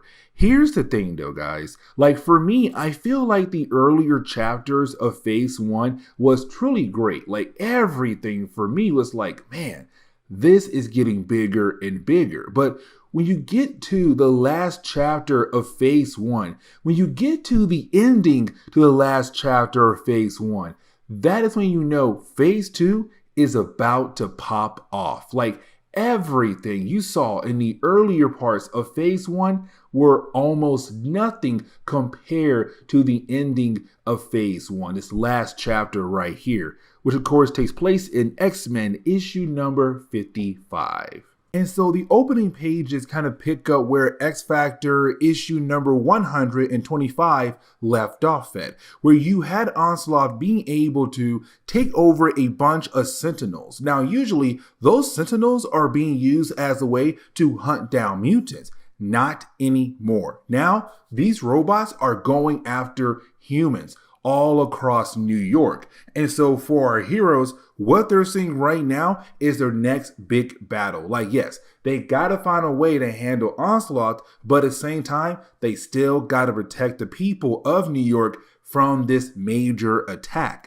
And really, as this issue does close off phase 1, is also kind of a recap as well, because you do have the Avengers, the Fantastic Four, and some members of the X-Men there as well. Now, with this small recap, we're also getting reminded that for our heroes, they kind of believe that Magneto had a part in the creation of Onslaught in the mind of Charles Xavier. Now, only Wolverine so far knows the honest truth of the origin of Onslaught. Like, he has not told the rest of the heroes just yet. But here's the thing, because you had the Avengers go out of their way to find Magneto. The problem is that this Magneto is younger and kind of forgotten his past sins. But either way, they had found the other Magneto. We also have to remember that for Onslaught, he was able to get his hands on Franklin Richards. And honestly, that right there is pretty important because now with him getting Franklin Richards, he can now move forward with his plans. Now, real quick, I kind of want to go back over to the whole Magneto thing because for Magneto, he was found but with Rogue by his side. And so, of course, when the Avengers found Magneto, Gambit was with them, and for Gambit, he's kind of like, wait a second, what are you doing with Magneto? It's kind of like her moving on from Gambit and slowly moving on to Magneto. Now, as he transitioned over to Onslaught and kind of see him with Franklin Richards, it's also Franklin realized that he'd been played because in the earlier parts of the storyline, we saw Franklin with a young boy known as Charles. Now, as we already know, Charles was just Onslaught pretending to be a child as a way to get close to Franklin. Either way right now, Onslaught has Franklin. Now, we have not been officially told yet, like, what is his big plans with Franklin Richards, but it's also Onslaught saying like, hey, Franklin, do you remember that time where your father had locked away your powers? Yeah, don't worry. I'm not going to be anything like him at all. I want to help you grow with your abilities because I feel like your abilities are just so special that they should be used across the world. Now, something else we also have to remember, when it came to the earlier parts of this phase 1, when it came to Moira McTaggart, she gave the X-Men the Xavier Protocols. Now, we also had learned that for Charles Xavier, he had built different files to technically use as a way to bring down each member of the X-Men just in case one of them ever turns evil, including himself. And so now you have our heroes with the Xavier Protocols, and their main goal is to use it as a way to hopefully bring down Charles, who's currently Onslaught. Now, you do have some members of the Avengers and Fantastic Four trying to work together to create an armored suit to use against Onslaught. Now, the whole design of the suit is kind of built off the idea of Nathaniel Richards, the father to Reed Richards, who had appeared earlier in our coverage over this event. But here's the thing about Nathaniel Richards, right? Like, he created a suit to kind of siphon off the energy of his grandson, Franklin Richards. And so for our heroes, they're trying their best to figure out how can they also create a brand new suit to do the same thing. And it does seem like they may not be able to make one, but also they still need an ace in the hole as a way to bring down Onslaught. And so now we kind of jump back over to the heroes who are out there in the field, just fighting against the Sentinels. Now, of course, like almost every single Marvel book, but also like X-Men books especially, you gotta have a tad bit of drama. So you have Gambit being able to fight alongside with this Magneto. And so while you have Gambit doing that, it's also him kind of expressing like he's not really happy about the idea of Magneto being with Rogue. But on top of that, how Magneto is somehow playing a role in what happened to Charles Xavier. Now, while you do have the three characters, including Rogue, talking to one another, you then have Iceman appear. Now, when Bobby appears, first off, he's kind of like, I need y'all to stay focused. Like, I just helped you guys. I just watched your back because y'all three were arguing. We got bigger things to deal with. And then you have Iceman point over to what Onslaught brought into the city. And so that is when you have Onslaught place a citadel right in the middle of New York. Like he said, hey, you know what? Right there. And so then you have Onslaught give out a very powerful speech. Now, this speech is really more the idea of him saying like, hey, mutants are no longer going to be second class. Like, it's time for us to move up the chain. Humans, time for you guys down the chain. But after that, you then have Onslaught say, hey, by the way, here is this powerful EMP, so powerful it does some serious damage across the entire city, causing small earthquakes across the entire city. It's basically Onslaught saying, I am here to make a statement. I'm not playing around. I am here to mess things up. And so with that being said, we have now officially reached the end of phase 1 and we move into phase 2. Here's the thing. Phase 2 has way more issues that we have to go through, but don't worry, we're still going to try our best to cover every single issue of Phase 2 at a very nice pace so that we can then move on to the next crossover for the X-Men. But with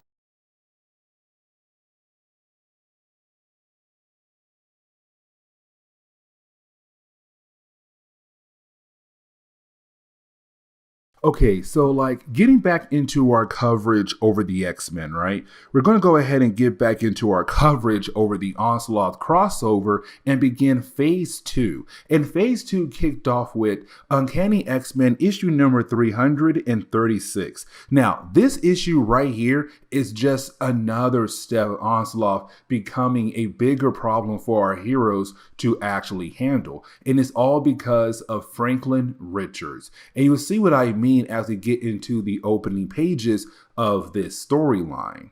Because we're picking up with Franklin Richards, and this is Franklin right now just in the body of Onslaught, wishing to go home. He is hoping to find a way home. Now, for Franklin, he's not alone. You also have Charles Xavier there as well. But for Charles, unfortunately, he's unable to communicate with Franklin. And so right now for Franklin, he's alone technically. And he knows that Charles may be the key to get him out of there. Now for Franklin, it's also him telling Charles how he was tricked by Onslaught, because you had Onslaught pretend to be this kid as a way to get close to Franklin, to bring his guard down, which of course did work, because now Onslaught has a hold of Franklin Richards. You didn't have Onslaught appear. When he does, he tells Franklin hey, we got some work to do. We are going to conquer the world.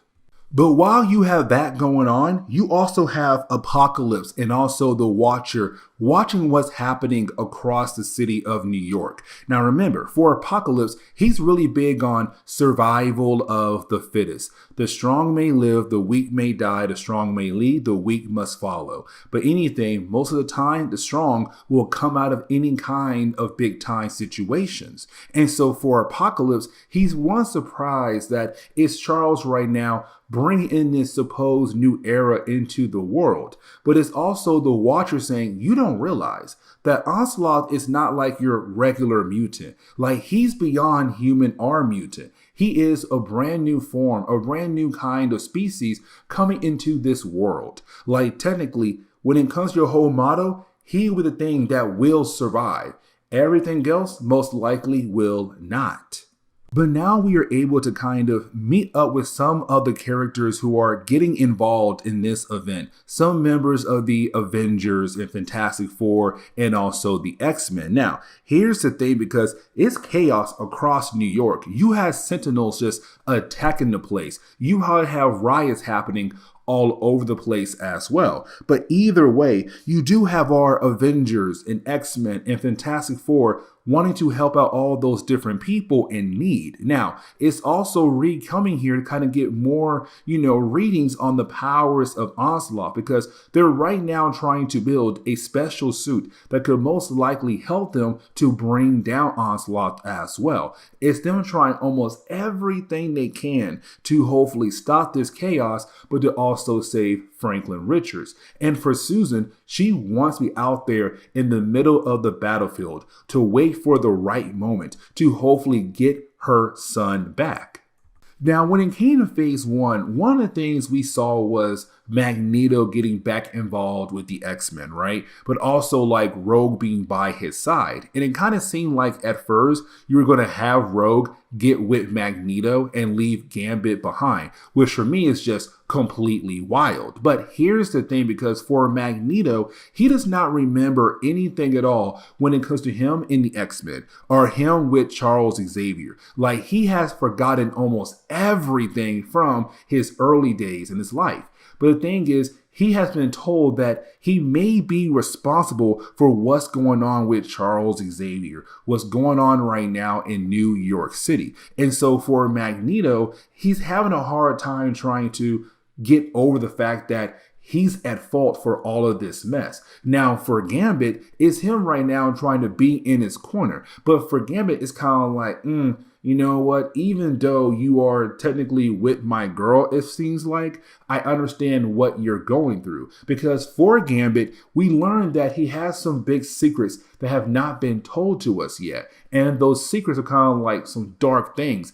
And it's him right now trying to move on from the past mistakes to become a better person. It's Gambit right now telling Magneto to do the same thing. Like, you made mistakes in the past, but you now have the ability to move forward in your life to do better things. Now for Magneto, he kind of takes those words to heart and just runs off, because now it's something that he can take Onslaught on by himself. But after he leaves, you have Rogue tell Gambit that she heard what he said. And so it's kind of re-establishing these two characters getting back together.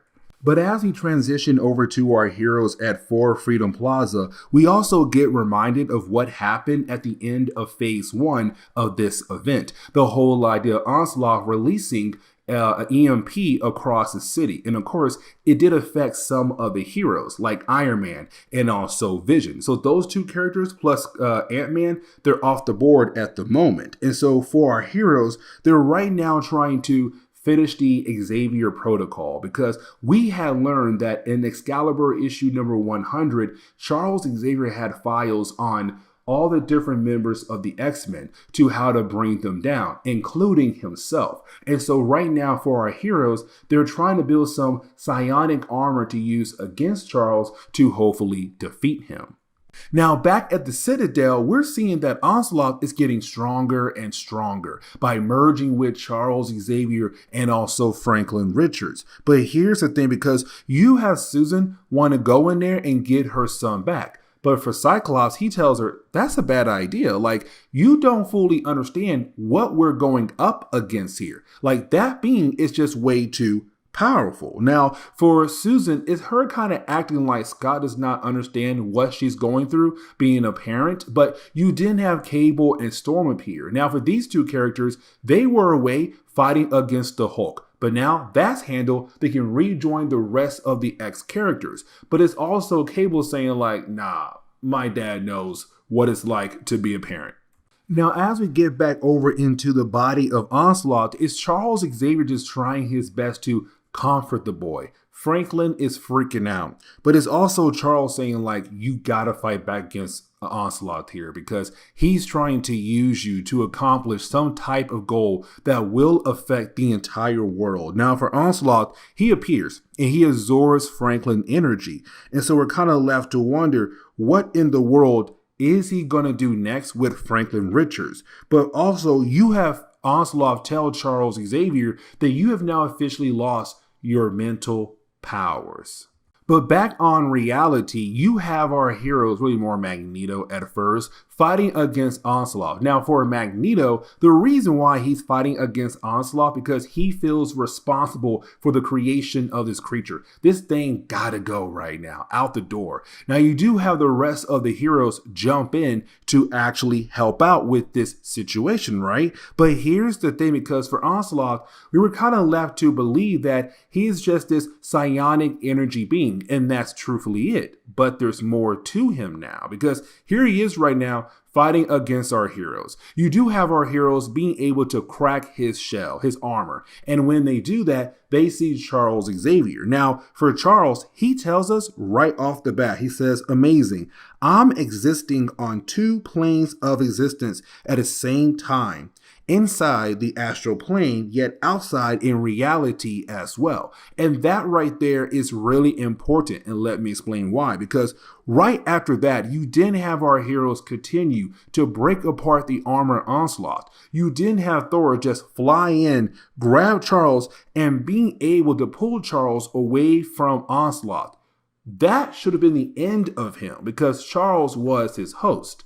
But that's no longer the case. Because now with Charles no longer kind of being his host, he has now more freedom. Now we're not really told everything about Onslaught here, but it's kind of like he now has the powers of Magneto, Charles Xavier, the powers of Franklin Richards as well, all in one. And so with that happening, and no longer Charles seems like holding him back, he can now cut loose. Now, everything will be explained more in later parts of this storyline, but for right now, that's just the case. But you didn't have Onslaught being able to release this massive energy dome around the area of Central Park and tossing our heroes away as well. And so for our heroes, are kind of like, okay, what can we do now? But also to establish that Charles no longer has his mental abilities either. Now, the ending of this issue alone is kind of cool. And the reason why, because it's Apocalypse and the Watcher kind of realizing like, okay, what can we do here? Like, I think we have a huge problem. Like, Onslaught is way more powerful than we expected. This being's way more than what we expected. Apocalypse is also kind of showing a tad bit of fear here for me personally. But for Apocalypse, he's now asking, what can we do to stop him? Like, what is our next goal here? And so you have the Watcher show an image of Cable, having us believe that Cable might be the key to bring down Onslaught. And so now we have to get into X Factor issue number 126. Now, with this issue alone, we do pick up a Forge right now with Sabretooth and also Mystique.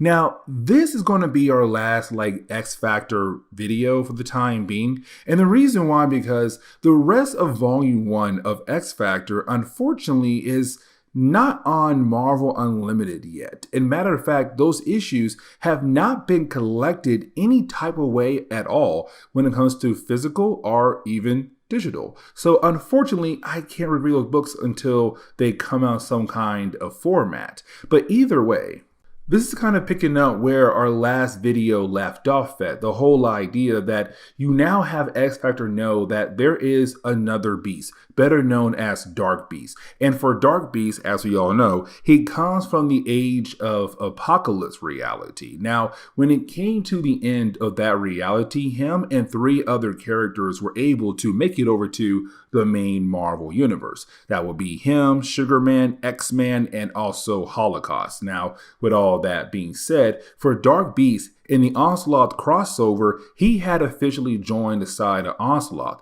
But also for X Factor, they had discovered a few things. Like, for example, Dark Beast is currently holding on to our Hank McCoy from the main Marvel universe. Also, Havoc and also Random are working for Dark Beast and technically under his control. But either way, for Forge, their main goal right now for him and X Factor is to find out where the real Hank McCoy is at. And so you have our heroes split up into 3 teams. The first team will be Forge and Sabretooth.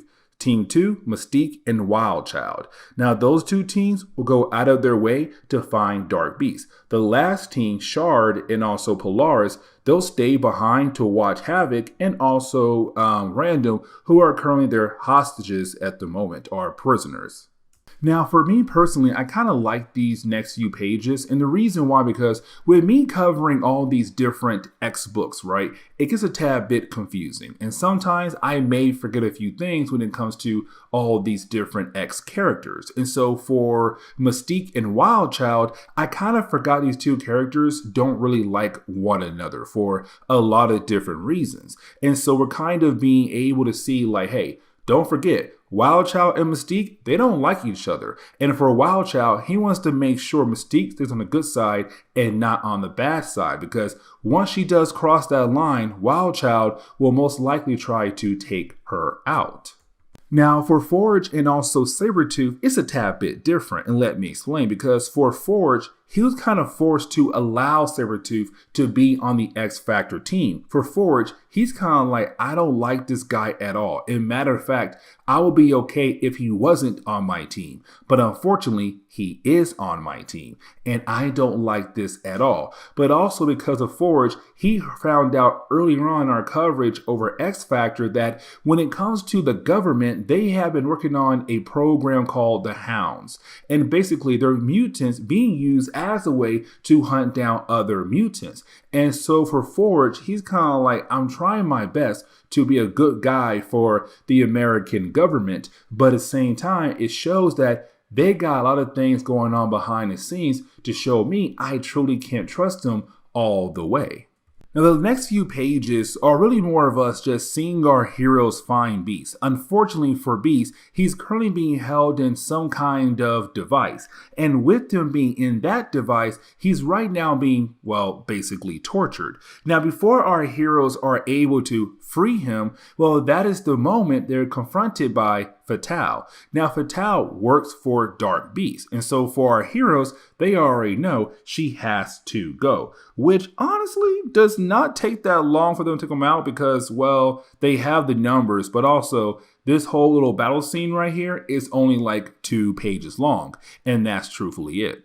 But I kind of want to transition over to Polaris and also Char, because these two characters, they're right now watching over Random and also Havoc. Now, this kind of gives us the origin of Random finally of the like 13 issues. But for Random, what's going on with him is that when he first gained his mutant ability, he would just turn into a pile of goo. He had no idea how to control his ability until Dark Beast taught him how to. Now, to Random, he looked at Dark Beast as a father figure, because you have to remember, when it came to 4 characters coming into this reality after leaving Age of Apocalypse, Sugar Man and Dark Beast, they arrived 20 years in the past. So allowing those 2 characters time to kind of work behind the scenes. And so for Dark Beast, he had that ability to kind of play with different people, different mutants. And so for a good while there for Random, he kind of looked at Dark Beast as a father figure. Now, for Random, it's also him confessing his love to Polaris, which honestly, I kind of saw, and honestly, I don't like this at all. Like, it would kind of make more sense for me if, like, there was that possibility that she would leave Havoc for him, but the entire time it's kind of like, no, he's in the friend zone, and unfortunately, he can't get out of the friend zone. Now, for Havoc, he does ask her, "What do you think about me?" But getting back over to our other heroes who are then able to allow Beast to be free once again, you as Sabretooth realize there's something going on with Beast here. And Wild Child also joins in. Now, we already know. For Sabretooth and Wild Child, they had picked up on the scent that this is not their Beast. This is Dark Beast once again trying to play mind games with them. Now, this whole idea of that happening, it does kind of get dragged out in this issue, but that is what's going on. Because Forge and Mystique, they're kind of like, hey, what is up with you 2 guys at the moment? But now we have to transition back over to, well, Polaris and Havoc. Now, for Havoc, it's him really playing mind games with Polaris because he knows that she is madly in love with him. But on top of that is him trying to break free. And so she believes that for Havoc, he's no longer under Dark Beast's control. She believes that he is finally free. Unfortunately, that's not the case at all. And you have Random kind of say like, hey, Polaris, he's lying to you. Like, please stop. I don't want to see you get hurt. Polaris is ignoring him. You have Random break free and try to stop her, to stop Havoc. Havoc does blast Random. Polaris still believes that Havoc is on her side, but you didn't have Havoc blast her. And this kind of leads us into the ending of this storyline because we didn't see our heroes being able to realize like, hey, you know what? That right there is not the real Beast. That's Dark Beast. Where's the real Beast? Oh, he's right there. Cool. Break him free. Hank McCoy is now back in the picture alongside with the rest of the X-Men. But you also have the rest of the team regroup with Polaris and Shard, where you have Shard tell the rest of the team like she got badly injured by Havoc. He got away, and so did Random as well. Well, he disappeared. But either way, it's right now Polaris needs to get over to a hospital. Now, like I said, when it comes to X Factor, the Volume 1 series, unfortunately, this is the last issue we have at the moment until you have Marvel being able to give us the rest of the issues of Volume 1. So our X coverage gonna get a tad bit easier. With that being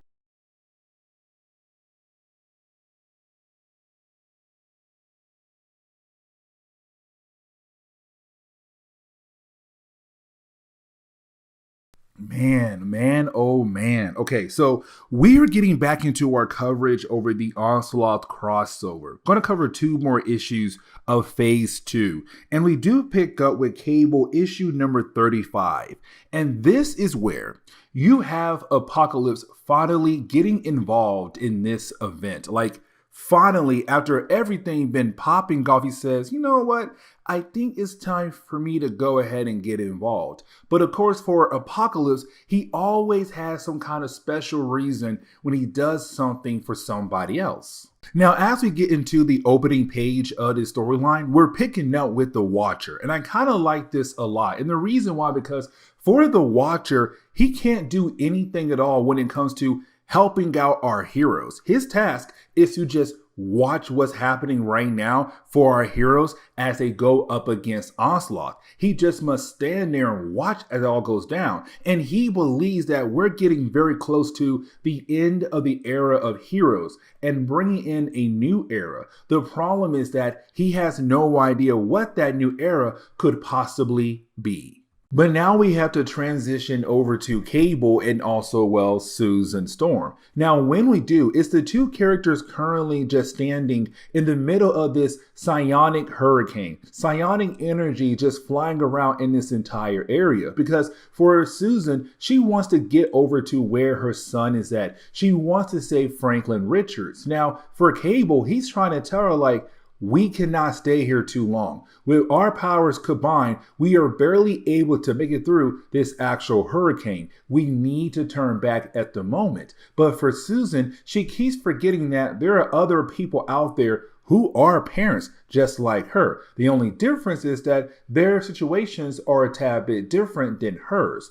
But at the same time, this is a parent who's trying their best to save their child. They'll do anything to get their child back. But while you have the 2 characters talking to one another, you have Susan bring up the fact that when it comes to Onslaught, he's getting stronger and stronger by the minute. And that is when you have Apocalypse appear. And he says she is correct. And for me personally, this is kind of cool. And it's not because like, oh, here's Apocalypse, y'all, this powerful enemy. No, because the history behind these 2 characters, because it all began when it came to Apocalypse giving young Nathan, when he was a baby, the techno-organic virus. And then after that, so many other things happened between these 2 characters. Like, they are literally mere enemies for one another. They are destined to fight against one another. But for Apocalypse, he came here to supposedly help. Now for Cable, he knows he cannot truly trust Apocalypse at all. And you have the 2 characters at first battle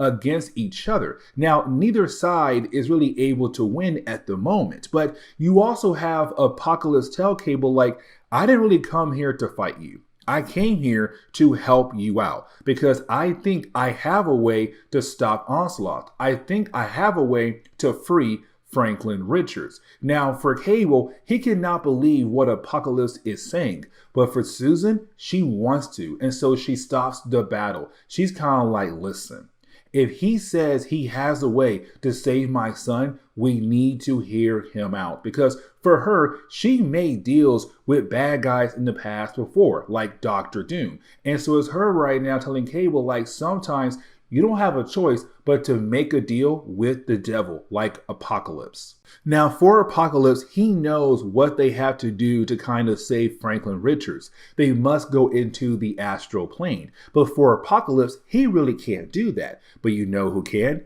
Cable. Now for Susan, she wants to go with Cable and Apocalypse to hopefully free her son. But Cable says no, because right now for him, with the techno-organic virus just eating away at his body, he's kind of like, listen, I only have enough energy for me and him, not you. But also, I need the energy to keep the virus at bay in my body at the moment. And so you do have Apocalypse and Cable go ahead and head into the astral plane. And so once you do have the 2 characters being able to make it over to the astral plane, it's really cool here because you have the book kind of show off the differences between these 2 characters. Like, for example, for Apocalypse, he says, I wonder if Onslaught himself knows of the untold wreckage he brings upon the universe, how his very existence acts as a siphon funneling down the collective psionic energy of all living creatures for his own personal usage. He finds this amazing. But for Cable, he's kind of like, you are a madman. What kind of madman will love the idea of seeing all of this destruction being done across the universe, on Earth, and also in the astral plane as well? Now, with our two characters right now being in the astral plane, it does allow Cable the ability to kind of fix his body back up again, to make sure the techno-organic virus does not have most control over his body. Now, while he is doing that, you have Apocalypse remember that he was the one who gave Cable the techno-organic virus. And he's very surprised to see that Cable is still alive at this point in his life. Now, for Apocalypse, he's kind of like, listen, if you want a battle, we can. I can go ahead and give you a cure for the techno-organic virus. But for Cable, he says no, because with the virus, he learned how to survive, how to do so many things with the virus attached to him, and kept pushing forward. Now, for Onslaught back on Earth, he's still holding on to Franklin Richards. And so you have Franklin right now just hoping for some kind of miracle that somebody will come out of their way to free him from Onslaught's control. But unfortunately right now, little man just gotta sit there for the moment. But for Onslaught, he realized there's something off right now at the moment. Because for Onslaught, he detected Cable and also Apocalypse on the astral plane trying their best to sneak up on him, because in this part in the astral plane, he's vulnerable. Like for our two characters, they should be able to bring Onslaught down. But here's the thing, with Onslaught now knowing they are there, you have him being able to create these psychic constructs of different characters to fight against our heroes, Hulk, Post, and Magneto as well. Now, while you do have our two heroes fighting against these fake versions of other characters, you have Apocalypse finally tell us what is his idea on how to free Franklin from Onslaught's control. And so you have Apocalypse say, in the future, you might become an enemy of mine. You are a threat to my plans down the road. And so to make sure that you're not going to be a threat for me down the road, I must go ahead and kill you off. That was his whole idea of how to free Franklin from Onslaught, by killing Franklin here and now to, well, stop Onslaught, but to also protect his plans down the road. But at the very last second, you then have Susan Richards appear, using her force field as a way to stop Apocalypse from being able to kill off her son. Here's the thing, for Cable, he brought her along with them over to the astral plane, but he had used his ability to keep her hidden from Apocalypse up until this moment right here. Now, once you do have Cable being able to get a hold of Apocalypse, for Onslaught, he begins to take Franklin away. But before he does leave, he tells Franklin, look at these people. Look at this race of people right here. They rather betray one another to achieve their own personal goals, except working together for an even bigger goal. This is ridiculous. Now, for Franklin, he understands what was happening here. Like, no, my mom stopped Apocalypse so that I would not die. Yes, they betrayed him, but for an actual good reason here. Either way, Onslaught does leave. Now, to Apocalypse, he feels like they had failed, but not because of him, because of Cable and also Susan. But here's the thing though, because to Cable, he's kind of like, no, in your mindset, we showed you our weak side, trying our best to save that boy. But in reality, we showed you our strong side by trying to save that boy, but also making sure to stop you as well. Because I know if I had given you a chance to do anything you want to Franklin like you did to me, it would break my heart. Now, Apocalypse does leave. And for Susan, she's now beginning to think that Apocalypse was right. Like, there's no way to save Franklin at all. But for Cable, he tries his best to bring hope into her mind and heart, and the possibility that they will be able to save Franklin Richards. And so you have Apocalypse go back over to the Watcher. Now, when he does, he's trying his best to say, like, yes,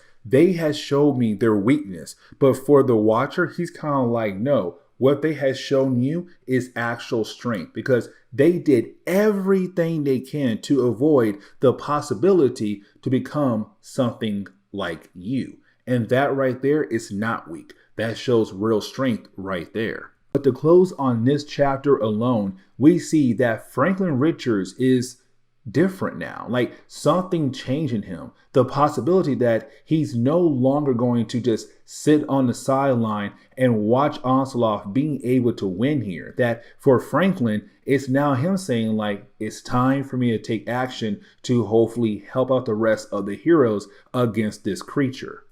Now, I kind of want to go ahead and transition over to X-Force issue number 58. Now, here's the thing.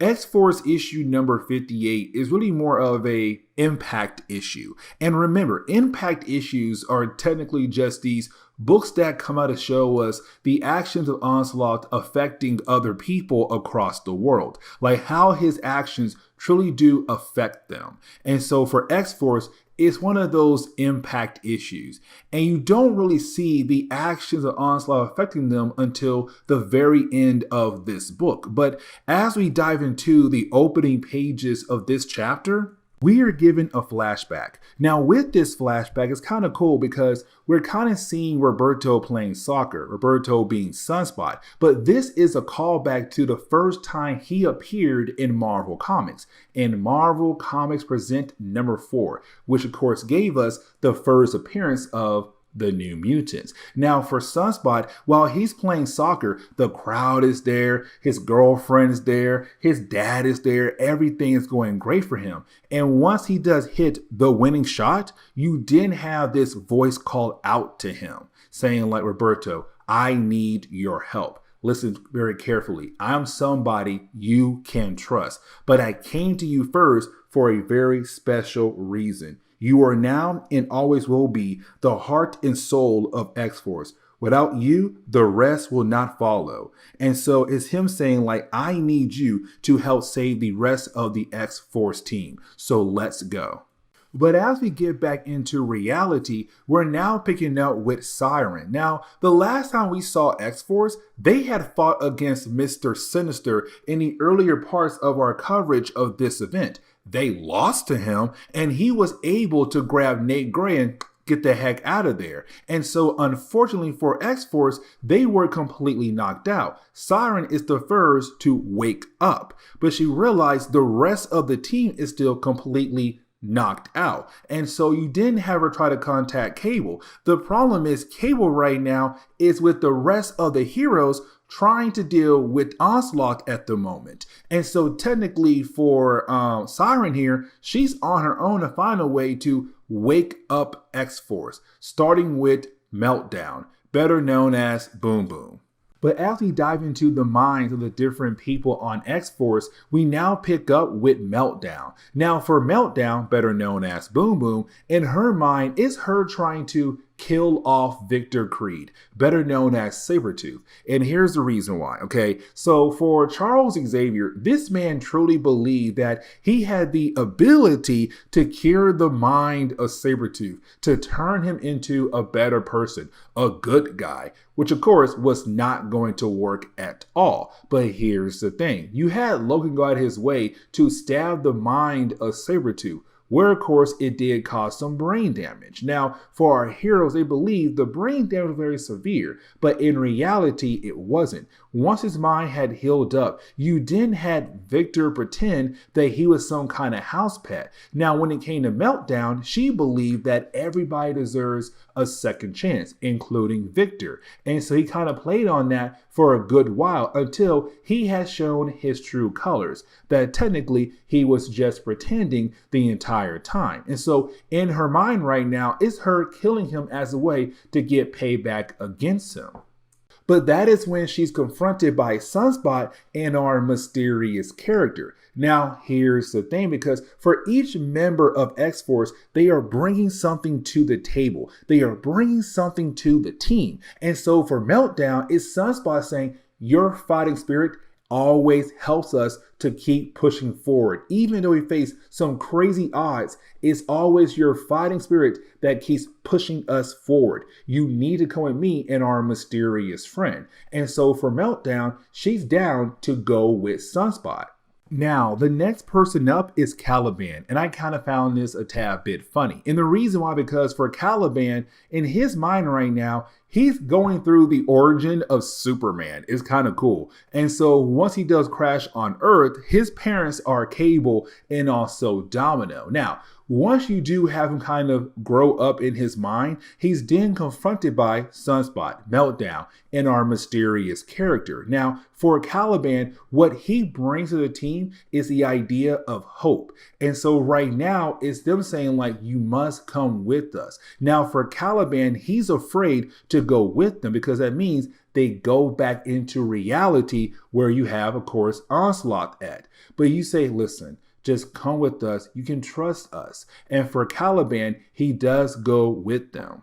Up next is Warpath. Now, for me, this is kind of sad because for Warpath, the only reason why he kind of got involved, the whole idea, all the different X-teams and like Emma Frost Hellions, because of his big brother, better known as Thunderbird, who unfortunately died shortly after Giant Size X-Men. And so for Warpath, he's always been trying to do his best for his brother. And so in his mind right now is him being able to spend time with his brother. But just like Caliban in Meltdown, he's confronted by the different members of X-Force. And they say, hey, listen here, Warpath, you bring courage to our team. We need you to come with us once again. Now for Warpath, he wants to bring his brother with him. But the thing is, Thunderbird is already on the other side, the afterlife. Warpath is not there yet. And so it's Sunspot saying like, no, you must come with us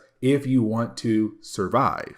Now, the next person up is Shatterstar. Now, for the X-Force, they had kind of expected to see Shatterstar right now in some kind of battlefield, except he's not. He's just chilling out in the middle of the field, relaxing. And the thing is, he does not want to go with them. But the thing is, you had Sunspot bring up the fact that, listen, you have been trying to figure out answers of your actual origin. And the thing is, if you stay here, you're not going to be able to figure out the answers that you are seeking. But it's also Sunspot saying what you bring to the team right now is your passion. We need you. Your warrior passion is what we're missing at the moment. And so for Sunspot, for Shatterstar, he's down to go because he wants answers to his actual origin. Now, for Domino, she's in the dark at the moment. Now, real quick, for Domino, we have to remember that she never truly wanted to be on X-Force. It was Cable's thing. She only stayed for Cable. It was her love for Cable that made her stay. And so for X-Force, they're like, come with us. She's saying no because she's afraid of fighting her past, bringing light to her past. But it's Sunspot saying, you don't understand. Like for Cable, he is our caretaker, right? Like he is our, our strength. But you bring belief in ourselves. We need your leadership. And so just like that, you have her also going with X-Force as well. Now, this is where I might be a tad bit wrong here, and guys, please forgive me, but we do pick up with our heroes and our mysterious friend who tells them, go into the light. Now, for our heroes, they're going into the light, and it does seem like they're heading into the afterlife. But you didn't have our heroes realize this is wrong. And you didn't have our mysterious character turn into Onslaught. And so for our heroes, they realize what they have to do here. Defeat Onslaught right now in their minds to be able to go back into reality. Where, of course, you do have everyone wake up. Now, when they do wake up, they're confronted by Siren, who's really excited to see them. But at the same time, she's kind of like, okay, how are you guys? Like, what in the world is going on with you? Now, for Warpath, he's right now looking for his new girlfriend, Risque, who had apparently disappeared right after Mr. Sinister had attacked him. So she had now officially exited the book. But then you have our heroes be confronted by astral form of the younger version of Charles Xavier. Now, this younger version of him is telling our heroes, like, thank you. Like, thank to you guys, I am freed from Onslaught. You were the only ones that Onslaught could not completely touch. And so thanks to you guys, you had freed me. And the book kind of ends on that note right there. So we're not going to get another X-Force book for this crossover. So it's going to be a good while before we dive into X-Force once again. But this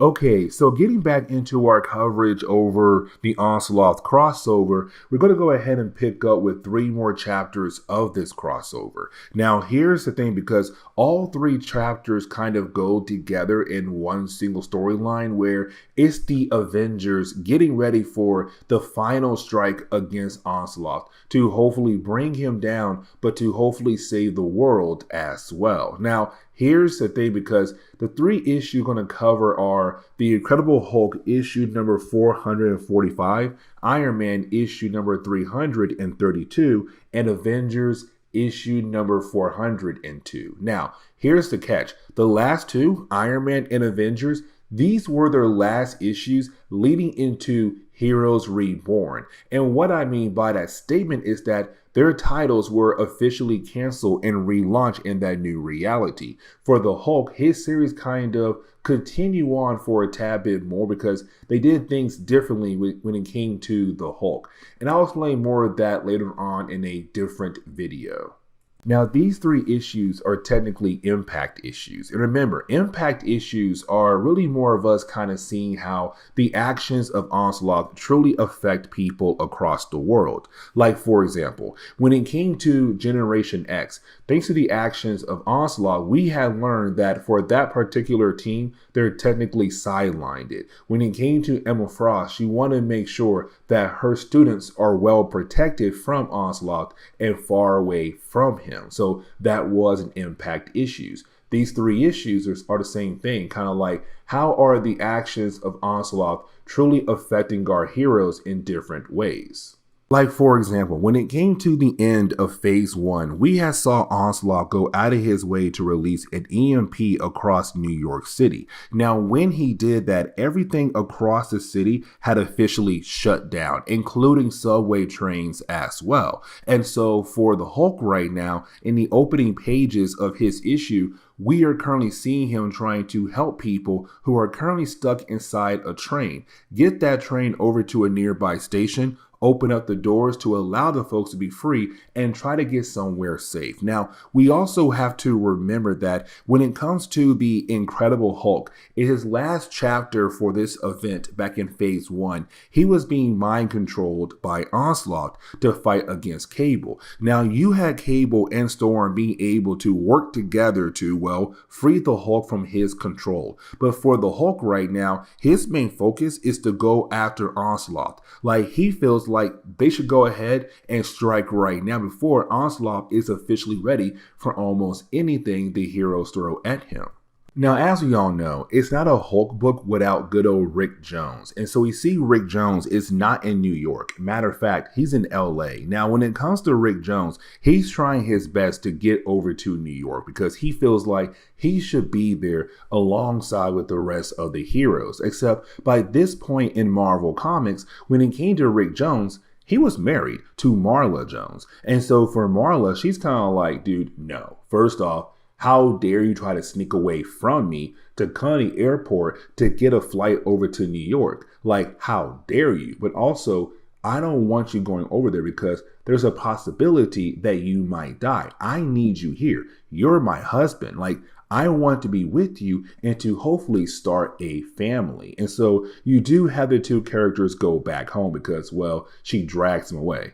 Now, I kind of want to go ahead and switch back over to the Hulk. And the reason why, because you have the Hulk meeting up with the Avengers at this one particular location that's currently being used as their base, but also give people a safe place to stay. Now, with that being said, we also see here that the Avengers and the Hulk are technically not on the same page here. Like, there is some bad blood between the two parties at the moment. Now, for Falcon, he's the only Avenger who's not really like, against the Hulk. And I'll explain here why in a moment. But when it comes to the Hulk, he's kind of like, this is the perfect time to actually attack Onslaught and to hopefully bring him down once and for all. Now, of course, with Steve Rogers, he disagrees. He's like, no, there's no way that you believe that we are ready to go up against a powerful being like that. That is the wrong move to take here. And the reason why you have Steve Rogers disagreeing with the Hulk here is because to the Hulk, he believes if they attack Onslaught right now before he is officially ready, then most likely they can bring him down. But for Steve Rogers, he's saying like, that's a bad idea. Like, one, I already believe that when it comes to Onslaught, he's ready for us. Like, look at his base. It's slowly growing and getting bigger and bigger in the middle of the city. But also, it's Steve saying, like, I feel like Onslaught is ready for us. If we attack, it's a losing battle. So why don't we just stay here and wait until we are able to officially attack him? But the reason why Falcon is like the only one on Hulk's side is because, well, when it came to Falcon's nephew who died by AIDS, a previous storyline in the Hulk series, you had Hulk be there for Falcon's nephew. And so ever since that moment right there for Falcon, Hulk had gained his respect. Now, for the Hulk, he's not going to wait until the heroes are supposedly ready. He believes the right time is here and now. And so you have the Hulk walk away, but you do have different people go with him. So for example, you have Falcon, Hawkeye, you also have Vision. At the very last second, you also have Crystal go as well. Now, for the rest of our heroes, they're going to be in a different type of situation, but we won't see them until Avengers issue number 402.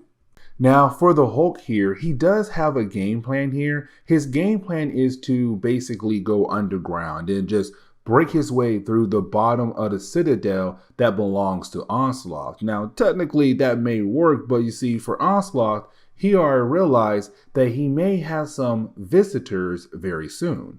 Now, for Betty Brant, or Betty Banner, Bruce Banner's wife, we do see that for Betty, she's watching the news. And with her watching the news, is her kind of realizing that, well, the Hulk is alive and nearby. And so she kind of has hope in the possibility that she may be able to get back with Bruce.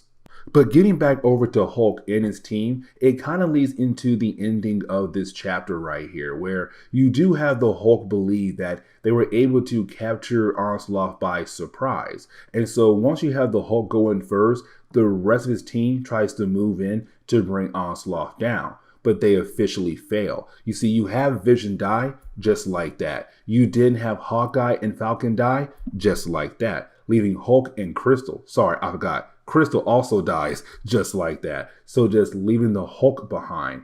And so you do have the Hulk being able to beat down over and over and over on Onslaught. And so for the Hulk, it does look like he won. But here's the thing. Onslaught did that on purpose. And the reason why, because with Onslaught playing mind games on the Hulk and his crew, what he wanted to do was to show Hulk's crew like, look, this man does not truly care for you at all. You guys could possibly die, and he would still fight on and be happy about the fact that he was able to accomplish his goal. He does not care for you at all. And so, of course, that right there breaks the team apart. They're kind of like, wait, first off, he played mind games on us to make us believe that we were able to get the jump on him. But on top of that, he showed us that you don't truly care for us at all. Like, you will let us die to possibly bring him down. It's kind of wild. And so this kind of leads us into the ending of this chapter where you have the Hulk go back to the rest of the Avengers. And he does admit to Steve Rogers like, hey, you know what? You're right. Like, this is not the right time. But he does not tell Steve Rogers why he has a change of heart. But this is where we're going to end this chapter and now move on to the next one, which is an Iron Man issue. Now, when it came to Iron Man issue number 332, this was officially the last issue of Volume 1 when it came to Iron Man, because shortly after Onslaught, we had the whole Heroes Reborn universe given to us, where you had some heroes basically disappear from the main Marvel timeline and went into a brand new timeline. And so when it came to Iron Man, he was one of those characters. And so when that happened, his book got canceled, but he was given a brand new book with his brand new life in that brand new reality. But getting back over to the main storyline, we're picking up with Iron Man, Giant Man, and Quicksilver. Now, for these three characters, they're right now trying to find a power source for the psi armor suit that was mentioned in the Xavier Protocols. Remember, when it came to Excalibur issue number 100, we had learned that Charles Xavier had a thing called the Xavier Protocol. Basically, he had different files on each member of the X-Men of how to bring them down just in case they ever turn, well, evil, including himself. And so for our heroes, they realized that he had mentioned something called the psi armor. The problem is that they need a power source for it. Now, with that being said, we also have to remember that there are Sentinels right now just roaming across the city that is currently being controlled by, well, Onslaught, who's now attacking anybody in New York City, including the Avengers as well. And so for our heroes at the moment, they kind of gotta hide from the Sentinels, but at the same time still accomplish their goal. But you did have our heroes be confronted by Black Panther. Now for Black Panther, he's here to kind of help our heroes and guide our heroes to a location that belongs to him and his people, where basically he's holding on to equipment, but also a power source that could basically help Iron Man build psi armors for every single hero who might be going up against Onslaught very soon. The problem is that while you have Black Panther trying to lead them over to that location, that is when our heroes get attacked by the Sentinels. Now, you do have Giant Man stay behind, and the reason why, because with his ability to, make himself larger than normal, he should be able to take on the Sentinels, but to buy the rest of the heroes enough time to get over to Black Panther's location to figure out what kind of equipment that he's currently holding on to, but also what is that power source that could basically help our heroes win against Onslaught as well. Now, when we switch back over to Iron Man, Quicksilver, and also Black Panther, they do arrive at this underground tunnel. Now, of course, for the two heroes from America, they feel like, hey, this is illegal. Like, why in the world do you have some kind of underground tunnel that's basically locked up? We kind of find out that this is the Wakandan embassy. But either way, once you do have our heroes get inside, you have our heroes see all these different types of equipment. And for Iron Man, this is great. This is perfect. And the reason why, because now he can get to work on building the psi armor to help the heroes defeat Onslaught. Now, for the next few pages, you kind of had a story jump back and forth between different settings. So, for example, we do get a page where it's right now Giant Man trying his best to fight against the Sentinels, but the man is barely being able to hold on because these things are just with so many different types of weapons. It's kind of hard for him to overcome what he's currently fighting against at the moment. But as we get back over to the rest of our heroes, we do learn what that power source that Black Panther plans on giving over to Iron Man to build a psi armor for every single hero going up against Onslaught. And of course, there's no surprise at all, it's vibranium. And of course, Black Panther is holding onto a huge pile of it. So of course, for Tony Stark, he can now get to work in building all these different psi armors for all the different heroes. But as we get back over to the battle between Giant Man and also the Sentinels, we see that he is officially defeated by the Sentinels. Like I said earlier, the dude was barely holding on, but luckily for him, you had Quicksilver go back to help him out and get him away from the Sentinels, but of course at the very last second. But as we get back over to Iron Man and also Black Panther, we do learn that they were able to finished the project just in time. And the reason why, because you had the Sentinels find them and try to attack them. Now, for our heroes, they do dip out and they do go their separate ways. But for Iron Man, he does go to regroup with Giant Man and also Quicksilver. When he does, he shows us and them that he was able to make the side armors for all the different heroes who will be going up against Onslaught very soon at the end of this crossover. And so really, that's it for his chapter in this crossover. But again, this was the last issue for Iron Man back in 1990s. Now, when it came to Avengers issue number 402, this was also the last issue for Volume 1 of the Avengers, leading into Heroes Reborn. And so when it came to this issue right here, it kind of starts off the same way for the Hulk, where basically, thanks to Onslaught, his EMP, shutting down all the power across New York City, you had folks still trapped inside subway trains across New York. And so you have the Avengers right now working together to kind of help get the people to a nearby subway station, but to also free them from the train as well. Now, of course, these people are just running like crazy because they were trapped inside a subway for who knows how long, hours, 3, 4, 5, could have been more than that. But thankfully, the Avengers had arrived to help them out. Now, when you do have the Avengers being able to get back over to the surface,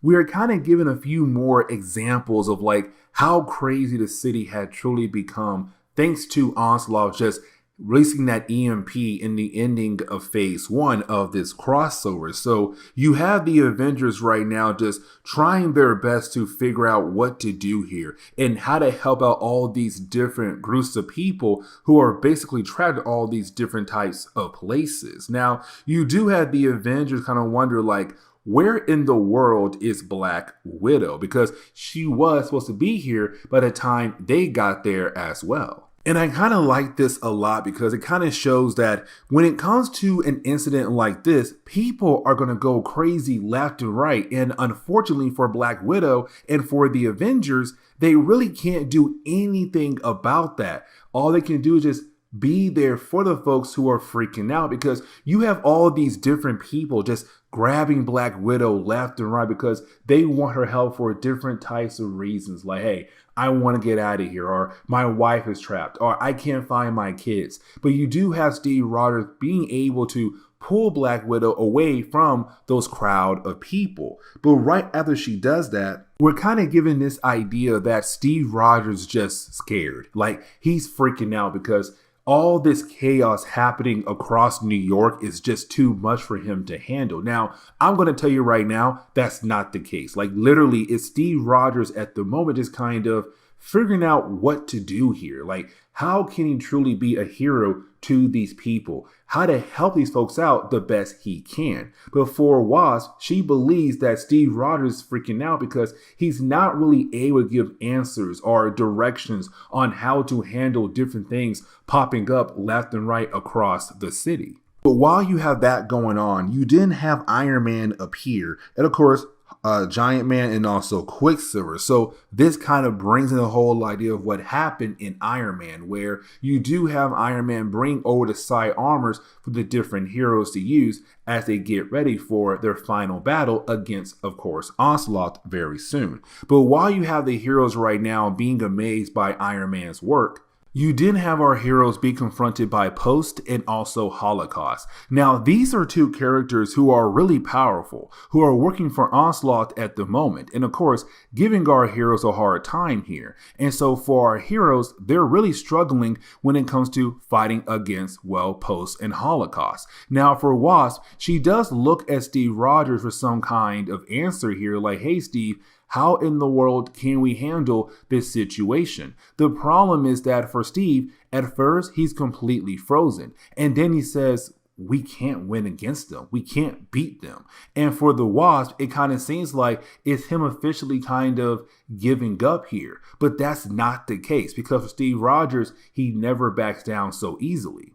Because for Steve Rogers, he understands what they have to do here if they want to win. And so you have Steve making sure that Holocaust hits Post. With Post now out of the way, then our heroes had the ability to gang up on Holocaust to hopefully bring him down, which they are able to do. And so it kind of shows like, yeah, for Steve Rogers, he knew he couldn't beat them head on, but he knew as soon as one of them is able to take the other one out, the last one will be easier to take out if we all just gang up together. And so for Steve Rogers, kind of shows that he's still a great leader of the Avengers. Now, with all that being said, you then have our heroes just gang up on Holocaust and being able to defeat him. But this kind of leads us into the ending of the video, because once you do have our heroes being able to defeat both Post and Holocaust, you then have our heroes get a message from Onslaught on a TV screen where it's basically him saying like, hey, listen guys, so you may defeated them, but there's no way that you'll be able to bring me down. If we do fight, it will be your final battle. And so of course for our heroes, they're kind of like, listen, if it is our final battle, we're going to make sure we at least bring you down. And so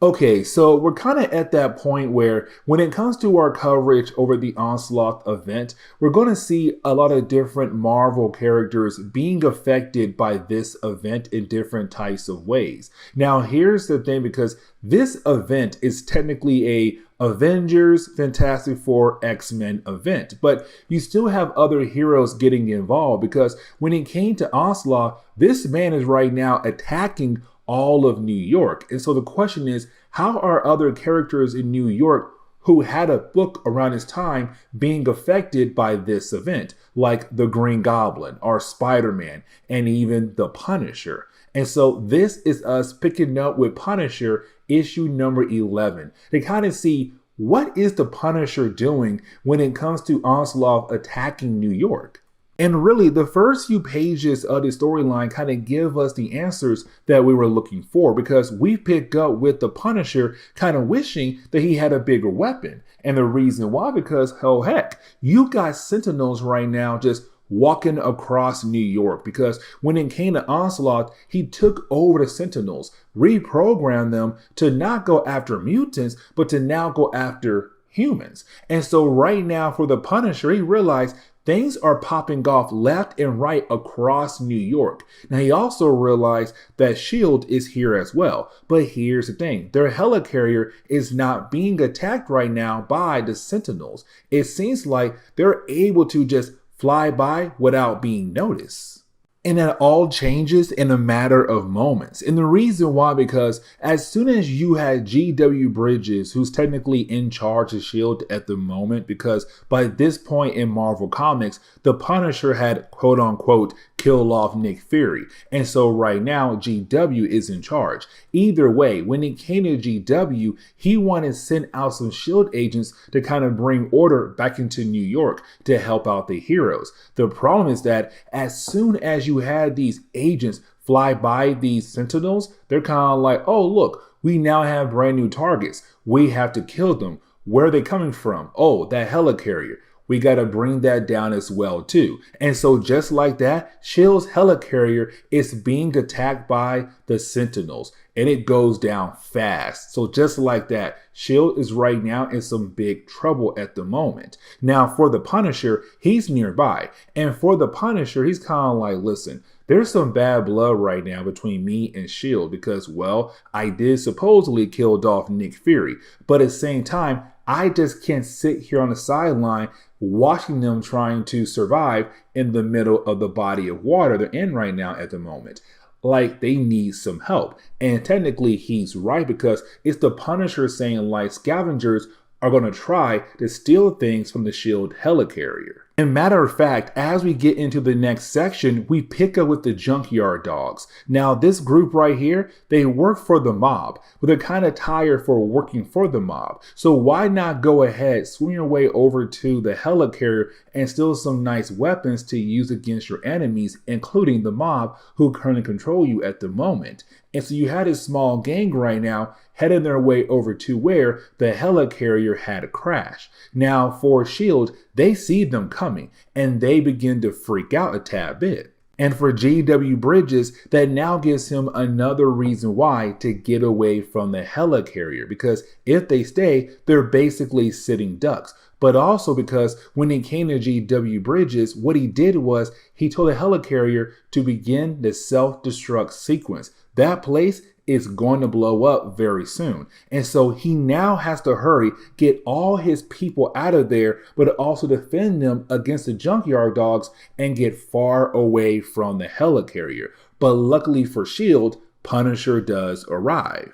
Now, the rest of this book is really more of us just seeing the Punisher helping out S.H.I.E.L.D. to fight back against the junkyard dogs, but to also get the S.H.I.E.L.D. agents away from the helicarrier. And so you do have S.H.I.E.L.D. and GW and also Punisher being able to complete all the different objectives just like that. But here's the thing, because this issue alone is also setting up the next storyline that came right after this one. Now, we can start covering some Punisher stories on the channel, but either way, it's right now GW telling Frank like, hey, listen, you owe us one. Like, you did kill off Nick Fury, even though technically you were not right in the head, but you do owe us one. I do have a mission for you. And so you do have Frank agree to take the mission.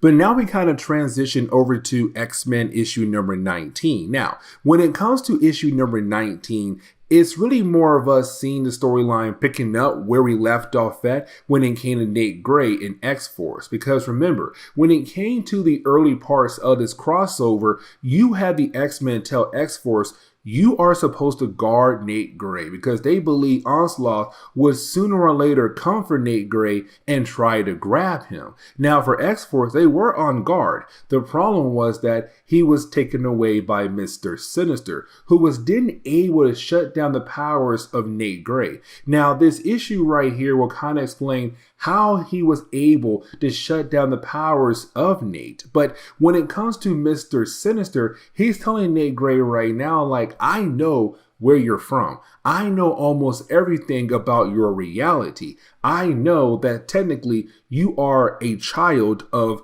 Scott Summers and of course Jean Grey. Now for Mr. Sinister, he wants to use Nate Gray as a weapon against Onslaught. But for Nate Gray, as we already know, he hates the idea of being used as a weapon. Now, there was another character who was somewhat close to Cable. Sorry, Nate Gray. Nate Gray is the counterpart to Cable, but there was another character who was close to Nate Gray, and that was Trinity. Now, when it came to her, she was technically working for Mr. Sinister, but she kind of moved away from him to go find Nate Gray to hopefully use Nate Gray as a way to protect her from Mr. Sinister. The problem was that when they arrived in New York, they went their separate ways. For Nate Gray, he went to go find the Avengers. She hid somewhere, but unfortunately, she was found by the Marauders. As we all know, Marauders work for Mr. Sinister. Now, as we all know, this is now phase 2 of this crossover. So right now for Onslaught, he's just wrecking New York completely. But here's the thing, because by this point in our coverage, he has merged with Franklin Richards. And when it comes to Franklin, he's calling out for help, a psychic call for help. And so, of course, that call does go straight over to Nate Gray. Now for Nate Gray, he has no idea who Franklin Richards is, but he kind of realized there's somebody out there calling for help. But here's the thing, because for Nate Gray right now, as he hears Mr. Sinister talking, we do learn how he was able to learn almost everything about the age of Apocalypse reality. But on top of that, how he was able to shut down the powers of Nate, how he was able to send a feedback in the mind of Nate Gray when it came to Nate using his abilities. All because of Trinity.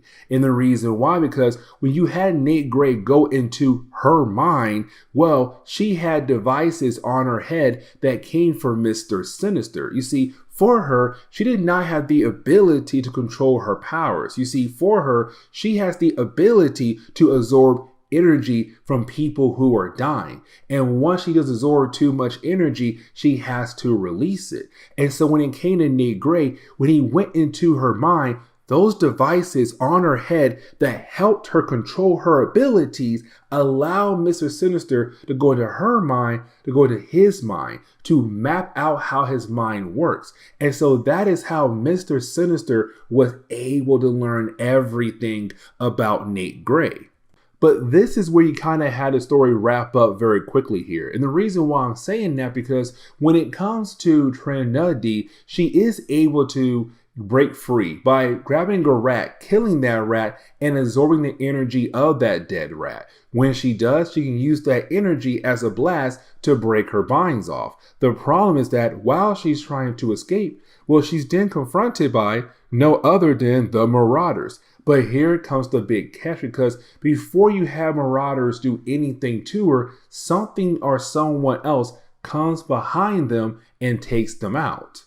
But before we are able to learn who helped her out or possibly capture her, we jump back over to Nate Gray. Now for Nate Gray, he realized that his mind has healed up, which means that Mr. Sinister is no longer able to shut his powers off or cause pain in his mind when Nate Gray used his abilities. But here comes the big ending though, because for Nate Gray, he sees this child just coming out of nowhere. This portal opens up and his child appears. It does seem like it's Franklin Richards calling out for help. But for Mr. Sinister, he realized that's not Franklin at all. It's matter of fact a trick. But before Nate is able to realize it is a trick, he's then grabbed by Onslaught and taken away just like that. And so now for Onslaught, he has Nate Gray, he has Franklin Richards, and things got a whole lot worse for our heroes.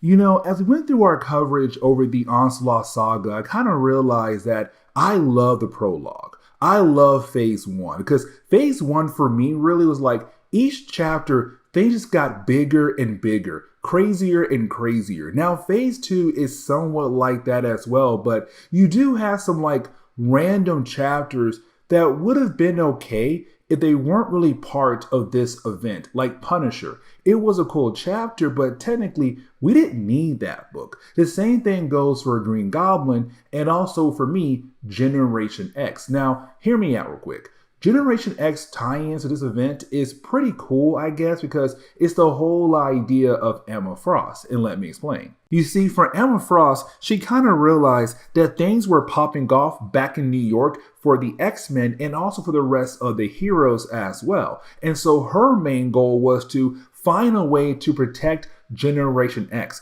her brand new group of students. And so she flew over to Canada as a way to protect them. Now, here's the thing, because this is a callback to the early days of X-Men and also New Mutant comics. Let me explain. You see, in that storyline, when it came to Emma Frost, she had another group of mutants that she was trying to teach, take care of, to help them grow with their abilities. The problem was they all died. Not all of them. I think like 2 or 3 had survived. Like, for example, Empath and also Warpath. But most of the Hellions were killed off. Now, technically for Emma Frost, she had no idea at first they all had been killed off because she was in a coma. Once she did come out of that coma and she had discovered what happened to her old group, it broke her. And so when she was given the chance to teach a new group, she said, you know what? It's time for me to protect this group no matter what. And so she flew over to Canada.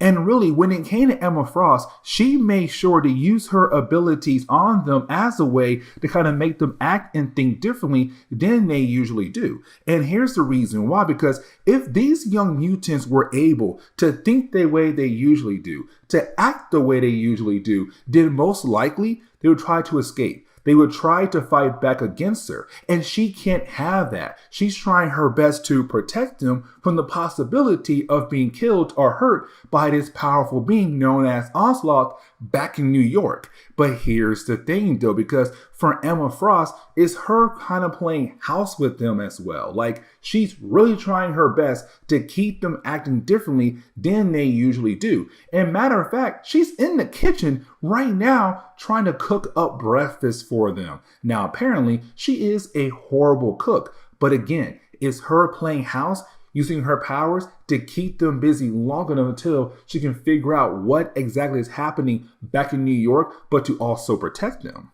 The problem is that when it came to Emma Frost, when she came back to her house with these kids, she had no idea or possibly forgotten that Toad was there as well. And so you have Toad hiding right now in a different part of her home, but he's right now using Toads as a way to watch Emma Frost, to watch the kids, to collect information on them. And these Toads or frogs go back over to him to relay what they had saw about Emma and also these students of hers. Now for Banshee, in the last chapter for this team, he was kind of sent away by Emma Frost. And so this is him trying his best to locate where Emma Frost is. Where is his missing students? Now, when it comes to Banshee, he went over to the old base of Alpha Flight. And here's the reason why I said the old base, because by this point in Marvel Comics, there is no longer an Alpha Flight team in Canada, really at all.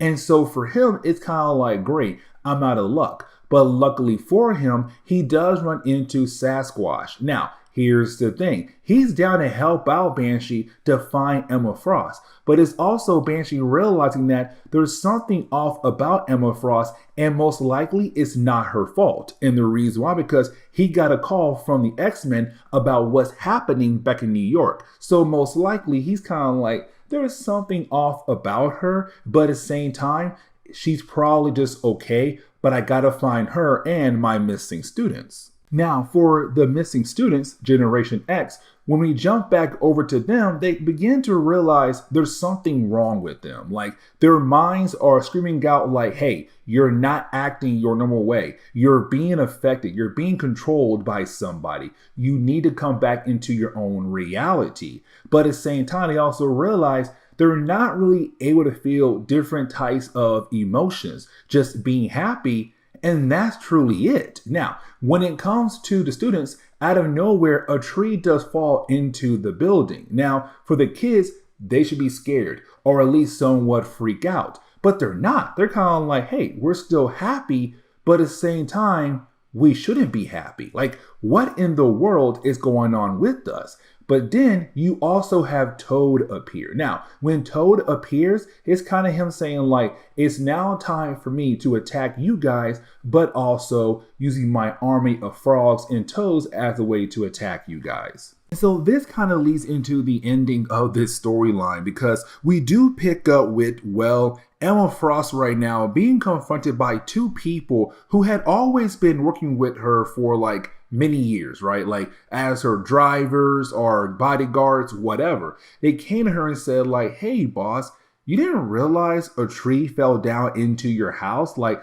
that seemed kind of weird to us. And technically they're right, because when that tree fell down, she didn't move. She kept going on with her day. But after they left, you then have Monet being able to enter the mind of Emma Frost. Now, when she does that, it's Monet telling Emma like, hey, listen, so I'm right now trying to free our minds because we're being attacked by Toad and all his frogs friends at the moment. And we can't fight back because, well, you are controlling us. You're forcing us to be happy at the moment. But it's also her telling Emma like, the only reason why you're doing all of this for is because you're being somewhat influenced by Onslaught, because he is a pure psionic energy being. He has the ability to affect anybody who is a psychic. That means Jean Grey, Charles Xavier, Psylocke, Emma Frost, and also Chamber. And so right now is her saying like, subconsciously you wanted to protect us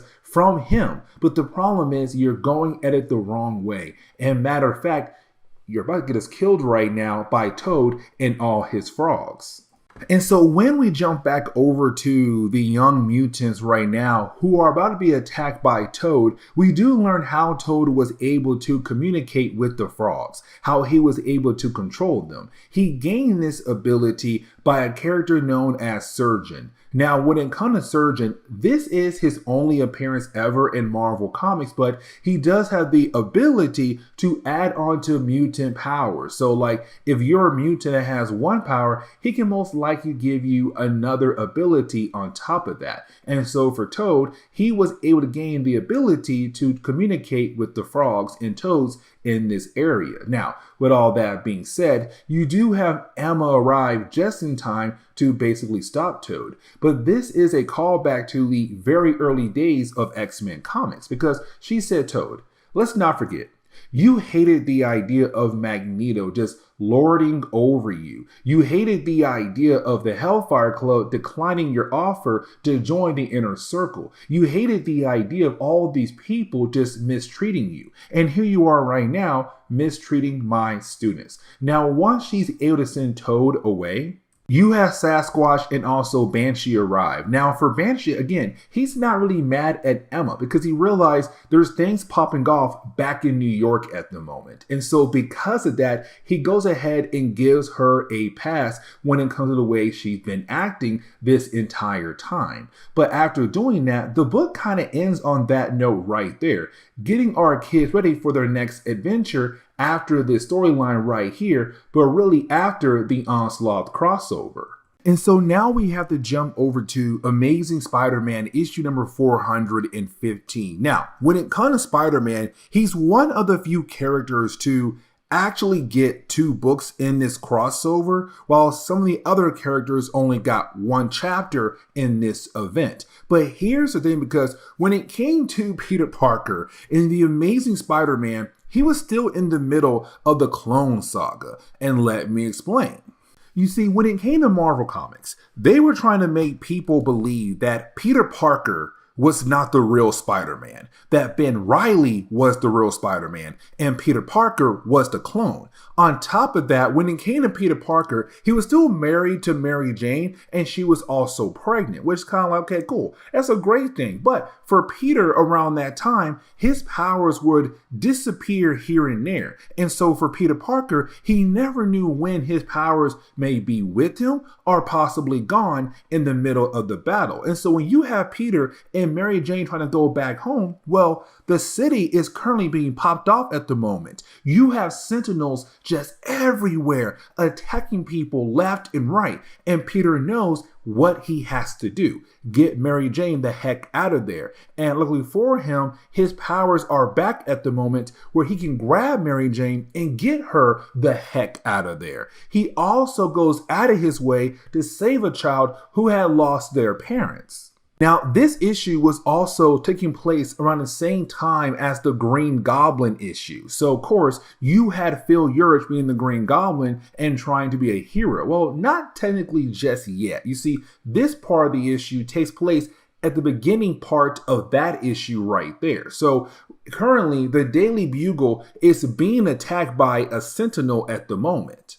Now, for a brief moment, we do switch over to, well, Ben Reilly. When it comes to Ben Reilly, around this time in Marvel Comics, he was the Spider-Man, right? Like the main Spider-Man. And he had his own support characters around him. And so with things popping off in the city, you have Ben trying his best to get those people somewhere safe. And while trying to do that, he leaves them behind and changes into his Spider-Man outfit to deal with the Sentinels.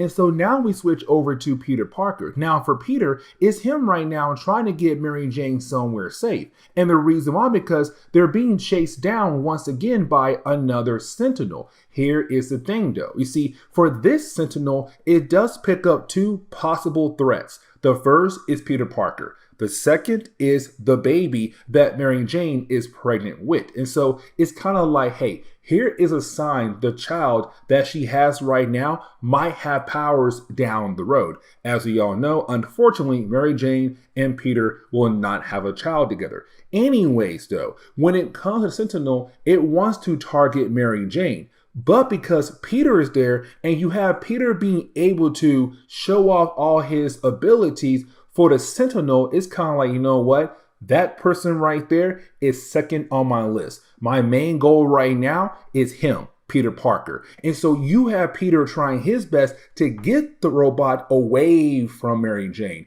while you have MJ head over to the Daily Bugle. Now for Peter, he's kind of struggling a tad bit, but while you have him trying to get away, just like that, his powers once again disappear. And so with his powers being gone, for the Sentinel, it no longer looks at Peter Parker as a threat. But on top of that, Mary Jane's gone now. So for Sentinel, it has to find somebody else to go after.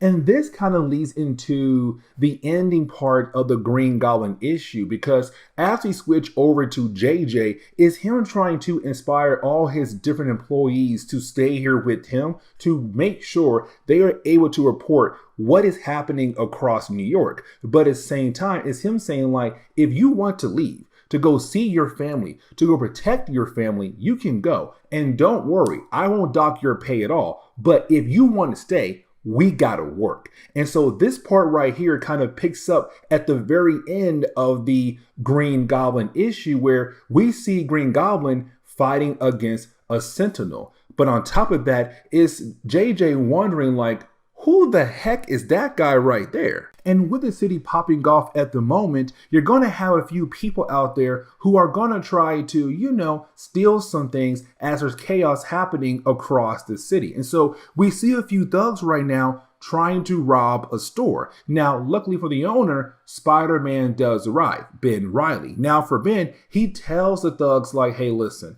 I'm not your main problem. That right there is your main problem. And just like that, another Sentinel appears. Now, before we see Ben Reilly being able to deal with that Sentinel, we jump back over to Peter and Mary Jane as they arrived at the Daily Bugle. Now, for Peter, his main goal is to get back out there to help out. Even though his powers are constantly disappearing, he gotta be a hero. But for Mary Jane, she'll stay behind and actually help JJ report about what's happening across New York. She gets on a typewriter. And for the last few pages of this storyline, it's just Ben Reilly, you know, being Spider-Man. We see him being able to bring down a Sentinel, but he also kind of hates the idea of these robots that's attacking New York all over the place. So his main goal is to just go out there and be that hero. And that really does wrap up this chapter of the Onslaught saga. Here's the thing, because there is another chapter for Peter Parker and Ben Reilly. The thing is, we gotta jump over to a different book first before we dive into that chapter right there. But with that being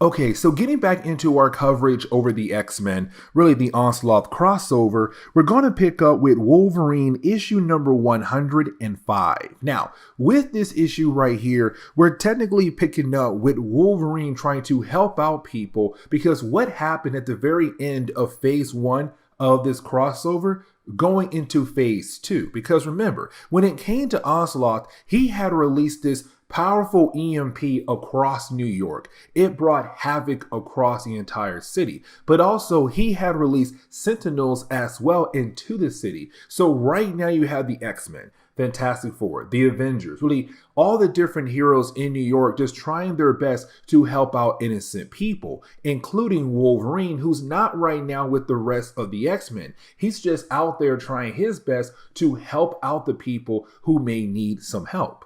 And that is why this book is an impact issue. Now, there is a huge difference between impact and also phase books.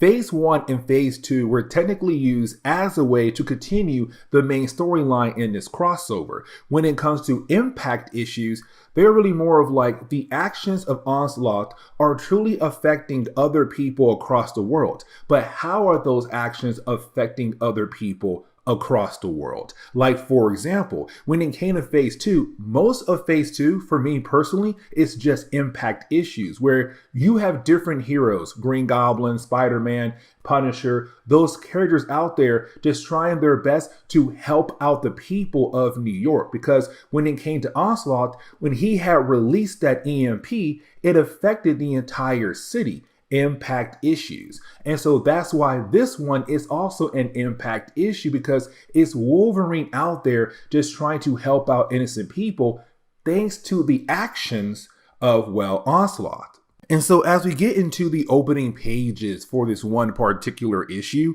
all we're seeing right now is Wolverine at first just trying to get inside this burning building. And the reason why, because a child is trapped inside that building. It's up to Wolverine to find a way to save the life of that child. And so once you have Wolverine being able to enter the building, find the child, and try his best to protect the child, he kind of realized that most of the exit the child knows, or at least Wolverine knows as well, have been officially blocked off thanks to the fire and the building falling apart. And so it does kind of seem like at first, most likely Wolverine is going to be burned alive alongside with this child, or at least the child's going to die and Wolverine's healing factor is going to bring him back to life. Anyways, though, you do have somebody being able to guide Wolverine out of the fire just in time to save his life, but also the child's life as well. Here's the thing though, this person is an old man.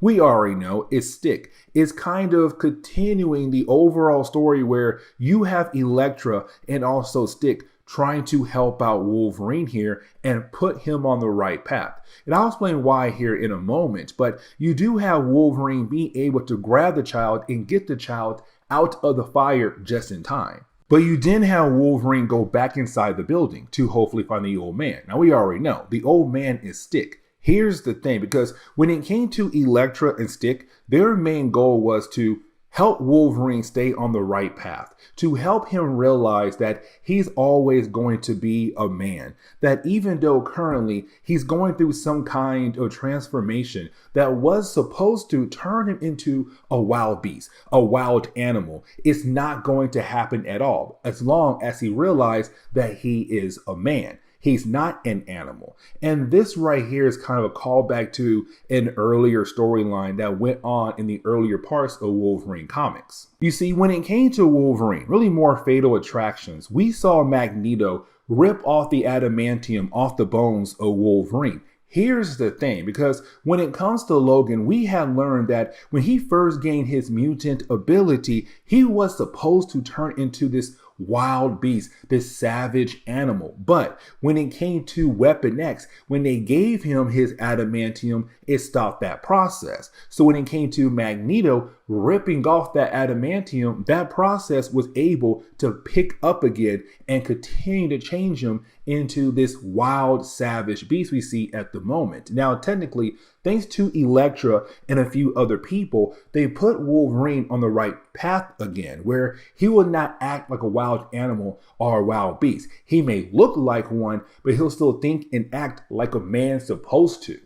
And so the reason why Stick is here is technically telling Logan, like, hey, listen, like, Elektra and I can teach you almost everything we can to make you act and think like a man. But it comes down to you to make sure that you think and act like a man, that you don't basically slip up. Because if you do, then yes, you will turn into that wild beast, that savage animal. You gotta stay on the right path. You gotta stay focused and make sure you do that. And you didn't have Stick being able to guide Wolverine away from the burning building. Now, right after that, you didn't have the Human Torch appear. And when it comes to Johnny, he's here to recruit Wolverine for the big final battle against Onslaught, which we are getting very close to in a matter of, 1 or 2 or 3 videos. But either way, that wraps up this one particular issue.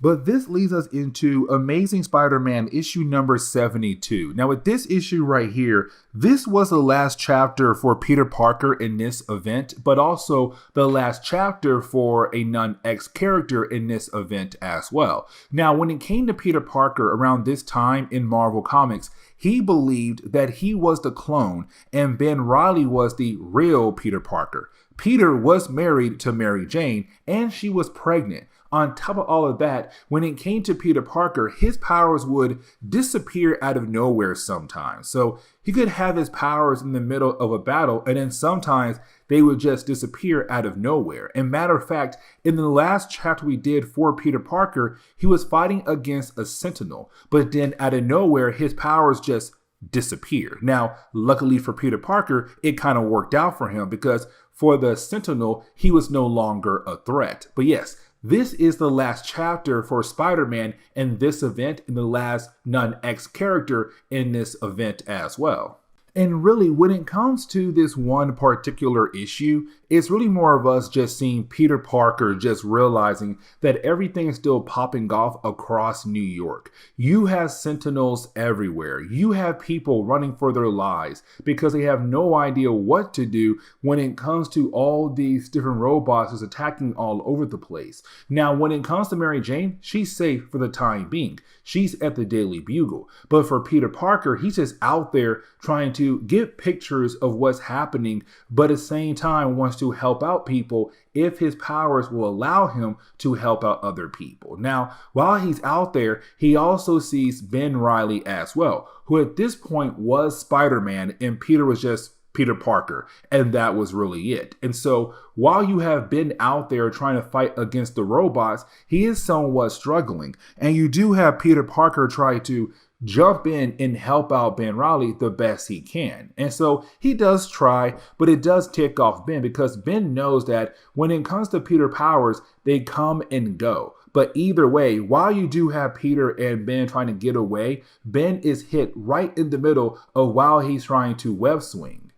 And so you have the two characters land in this smokestack. Now, this is a callback because when it came to Ben, when it came to Peter, their lives began in this smokestack together. Like the whole idea of who's the clone, Peter or Ben, it all began in this smokestack. But either way, you also, the book kind of show us that for Peter and Ben, they look at each other as brothers. Now, you do have Ben go out of his way to find a way out of the smokestack. But they both know the Sentinels are still trying to find them. And sooner or later, they're going to locate them. And so you have Ben say, Peter, go. Like, you're Peter Parker. You have a wife. You have a child on the way. You have an actual life. I don't really right now. Like, it's just me, and that's really it. You have people waiting for you.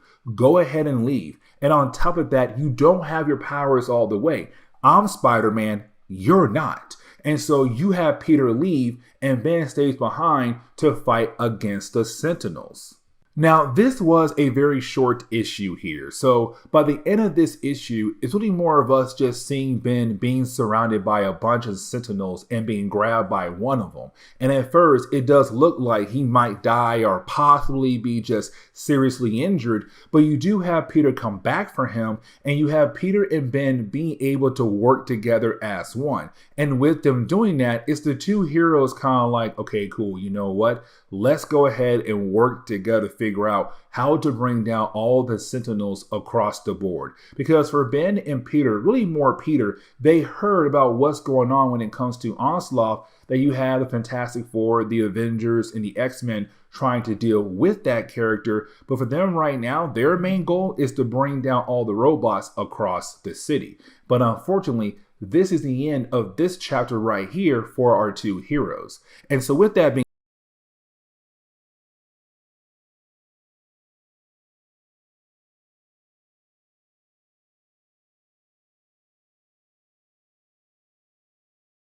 okay, so it's time for us to go ahead and get back into our coverage over the Onslaught crossover as we dive into the second, really the last two chapters for phase 2. And then we get into the whole change of the Marvel universe for one particular year, better known as Heroes Reborn. But getting into these two chapters, we're going to start off with X-Men issue number 56. Now, this issue is all about Magneto and Rogue, it says as well, but really more of Magneto.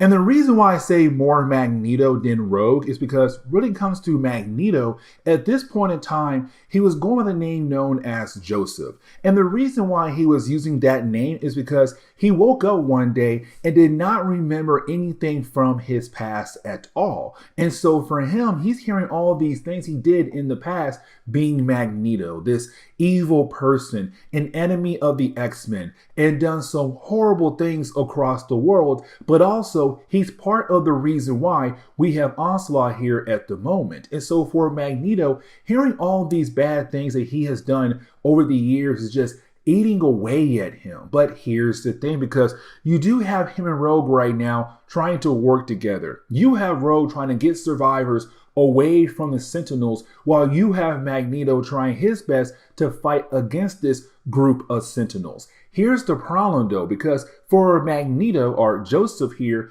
this is his first time, because this whole entire crossover has been him fighting against Sentinels. But for Magneto, he's beginning to learn that these robots were made to fight against mutants. And meaning that these robots know how to adapt. They know how to fight against low-level mutants and high-level mutants like Magneto. And so at first, he is so confident that he'll be able to take down these robots, but he's learning very quickly here that that's not going to be the case, that he is going to have a hard time. And so you do have these Sentinels being able to just beat down on Magneto. You have Rogue try to help out as well, but she also gets beat down as well. It gets to the point where we're kind of left to believe that they're officially dead. But then at the very last second, you then have Dr. Doom arrive. Now, when Dr. Doom arrives, it's freaking amazing. He's kind of like, I am here. I'm the best villain. I'm better than you, Magneto. I'm better than all these bad guys in New York City. But for Magneto, he's kind of surprised to see Dr. Doom here because he knows Dr. Doom is a bad guy. But you then have Steve Rogers appear. And for Steve, he's saying like, listen, when it comes to something like this, sometimes the most craziest alliance happens when it comes to an event like this. And so Doom being here may seem wild, but look around. It's complete chaos across the whole entire city. But it's also Steve saying like, knowing Dr. Doom, he wants to make sure the world is still around so that he'll then be able to rule over this world. But either way, you have Magneto expressing once again that he's very upset about the fact that he's somewhat responsible for the creation of Onslaught. But it's Steve saying like, listen, I know your past. I knew who you were before this. But seeing you now, the way you acting, the way you're trying to make sure that nobody dies under your watch is a great thing. But here's the thing though. When it comes to you trying to, confess your sins, don't come to me. Go to somebody else. Somebody else you need to talk to about your past mistakes. I'm not that person for you. Now, we're also getting reminded that when it came to Nate Gray, by this point in the crossover, he had been officially taken away by Onslaught. Here comes the big thing, because now we know why he took Nate Gray for. He wants to go into Nate Gray's mind to learn more about the Age of Apocalypse reality, because in that reality where Nate Gray is from, mutants were first class, humans were second class. And so for Onslaught, he wants to learn what happened in Nate Gray's reality that led to that point so that the mutant race in this reality can be first class and humans can be second class. But this leads into a conversation between Magneto and also Charles Xavier. And man, let me tell you, this conversation is pretty important for me. Here's the reason why, because it's Magneto already admitting like he's at fault for the creation of Onslaught, only partially though, but it's also Charles Xavier saying it's also his fault in the creation of Onslaught as well, because for Charles Xavier, it was him who shut down the mind of Magneto. And they kind of like, well, Charles had no choice there because Wolverine in the adamantium scene, but it's Charles saying that I thought because I had the power, I had the right to make that move. But in reality, I had no right to make that move. I made a mistake then. And so now it's Charles kind of admitting that if he did not do that, if he didn't let his darker side kind of come out and mix with Magneto's darker side, then most likely Onslaught would not be here right now. That matter of fact, New York would be safe at the moment. But either way, you do have Magneto leave to join the rest of the heroes for the final attack. Charles does not go. Well, Charles says he has his own part in the final attack against Onslaught here. But getting back over to Onslaught and also, well, Nate Gray, is Onslaught realizing what happened in Nate Gray's reality. Is him realizing that in that reality, even though mutants were first class, humans were second class, all of that fell apart thanks to the X-Men, thanks to a few other characters besides the X-Men as well. And so for Onslaught, he's saying like, you threw all of that away? Like, you guys had the chance to be first class for who knows how long, and you threw it all away? And so now for Onslaught, this changes his entire plan. But you do have the heroes meeting up with one another, except while you have the heroes getting ready for the final attack, they have their psionic armor ready to go, you have Jean Grey realize Charles left. Charles took a vehicle or aircraft to go somewhere else. The question is now where? And we kind of find out what Charles did. You see, for Charles, he went over to where Onslaught was at. It's Charles saying like, listen, I know there has to be a small part of me still inside of you. And with that small part of me still inside of you, you will realize that killing off the human race is not going to make anything better for the mutant race at all. Now, you have Onslaught agree at first like, yeah, Charles, you know what? You're right. But you see, I changed my plan. I changed my ways. You see, now I'm not just going to go after humans. I'm now going to go after mutants as well. Nobody is going to survive. Not humans nor mutants. And this leads into the epilogue of this event. And guys, with that being said, wait, I'm sorry, I forgot. We still got one more chapter to cover. We got to cover X-Men Unlimited issue number 12, the actual final chapter to this crossover. You see, this entire issue is really more about the fact that we're trying to get Juggernaut back to the way he was before the whole idea of Onslaught. And let me explain, because when it came to us covering Age of Apocalypse, as soon as we had finished that storyline right there and began our way up to Onslaught, you had Onslaught being able to send Juggernaut flying across the entire country. And so when he had crashed in front of our heroes, it was kind of like, who had the power to send King Marco flying across the country? He said it was Onslaught. Ever since then, it was kind of like, man, the Juggernaut now seems a tad bit weak, like he's not his usual self.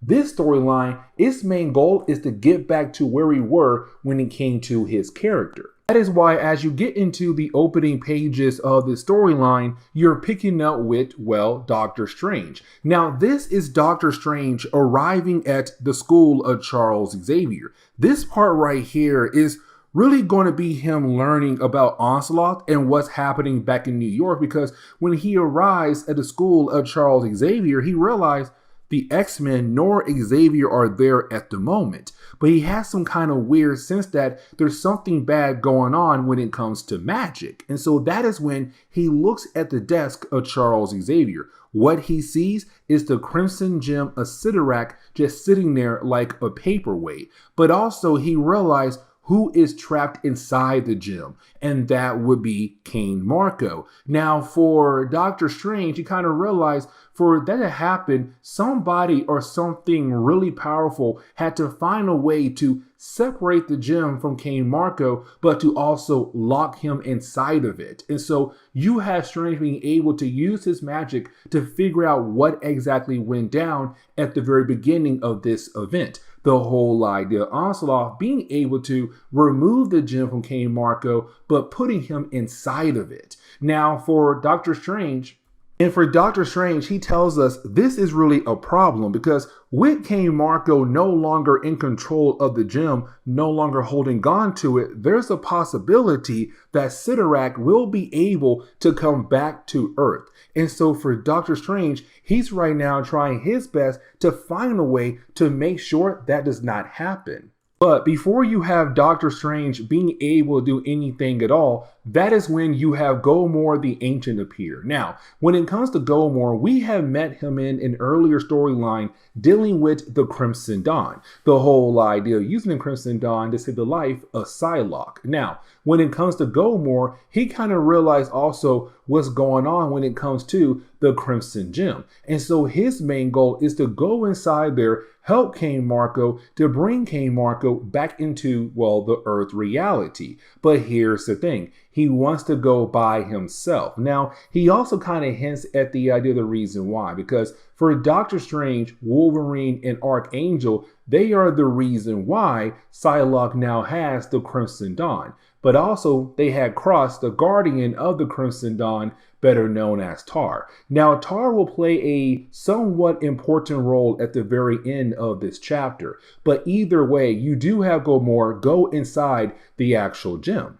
Now, once you do go inside the gem, the Crimson Gem of Sidorak, we kind of see King Marco going through this nightmare. Now, here's the thing about this nightmare, because it's him right now being unable to move. And here's the reason why. Because in this nightmare, his life went differently. And let me explain. You see, for Kane, he had found the Crimson Gem on accident. But in this nightmare, he's laying in the bed, unable to move his arms and legs. But you do have Charles Xavier arrive. Now, once Charles arrives, he informs us and also King Marco why he can't move in this nightmare. It's the nightmare saying like, yeah, you know, you were part of the army. You were fighting in a war, except you went AWOL. And the thing was, you found this cave that held the Crimson Gem. The problem was it caved in.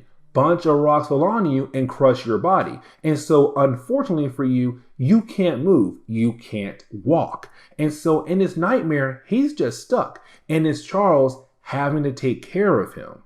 And so as the nightmare continues on, you have Charles Xavier just push Juggernaut around in the wheelchair. And we kind of find out he's not only taking care of Kane in this nightmare, he's also taking care of some characters like Jean Grey, Cyclops, Iceman, Beast, and Wolverine. But in this nightmare, they're not mutants. They're not freaks. Instead, they're kids who have physical disabilities or psychological disabilities as well. And so it's Charles right now trying to be their caretaker. Now, as the nightmare continues on, that is when you have Gomor appear. Now, once you do have Gomor appear, for Gomor, he knows what's going on with this nightmare. He knows who's controlling the nightmare. And that would be a character known as Spite. Now, when it comes to Spite, she is the sister to another character better known as Despair. Now, Despair is a character we have seen a few times in our coverage over the X-Men, but for Gomor, he knows that when it comes to Spite, she's working with Sidorak. And so she does leave, but she said, hey, listen, my master is not going to give up that easily. And the thing is for Gomor, he believes he can still take on Sidorak. But she says, you got lucky last time when it came facing him back on Earth. But she does leave. Now for Gomor, his next goal is to help King Marco get the heck out of here. The problem is that for King Marco, he has to trust Gomor to help him get out of here. Now, inside the gym, King Marco is powerless. He can't do really anything at all to Gomor. But either way, you kind of have King agree to go with Gomor as long as Gomor can help him to get the heck out of there. But while you have the two characters walking around the gym, they walk into the school of Charles Xavier, Xavier's mansion. Now here's the thing, because as they walk inside, we kind of get the chance to relive the origin of King Marco, because we do learn here that for King Marco, growing up, he hated his father, but he also hated Charles Xavier. And let me explain why. You see, for King Marco, his father married Xavier's mother. But on top of that, when it came to King Marco's father, he had the ability to save Xavier's father. he chose not to, Xavier's father died and allowed King Marco's father to marry Xavier's mother. With all that being said, for a good while there, for King's father, his main focus was his experiments, but also Charles Xavier. He also discovered that Charles was special, of course, talking about the idea of his mutant ability. But for Kane, he kind of realized that his father's focus was always on Xavier and his experiments. And so it got to the point where there was a small explosion and of course a fire broke out. For King Marco's father, he grabbed Charles first before grabbing Kane. Now Kane right here believes if his father was able to grab him first and not Xavier at all, then most likely King Marco's father would still be alive. But because he tried his best to save both boys, unfortunately, he died. And so ever since then for King Marco, he blamed Xavier for the death of his father.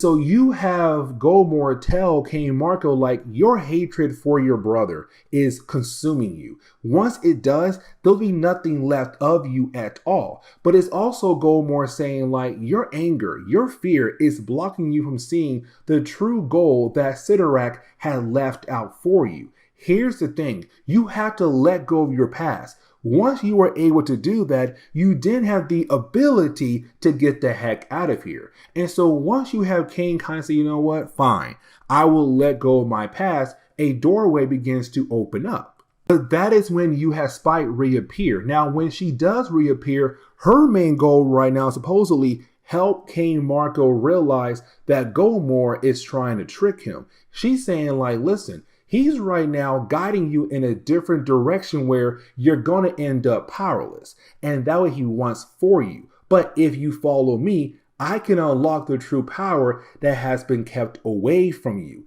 And of course, for King Marco, he wants that power. And so, of course, he goes with her. And so you have Spike kind of show this illusion where it's the X-Men bowing down to King Marco. It's Charles Xavier defeated in front of King Marco. Everything he could possibly want. But it's Gomor saying like, but that's the problem right there. Because here's the thing. Once you do get rid of your enemies, then it's your friends. Then it's your lovers. And then you get to the point where you're the only person left in the world that's standing over piles of dead bodies because you went on an endless rampage. Now for Spike, she does shut Gomor up. And we kind of learn a tad bit more about his character here. And so this kind of leads into Spike kind of giving us the origin of Gomor here. What she says is that a century ago, you had Sidorak being able to arrive on Earth. And the reason why, because you had these monks try to harness the power of Sidorak for themselves. Unfortunately, it backfired for them and got them killed. But luckily for the Earth, you had two monks being able to stop Sidorak.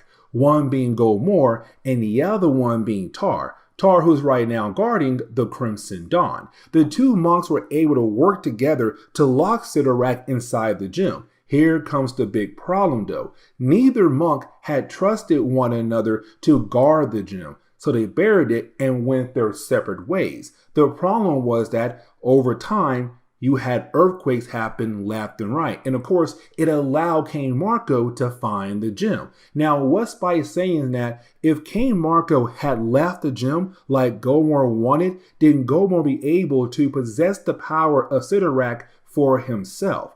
But now with King Marco staying, King will now have the ability to hold on to that power for himself. Now, Gomor tried to say it's lies, but you have Spike say, close your mouth. Nope, you cannot speak anymore. And she takes Kane away.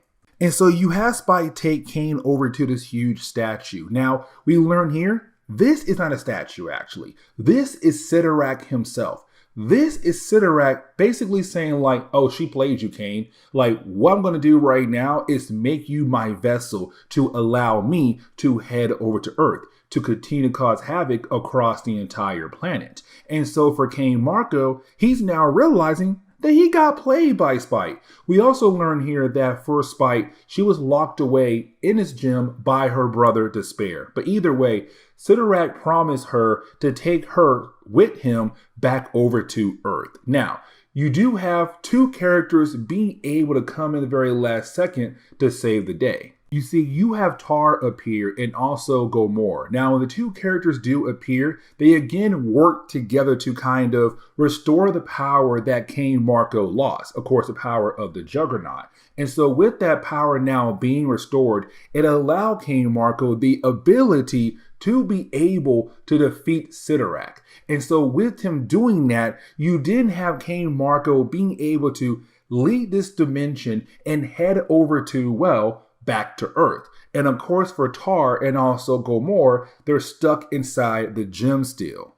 And so the book does kind of end on the note where you basically have Cain Marko kind of being able to go back to Earth. He's now more powerful than he was before he left the Earth. Now, when it comes to Doctor Strange, he basically tells us this is a problem because sooner or later, even though Cain Marko is stronger, by the time he realized the true purpose of the curse that he has now gained from Sidorak, it will be too late. That everything around him is going to be basically destroyed. But this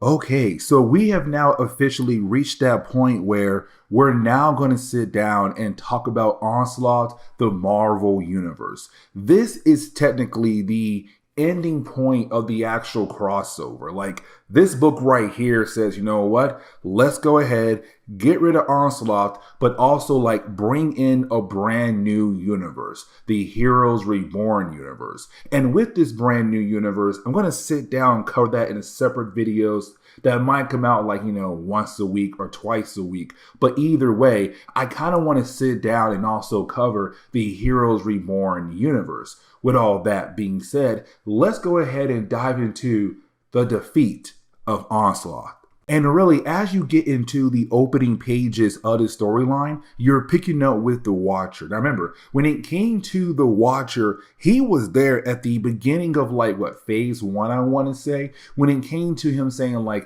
this is going to be the end of the era of heroes. And he kept saying that over and over again. And you had Apocalypse there as well. And for Apocalypse, he believed the same thing as well. This is going to be the end of the era of heroes. And once this era ends, Apocalypse feels like it'll be the right time for him to move in and, of course, bring in a brand new Age of Apocalypse. Now, at the end of our finale video for phase 2, we had picked up with Charles Xavier confronting Onslaught. Now, when he did that, by that point, Onslaught had changed his mind on a lot of different things. And let me explain. You see, for Onslaught, his main goal was to allow the mutant race to become first class. Humans, second class. His goal was very similar to Apocalypse from the Age of Apocalypse reality. That's why he kidnapped Nate Gray, to learn more about that reality. But once he had learned, in that reality, you had mutants like the X-Men and a few other characters go out of their way to stop Apocalypse in that reality as well. And so for him, he hates the idea of both humans and mutants. He hates the humans because, humans were always showing their hatred towards the mutant race. But he also hates the mutants now because they're trying to fit in with the human race. Now, with all that being said, it's also him saying Charles Xavier, I am literally you. All the darkness inside of you, that is me. And I'm part of Magneto as well. And so for Onslaught, his main goal now is to kill off Charles Xavier. And so this kind of leads into the first chapter or first battle in this storyline where we see at the very last second Rogue being able to save Charles Xavier. We kind of saw that at the end of phase 2 where you had Jean Grey and Cyclops both realize that Charles had dipped out, and y'all kind of realized that Charles went over to confront Onslaught by himself. But either way, you do have the X-Men arrive. And as y'all know, the X-Men are not technically that strong enough to defeat Onslaught on their own. But of course, This is Marvel back then trying to get everything set up where you're going to have a few characters off the board and moved over to the Heroes Reborn universe. So at first, it's just the X-Men. It's them right now trying their best to fight against Onslaught, but of course they get defeated. You have the Avengers appear. Now, when the Avengers appear, this is the point where you can kind of tell, like, okay, this is Marvel getting ready to remove some characters off the board. The Avengers, the Fantastic Four. But here's the thing. The Hulk is not going to disappear. Like, he will actually stay behind. In his book that he has currently will continue on. But for Iron Man, Captain America, Fantastic Four, the Avengers, they're all going bye-bye by the end of this event. But yes, they're all here together now to fight against Onslaught. Now, we also have to remember that when it comes to Onslaught, the reason why he's so powerful now is because at this point, he already has Nate Gray, and he also has Franklin Richards as well. But now it's these two characters kind of agreeing that they have to work together to find a way out of Onslaught to hopefully defeat him, to hopefully and finally be free.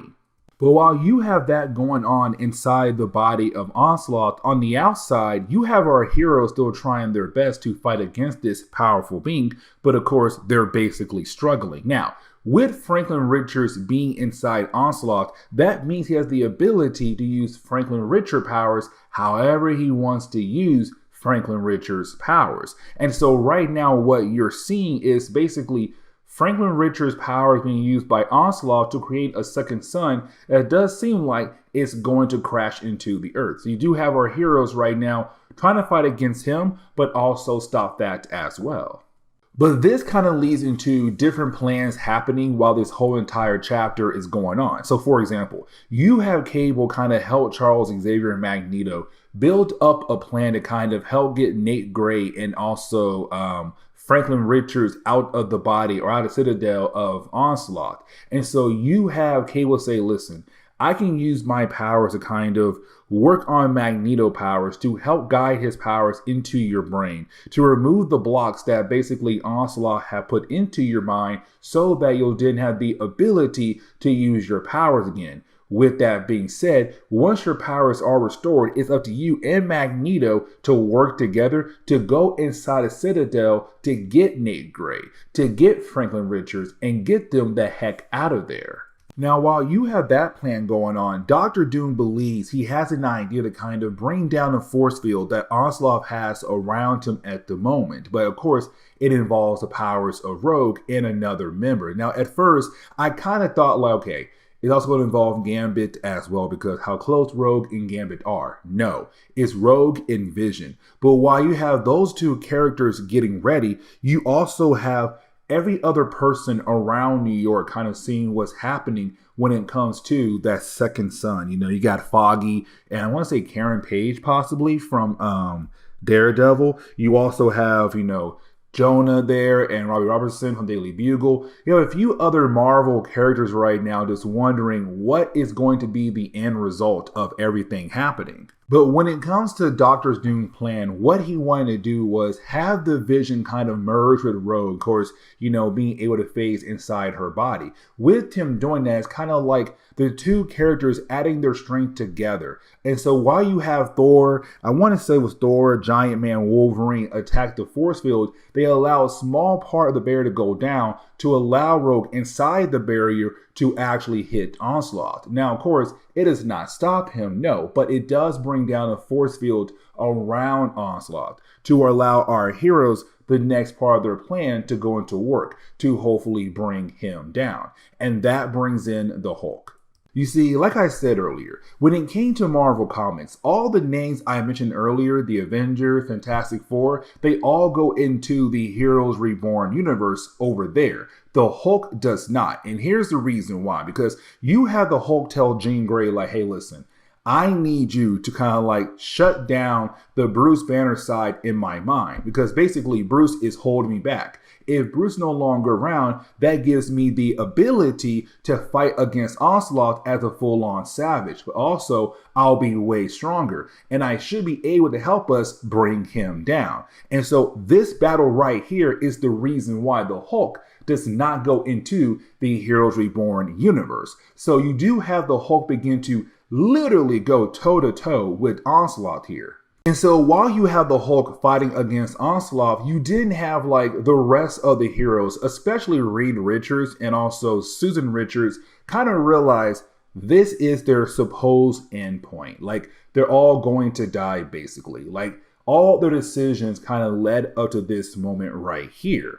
And so you have our heroes kind of realize like this is the best time to be together, to fight alongside with your friends for one last time to hopefully save the world. Now, of course, this also means that Reed and Sue are going to have to leave behind their son Franklin if Charles and Magneto are able to save Franklin and also Nate Gray from Onslaught as well. Now, for Onslaught, he believes that he's winning the battle, that he'll be able to defeat the Hulk. The thing is, the angrier the Hulk gets, the stronger he gets. And so just like that, you have Hulk give one last blow.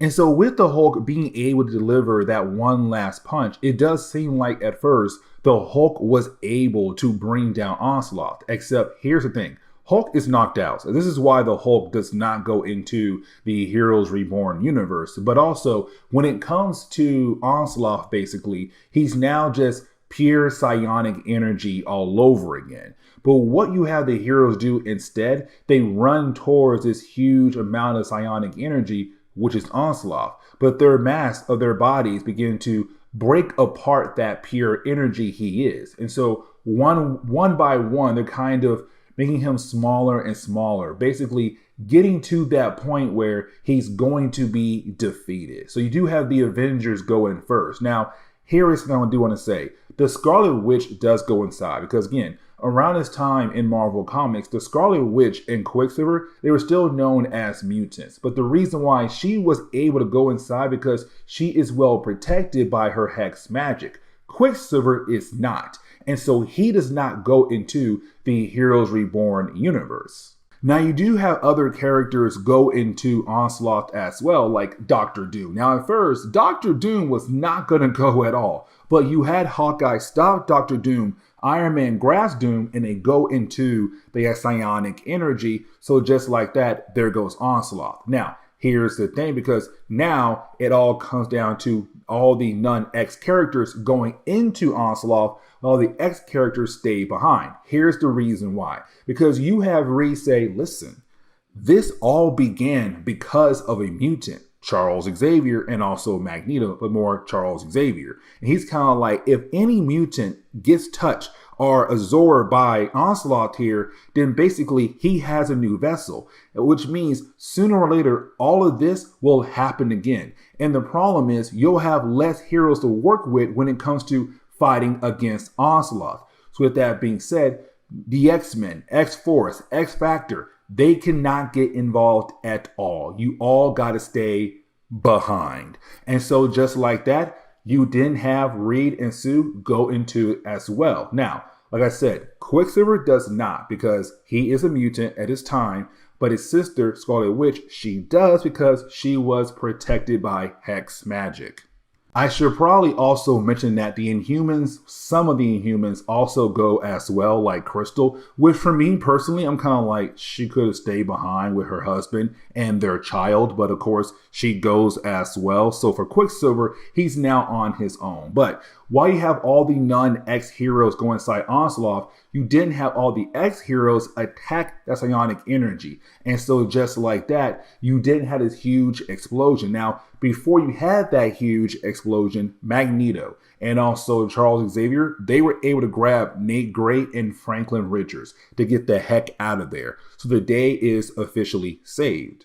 Now, this begins a whole new list of problems for our heroes, starting off with the human race. And let me explain why. Because you have folks there who work for the media just watching what happened. They watch their heroes, Avengers, Fantastic Four, go into Onslaught. And then you had the X-Men, which are mutants, attack Onslaught, which of course caused a huge explosion. They basically saw what could be the death of the Avengers and also the Fantastic Four. So now the question is, are the humans going to blame the mutants especially the X-Men, for what just happened. Because now this world no longer has heroes, quote unquote. They still have the X-Men and a few other characters like Spider-Man, Ghost Rider, and list goes on, but not the Avengers and not the Fantastic Four, the supposed big time heroes for the Marvel Universe. And you also have to remember about Apocalypse, because he's kind of like, cool, with the heroes no longer around, that means he has a clear path to bring in the Age of Apocalypse.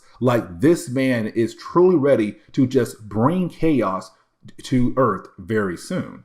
But while you have the Apocalypse, not the Apocalypse, but Apocalypse walk away, you didn't have the Watcher kind of mention that even though it does seem like we're at the end of the era of heroes, those heroes are not officially lost, kind of hinting at the idea of them being somewhere else. And of course, it is the Heroes Reborn universe. And so just like that, we now have 4 brand new titles to cover. Fantastic Four, #1. Iron Man, #1. Avengers, #1. And of course, Captain America, #1. With that being said, guys, please leave me a like down below.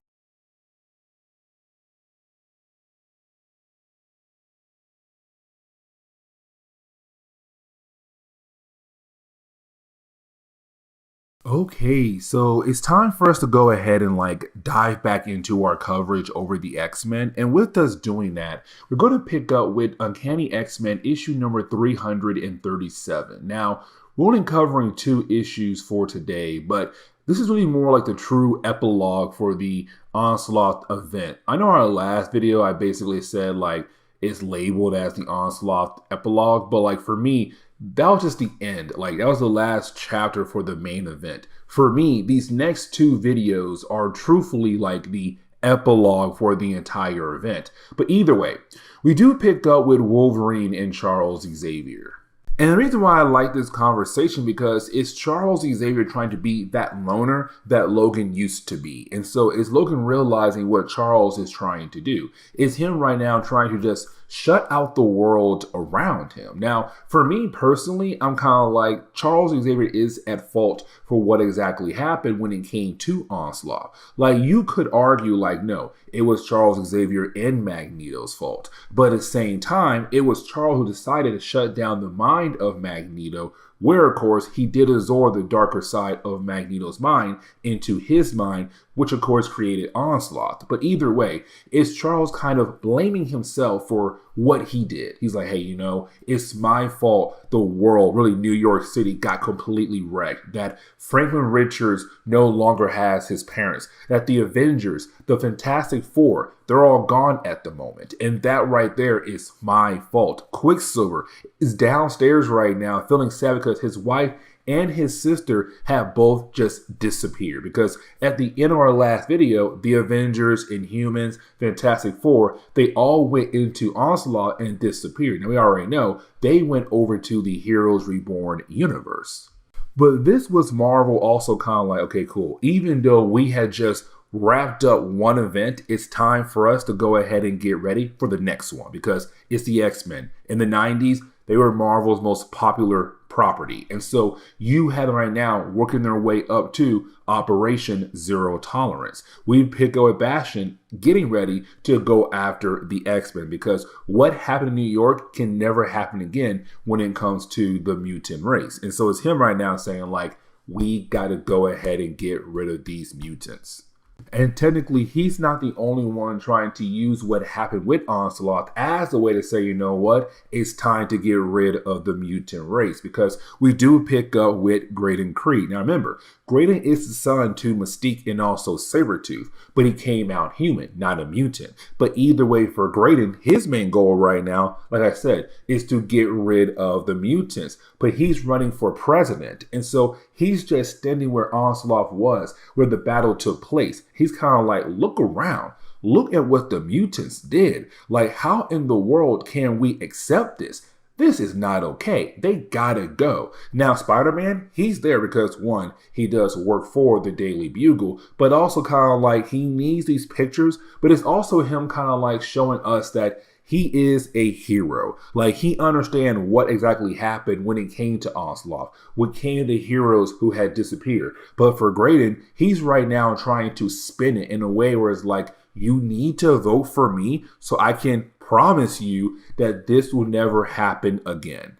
And we do kind of switch over to the Daily Bugle, and we pick up with J. Jonah Jameson and also Robbie Robertson. Now, for these two characters, they're watching Graydon on live TV give his speech, right? Now, for JJ, he kind of feels like there's something special about Graydon Creed. Now, at first, it does kind of seem like he's on Graydon's side, but it's kind of like he wants to know more about Graydon Creed. He wants to bring out the truth about the man, because he kind of realized that Graydon is very serious about the fact of getting rid of the mutant race. And so this begins JJ trying to figure out what is the actual truth backstory for Graydon Creed.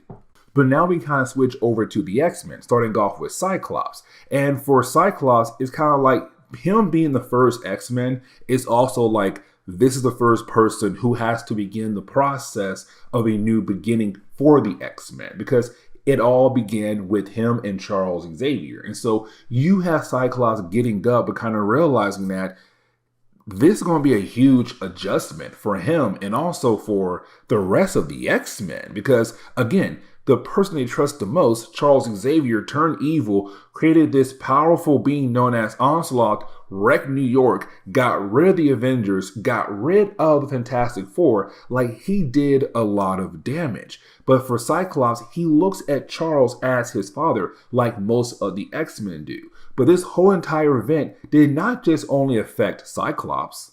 There were other characters who were also affected by this event. Like, for example, Beast. Man, I feel bad for Beast. But for Beast, remember, before the whole event kicked off, he was kidnapped by his evil counterpart from the other reality, better known as Age of Apocalypse. And so for Beast, it was also him trying to adjust to the fact that, like, he was replaced by somebody else. And unfortunately, most of the X-Men were unable to figure out that Beast was not really, well, Beast. But it's him being happy with the fact that he's back with his friends. He now has the ability to be with them again and rebuild that bond with them all over again. Now, I had mentioned this character earlier who was truly affected by the events of Onslaught, and that would be Quicksilver, because yes, even though his father had returned, Magneto at this point, he lost the Scarlet Witch and also Crystal, his wife and his sister. They both left into Onslaught, into a brand new reality, as we all know, Heroes Reborn. And so now for Quicksilver, it's just him and his daughter. And so this is kind of like Marvel saying, let's go ahead and backtrack on this character. And the reason why I'm saying that, because there was a point in time where Quicksilver was part of X Factor. Like, he was really close with all the X characters for a good period of time in the early 1990s. But then out of nowhere, he was moved away from all the X books. It's now Marvel saying, let's go ahead and backtrack and put the man back in the X books all over again. We also kind of get that moment where you have Psylocke arrive. Now, when Psylocke does arrive, it's kind of hinting at the possibility that, like, there's something different about her. Because remember, when it came to Sabretooth, he almost killed her. But you had Archangel and Wolverine being able to give her the Crimson Dawn. So it kind of left to wonder, like, how has that truly affected her?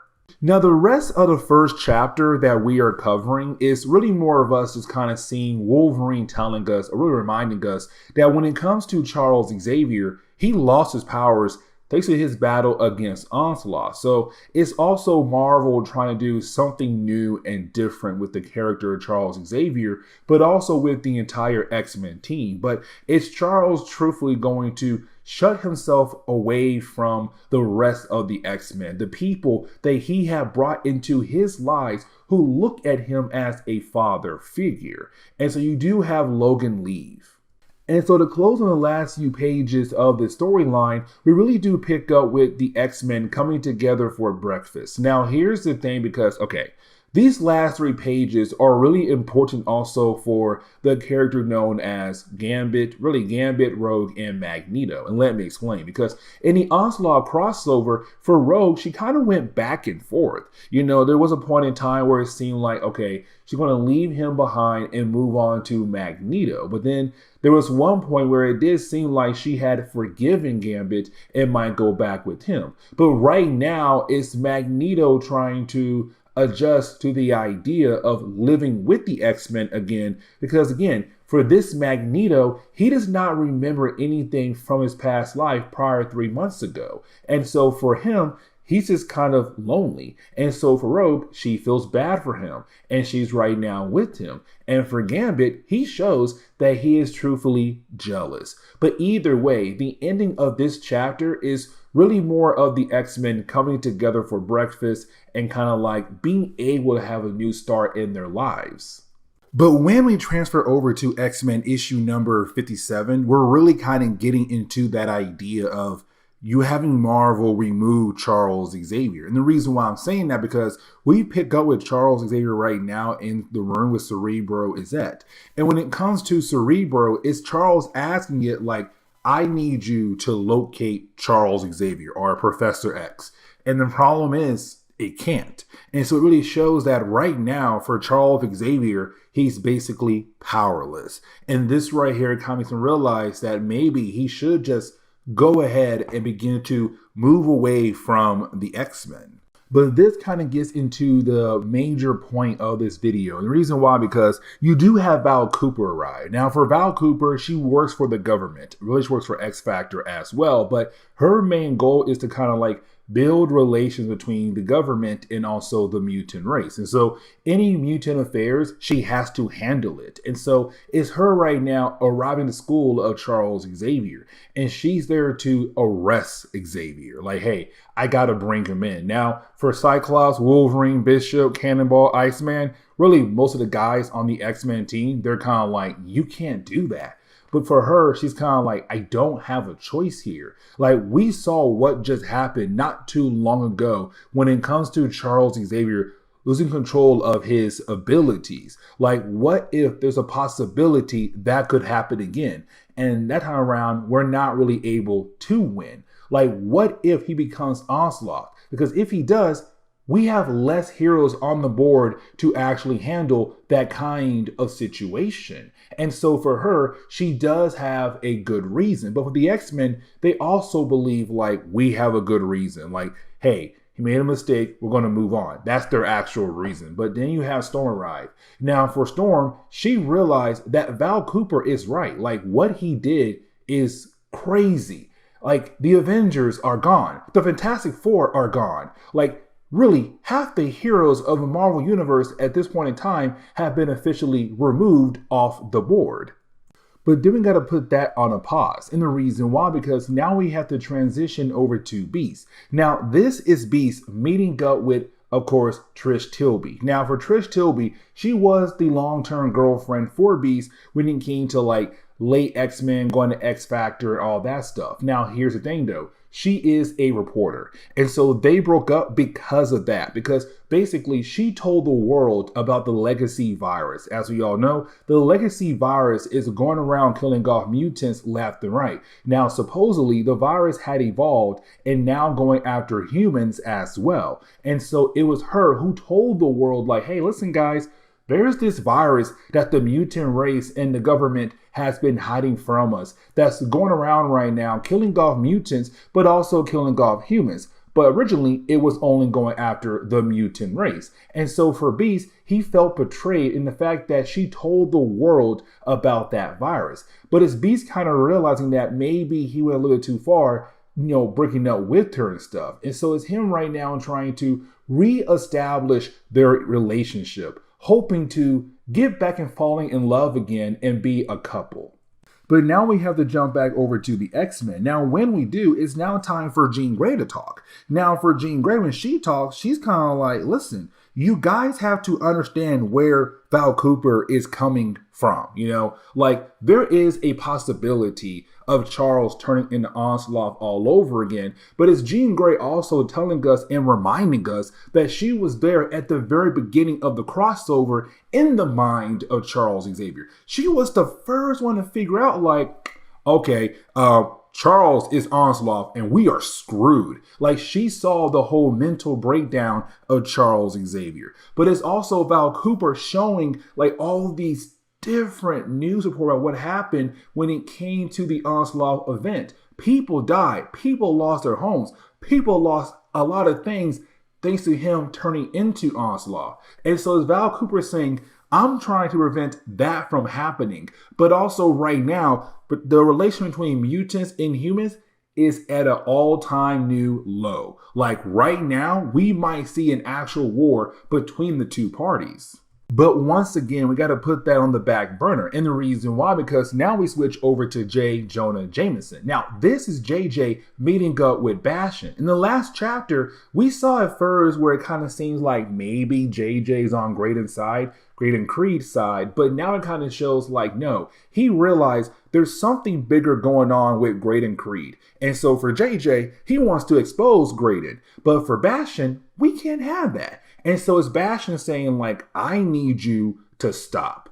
I need you to stop yourself from trying to expose anything about Graydon Creed. But it's JJ saying like, dude, there's no way I'm going to stop. There's no way you can make me stop. Now, as we all know, there is a way. But for JJ, he ain't going to stop. Now, as we do switch back over to the school again, we now get Magneto involved. Now, for Magneto, at this point in time, he's going with the name Joseph. But for Val Cooper, she's surprised the X-Men allow Magneto to stay. But technically, he has nowhere to go because, again, he does not remember anything from his past prior to 3 months ago. And so for Magneto, with him being there, she's kind of like, okay, that's huge. But also it's him saying like, if you're going to take Charles Xavier, you should also take me. Now, that is why I say like, you could technically argue and say it's both Charles and Magneto's fault. But at the same time, we all could say that it's just Charles' fault because Charles was the one who did shut down the mind of Magneto, where of course he did absorb the darker side, the darker thoughts of Magneto into his mind. And so it's kind of like, can you really blame Magneto for having a part in the creation of Onslaught, or technically just blame Charles for the whole entire thing? But that is when you have Charles Xavier arrive. Now, when Charles arrives, he's like, everybody stop. Like, everyone just stop. Like, we have to realize that me, Charles Xavier, at fault for what had happened in New York. And matter of fact, even things leading up into the crossover, I have to take full-on responsibilities for those actions as well. Because for a good while there, you had Marvel just drop small hints of Onslaught here, Onslaught there. And it's kind of like, okay, who is Onslaught? What is Onslaught? But the entire time, it was Charles Xavier. So it's not just him, saying like, hey, I have to answer what I did in the crossover. I have to answer for everything I did prior to the big event in New York City. And so now it's him saying, let me go. Let me go with Val Cooper because I did a lot of things wrong. So just like that, Charles Xavier has been officially arrested and taken away. But this kind of leads us into the ending of the storyline where we're now picking up with Psylocke going to home of Archangel. Now, for that couple right there, they have been struggling for a tad bit. The problem is that when she does get back home, she can't find him. He is completely missing. And so we're kind of left to wonder, where in the world is Archangel? And this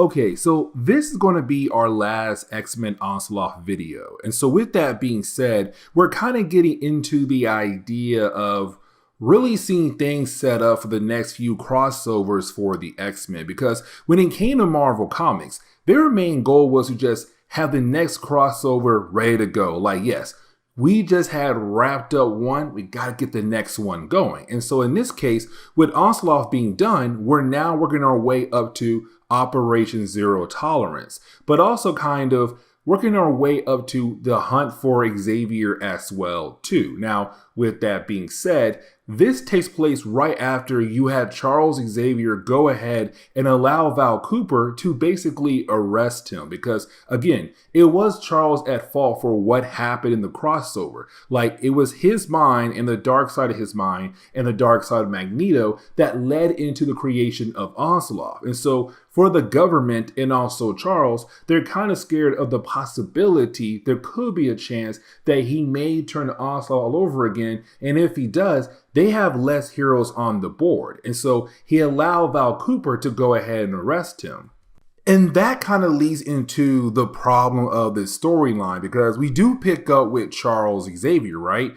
And we see him in a jumpsuit. Now you think first, like, yeah, we got arrested. So like, of course, he would be in a jumpsuit. But the problem is that he's no longer with Val Cooper. Instead, he was quickly handed over to Bastion.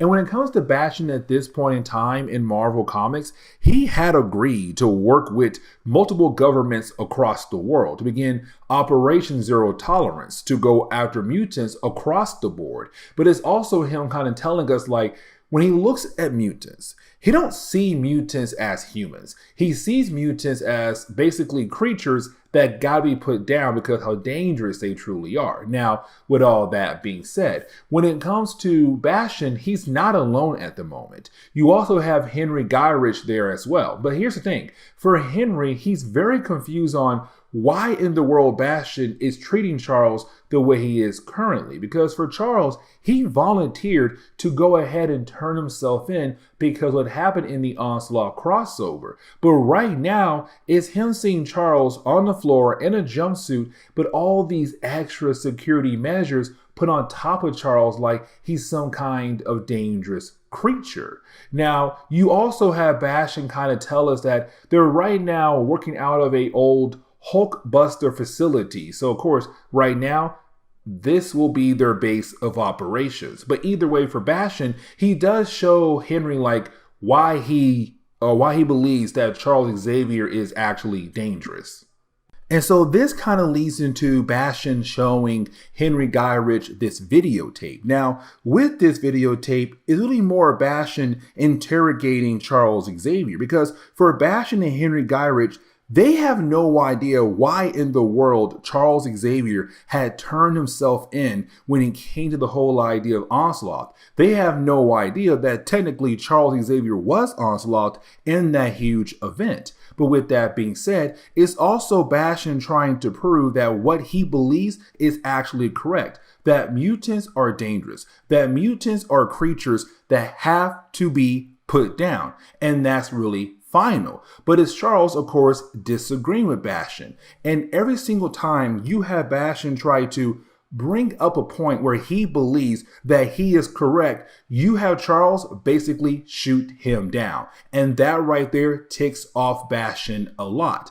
But also it's Charles saying like, you're basically Hitler. Like, you had agreed to work with different governments across the world to begin to go after a mutant race to hopefully kill off all mutants across the board. Like, basically, you are Hitler. And that right there just makes Bastion angry. And he actually does strike at Charles Xavier.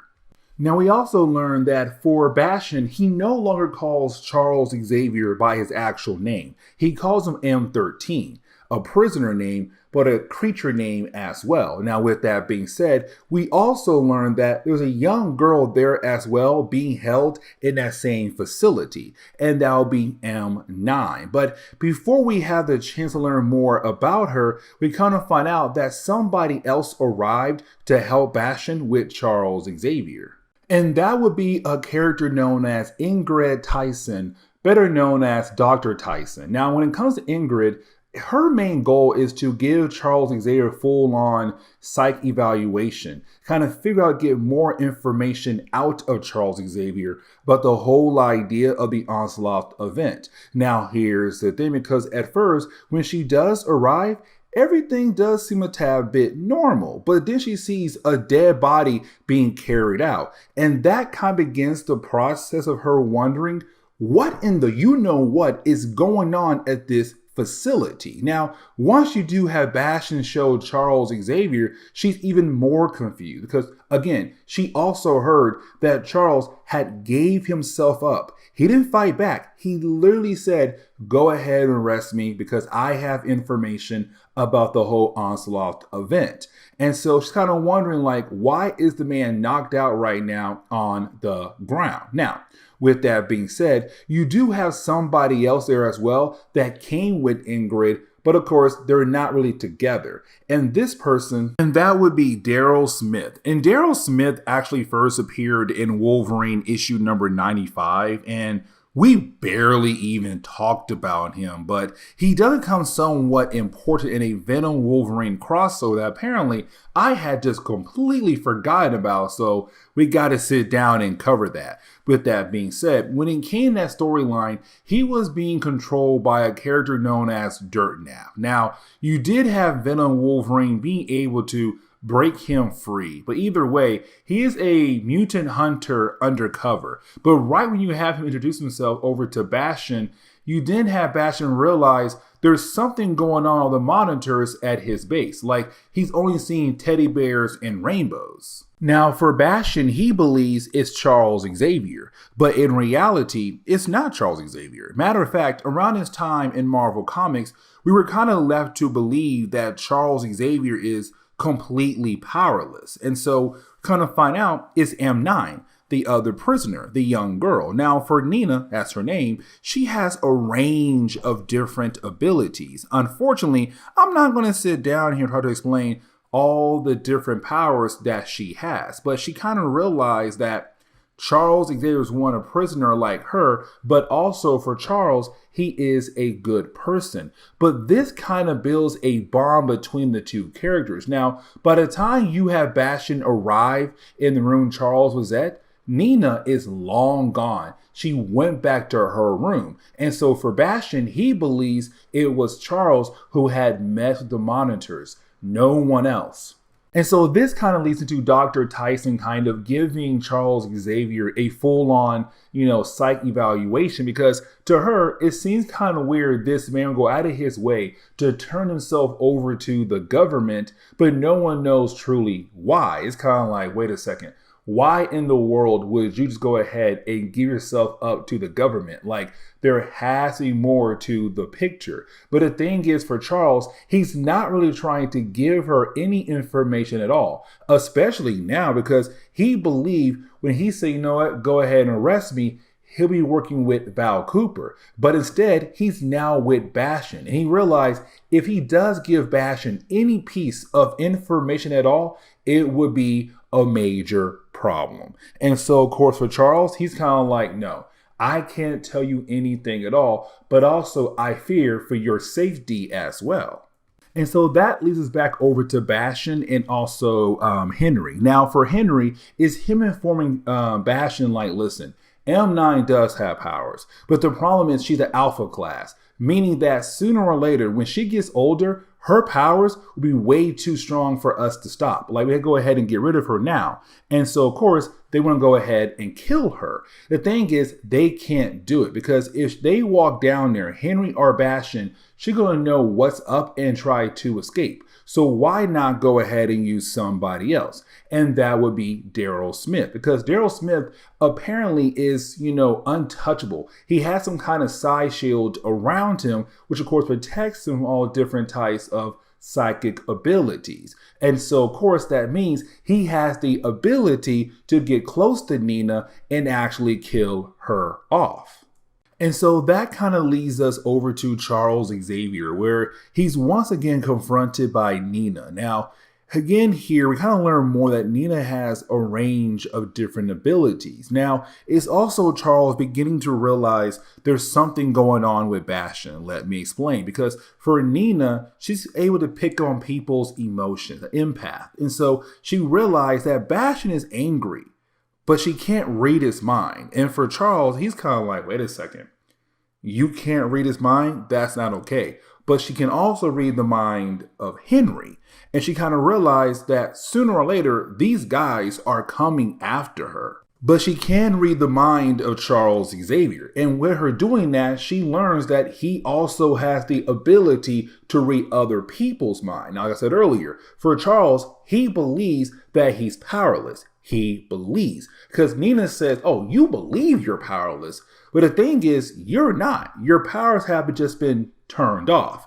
But I do have the ability to turn your powers back on. Now, for Charles, he tells her, don't do that. But he'll kind of realize, wait a second, if she has that kind of ability, what does that mean for her? But then a phone appears. So it kind of left to believe that she has the ability to just, warp reality around them.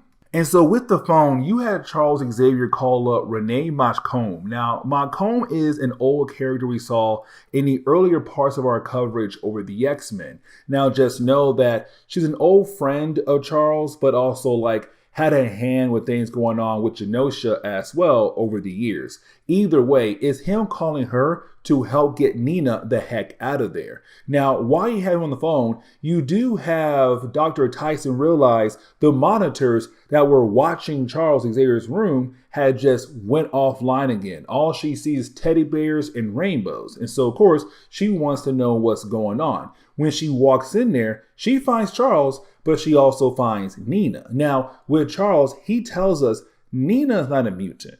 Nina was created in this government facility for who knows what.